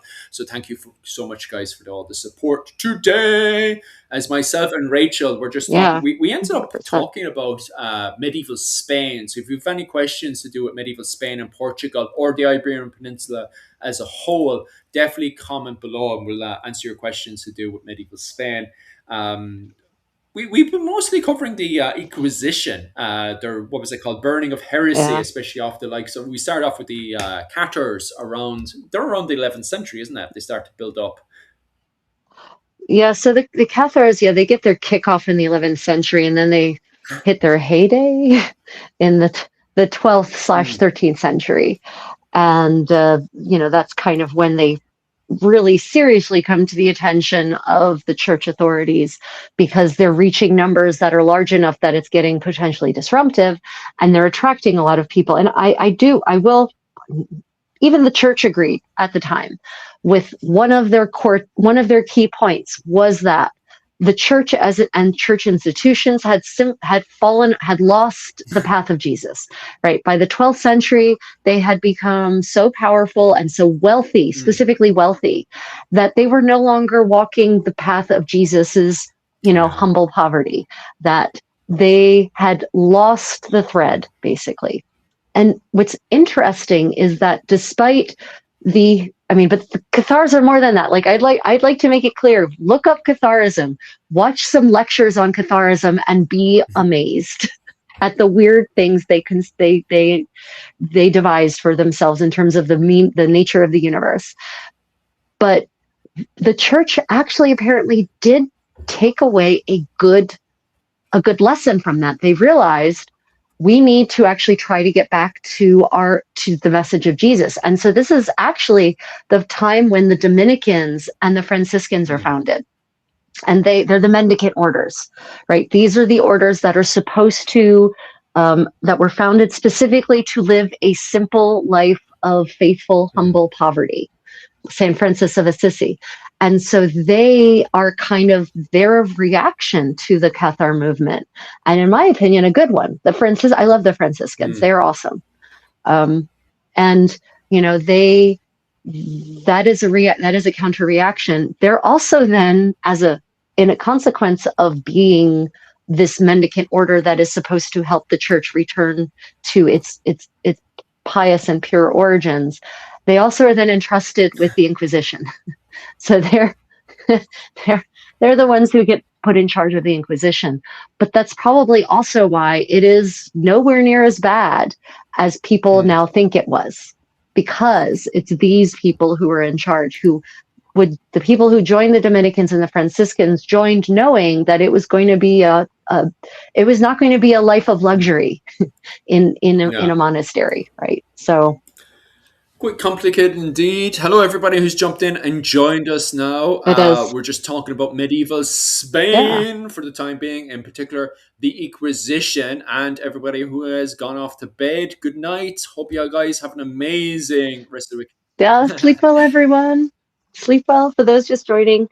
Yeah, and I think one of the most frustrating things for me, Philip, talking about medieval Spain, is that people think the Inquisition was a key feature of medieval Spain, when as we've been discussing, it wasn't. I think earlier the lads were saying before they went off to bed is when you think of medieval Spain, one quote from Monty Python, they never expect the Spanish Inquisition. Right. Yeah, you're right. But as you were... And guess what? They were right. In medieval Spain, they couldn't have. It's funny as well because a large amount of that does come from English propaganda, and also, as you were saying there as well, French Yeah. propaganda later on that's trying to rewrite medieval history as being dark, black. Everyone's running around with mud faces on, when actually that's not the Yeah. case at all during this medieval period, a transition period going from the Not ancient at all. world into the modern world. That in fact it's not a kind of sudden dip into the dark age, then in fact it's a growing pain where you go up and down. Sometimes you have a whole load of bleakness, like after the Black Death, but then suddenly you Right. have a renaissance again, a kind of rebirth cycle happening again. So it's not a case of just sudden black and bleakness throughout the entirety of the medieval period. That's more like how the Chinese are advertising their medieval period. There's just a transition. And in fact, there's even points where you have Yeah. golden points where, you're pretty much walking around like it's a bloody space age. Like, for example, if you were to look at the Holy Roman Empire under Maximilian, the man's going around with space age armor, So there, yeah. Oh yeah. Yeah. So Yeah. His armor workshop was mm, amazing. Yeah. So it is much more complicated than what we first perceive. And you can even see that during medieval Spain as well, Spain and Portugal, where you've got these people going around with these space age mats. Like the mats that are produced in Iberian Peninsula at the time is absolutely fantastic, absolutely brilliant. So for a lot of stuff that's happening Yeah. in the Iberian Peninsula is the exception to what's happening, for example, in France and England at the time, for sure.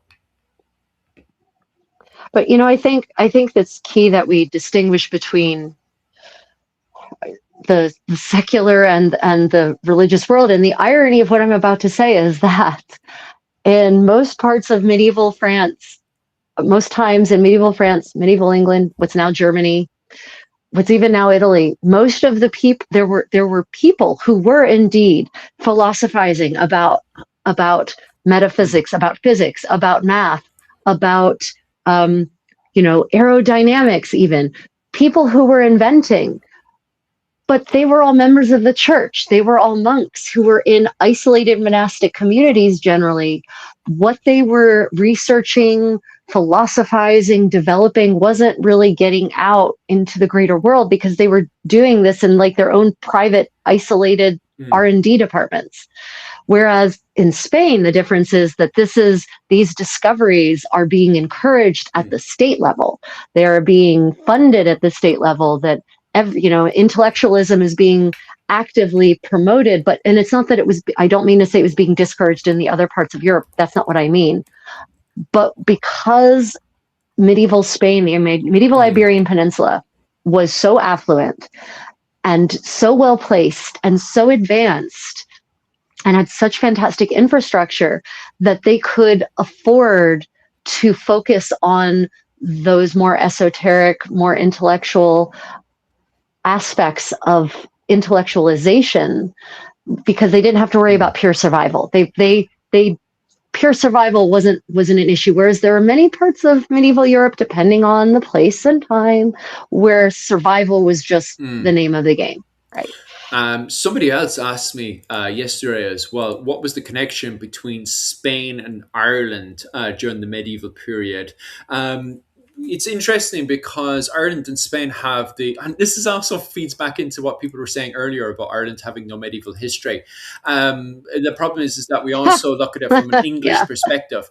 But it's interesting that during the medieval Right. period, Ireland and Spain had a book that was written in Ireland called the Laura Gaharan, which is called the Milesian legend, that actually believed that Spanish people had during the what was it called, the Bronze Age Ireland, 2,000 years ago from the Spanish and Irish perspective. You had groups of Spanish people that immigrated over to Ireland, which are called the Milesians.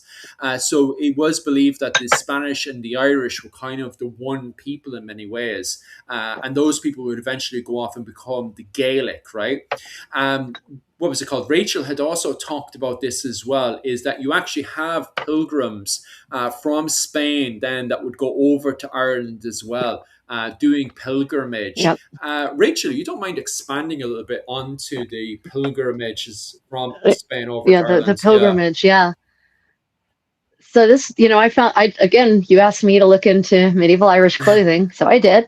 And this was one of my discoveries, reading through primary sources that I didn't even know this was a place, but now I do. St. Patrick's Purgatory is a long time and famous pilgrimage site, still to this day in Ireland. I believe people are still making pilgrimages there. And in the Middle Ages, it was also a very popular pilgrimage location internationally.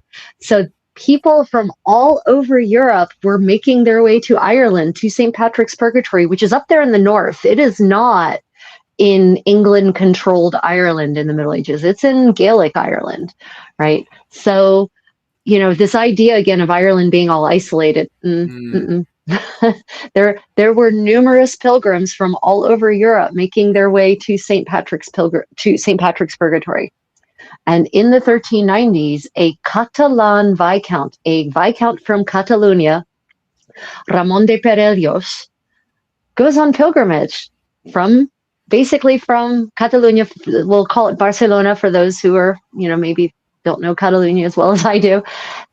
He goes up to St. Patrick's Purgatory and he writes a travel vlog. So he actually talks about his adventures there, and he talks about being in the court of the King of Tyrone, right? And he discusses the way people are dressed. He talks about how they're all naked except for all these clothes they're wearing.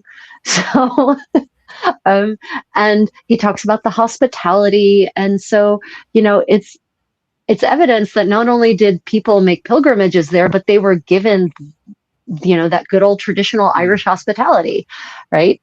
And so there's lots of interactions between the Irish and people from all over Europe in this era. But for certain, at least this one Spaniard, I'm sorry. I know he's not a Spaniard, he's a Catalan. So Philip, don't ever call someone from Catalonia a Spaniard. But this gentleman from Catalonia, from the Iberian Peninsula, anyway, he ends up up there in Ireland. So, how tight of a set of connections does that make it? Well, I mean, that's certainly not an embassy, right? He's not representing the Count of Barcelona or something like that. He's just there as a private individual, so, and that legend you talked about, the origin legend. So I wonder if that is actually recalling the fact that the Celts, as they spread all over Europe, they did settle in Galicia. So if you go to Galicia to this day, people there look different than they do in the rest of Spain. Even though obviously since then there's been a lot of blending, right? But their culture, they share a lot of similarities with Brittany, which is also a Celtic corner of France. And so but we're talking ancient Celtic, right? We're not talking medieval Celtic, which we're not even going to argue about that, but we're talking like 500 BC. Or earlier, like one of the earliest migrations of the Celts across Europe. That's what we're talking about. So that legend could be referencing some kind of understood or known kinship there. I'm so terrible. You see, you can tell now this is where it goes outside my field of expertise, because I don't specialize in, I'm not linguistic even to start with, but I especially don't understand the development of language in Galicia. And I don't know how, when you have a merchant from Cork, where I'm from, going down to Galicia in northern Spain to trade with those locals, like there must have been a very close relationship between the two, because that trade never breaks. There's never a point where you stop traders going from Cork all the way down to northern Spain. It just doesn't stop. So that continues throughout. So I don't know how the language changes and develops in that area throughout the entirety, not just going from the Iron Age Ireland, but then going into early medieval Ireland. I don't know how that language develops, and I don't know how they're communicating. And I don't even know if academics are aware. There's no similarities. There's no similarities. Gallego is a Romance language. Now, it certainly may have influences of the Celtic peoples who were there before the Romans arrived. But Gallego, as it's spoken now, is absolutely a Romance language. So there would have been zero mutual intelligibility in the Middle Ages. less like Yeah, but super zero. they had to have communicated. So I'm just wondering, like, how were they Oh, yeah, communicating? they probably, so the lingua franca in that Yeah, era was Latin. yeah, Um, you're right. so, you know, it was Latin. So, you know, they probably, port towns always have people Yes. who can translate, right? Port throughout history, Hmm. not modern history full stop.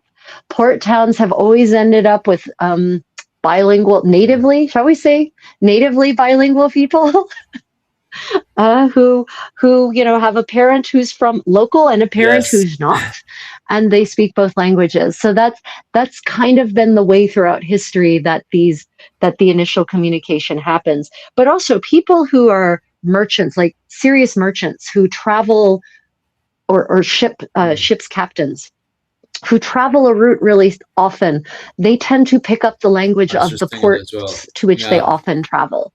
Yeah, it's not humans, contrary to what Americans believe, you can actually learn a language at any age. And if necessity Yes, demands you it, will. you will. You will. Will you sound like a native speaker after a certain age? Hmm. Probably not. But that doesn't mean you can't learn Yeah, enough that's to very true. communicate. So probably I'm going to assume, actually, considering which of those two polities was the wealthiest, and or regions was wealthier and more powerful, the Iberian Hmm. Peninsula is. I mean, it just is. Oh yeah. There's there's no arguing that it is.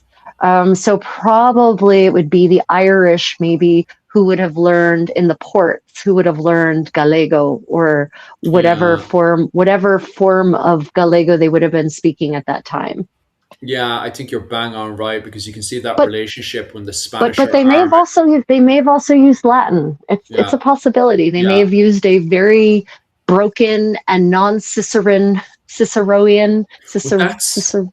I we don't know what the adjectival form of you Cicero you is, you but have that yeah, famous example. Obviously, I know other examples with Hugh O'Neill talking to the Spanish in Spanish and Latin, but you also have that very famous example as well from Grace O'Malley. Do you remember Grace O'Malley went to see Elizabeth? She was talking in Latin. She yeah, couldn't talk in English. It yeah, was Latin. yep, So yeah, you're bang on yep, right with that one. yep. And obviously, your average farmer isn't going to Yeah. speak Latin. But if you are the captain of a ship, if you are the head of a mercantile enterprise, then probably you are going to have maybe some amount of Latin in order to be able Yeah, to for communicate. sure. So, Here's one off Bluebird there. I'm not sure if I'm going to read this correctly or not, but Rachel can correct me anytime. Many old stone structures might fall to ruin or be, what mm, was it called, repurposed into new repurposed. or different Yeah. buildings. What identifiable architectural feature might show up in one of these new buildings? Oh, yeah. You know what the most common one is from ancient buildings to Yeah, go on. medieval buildings? Oh Columns. yeah, yeah. The columns, because especially columns are usually Hmm. built segmentally. Most people don't realize that, but the columns that were built in the ancient world, in Greece, what is now Greece, Hmm. what was the Greek, the Hellenic states back then, and even in Rome, most columns were not carved out of one solid piece of granite or one solid piece of marble. They were actually built in segments, and then the segments carved in segments, and then the segments were assembled. So it's really easy to take those segments apart and then use those segments in the walls or floors of new buildings. So a lot of churches around the Mediterranean, the really old churches, Hmm. you actually can, if they're not plastered or where the plaster is worn away, you can often see ancient Greek and ancient Roman column discs Hmm. in the walls and in the floors. And there's a case you'll find this interesting, Philip. There's a case of a church in Kaiserslautern, Germany. It's a small church, but it's a medieval church.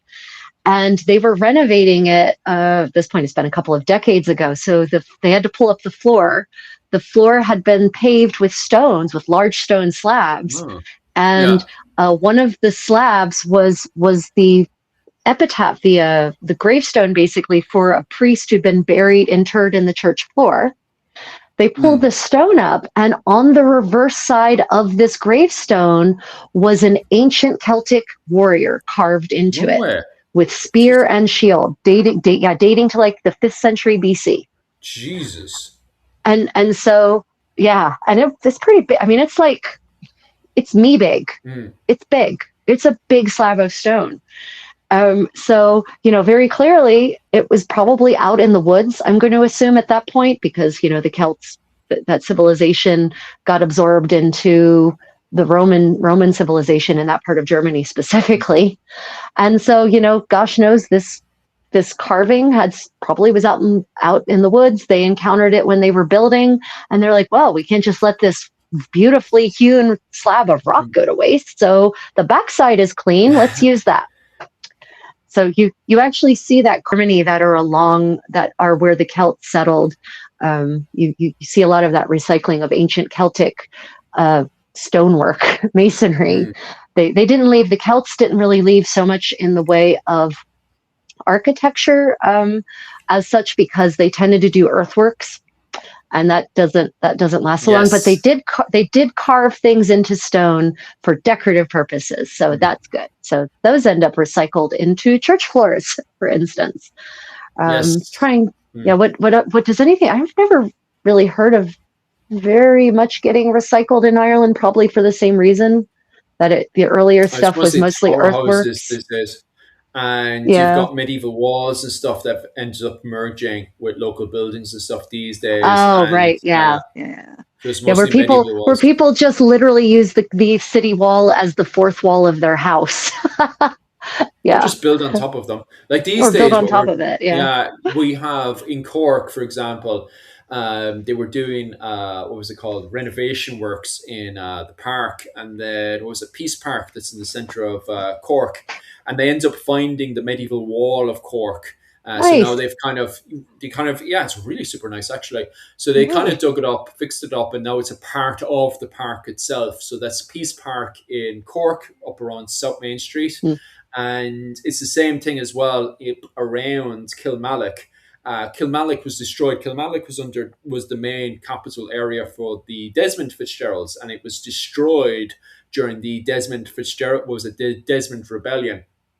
And what was it called? What happened was the town was burnt down, destroyed. And then wolves came in and finished off the population. There was no one to protect the population. And so wolves came in and started eating what was left of the population. So they all got killed by the population and occupied it. So wolves literally lived in the village and were running the village. You can imagine going down to the shop and just seeing a wolf selling you ham. But regardless, when was that? When was that roughly? The Desmond Rebellion was 1570. So in 1570, you have the Desmond Rebellion. Desmond Rebellion is crushed by the time you get to the 1580s. And then, what was it called? The village is deserted and taken over by the wolves. The wolves lived there for a good bit. And the English actually have to raise a military force and march into Kilmallock to kill the wolves. Because anytime they try to do it themselves, the wolves actually get very territorial and actually beat back the English. So the English actually have to raise a military force, an actual professional regiment, to march into Kilmallock to take it back. So they actually have to physically take it back. And because of the way it was, what happens is now recently, when people are doing, any renovations or any recent digs or anything, is they'll find walls from the late medieval period, and they'll fix it up and they'll actually make it apart. They'll put glass work around it so they can actually protect it from modern day destruction, and they'll actually build around it. So when you go into SuperValu, which is the main shop in Kilmallock, if you look at the floor, it's all glass floor. Awesome. It's all glass floor, and you can actually see medieval Kilmallock under it, which is so awesome. That's also pretty cool. If you look on the left side as you go, I was a tour guide in Kilmallock, by the way, that's why I'm talking the way I am. We're going on a mental tour, on an imagination tour with Philip. But if you look on the left side, you'll see a medieval wall from Kilmallock as well. So this is a common theme throughout Kilmallock, is you'll see, suddenly you walk into a building and you actually see glass, and under the glass then you'll see all of the medieval buildings and stuff from back in the day. So it's absolutely terrific. Yeah, Um, I would say that's actually quite common. You mentioned the walls, the city walls, like all across not just medieval Europe, Korea as well. Like yeah. any city walls or palace walls that fall into disuse, those stones get repurposed and built into homes generally. Mm, So if yeah. you there's a lot of towns in Germany, for instance, where you can go into the town, and you think to yourself, oh, they don't have a city wall anymore. Then you look Mm, around and you're like, oh, here it is. It's everyone's homes. They just, because it's serious effort to hew and work stone into nice, neat blocks. So if you don't really need the wall anymore, why wouldn't you recycle it? And the same thing happened here in Korea. When you someday come to visit me, I will take you to Gyeongju and I'll take you to the palace grounds, which have these massive earthenworks walls. But on top of the mm, earthworks, I mean, seriously massive berm. Like no army would want to try to scale this berm. They would not. They just, yeah. but it's built by man, it's man made. But on top of that, they had a massive wall that was basically like, I'm gonna for all intents and purposes, like Great Wall of China style wall, right, going all the way around it. Almost none of that's left. there's Oh there's there's no. some rubble left up there, but basically when that city ceased to be the capital of the Shilla dynasty and gradually lost its importance, the palace wasn't maintained Mm, anymore. I think it got burnt down by the Mongols probably. And so the walls were there, and mm. those stones, they're somewhere else now. They're unfortunately, the Korean War did a lot of damage to Korea, so I don't know where those stones are now. They're not in the city either because most of those buildings didn't survive. So yeah, but it's a good Mm. use for city walls. Just build a house. It is. Yeah, build around it. Build a house. Right. I will start finishing up there because I actually Yep. have to go and do other bits Yep. and bobs. Rachel, do you Ditto. want to stay on or are you finishing up as well? No, no, I need to eat breakfast. It's 2:30. So PM, so maybe it's Oh breakfast Jesus. time. I can't say anything. I went Italian as well this morning and just had a coffee for breakfast. And so did the wife, myself and the wife just had a coffee for breakfast. Because we had a big curry before going to bed, so we weren't that hungry this morning. So I just had a Uh, coffee for breakfast. So I'll have my yeah, what's it called? I might make myself some beef rice there or something. Anyway, we'll start finishing up there. So, yeah, lads, thank you so much for all the support and obviously staying here to view. It means so much from myself and Rachel.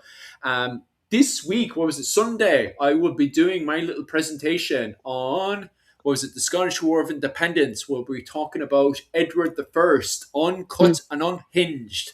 So we yeah, won't have to worry about the algorithm blocking me. So if you want to go over and see it, especially Edward the First, because that one is wild. So you will be getting the uncut version of Edward the First and that full presentation over on Patreon. So if you want to support the channel, definitely head on over to Patreon and give an old nosy anyway and see what you like over there and see what you want to support. And that's yeah, over at Irish Medieval History on Patreon. But you can also stick around and check out the channel as well because myself, Mihal from Clans of Dynasty, and Dr. Owen O'Neill will be talking about the Irish clans as well on Saturday night as well. So definitely stay tuned for that. Rachel, what's your plan for this week? What else do you plan on doing? What's oh, coming let's up? see. Today's Wednesday, right? Yeah, okay. Yes.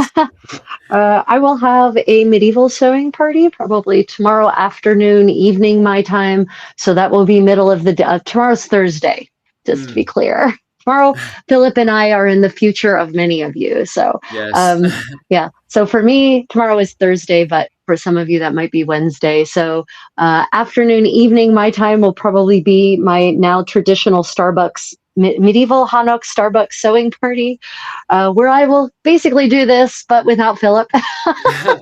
Yeah. um, and that will be, I'll probably talk about more of my Inquisition data. And I can also answer your questions about medieval material culture, how people ate, how they lived, how they drank, how they bathed, all of that stuff. Talk about my latest research. And then Friday, Philip, on Friday, were we going to do another medieval buzz? Do you have availability Yes. Friday, I'm actually, our yeah. time? I keep forgetting about that Friday show. Yeah, we do plan Yeah. on doing another Okay. Friday show as Yep. well. Yep. Same time again, Yep. same hour.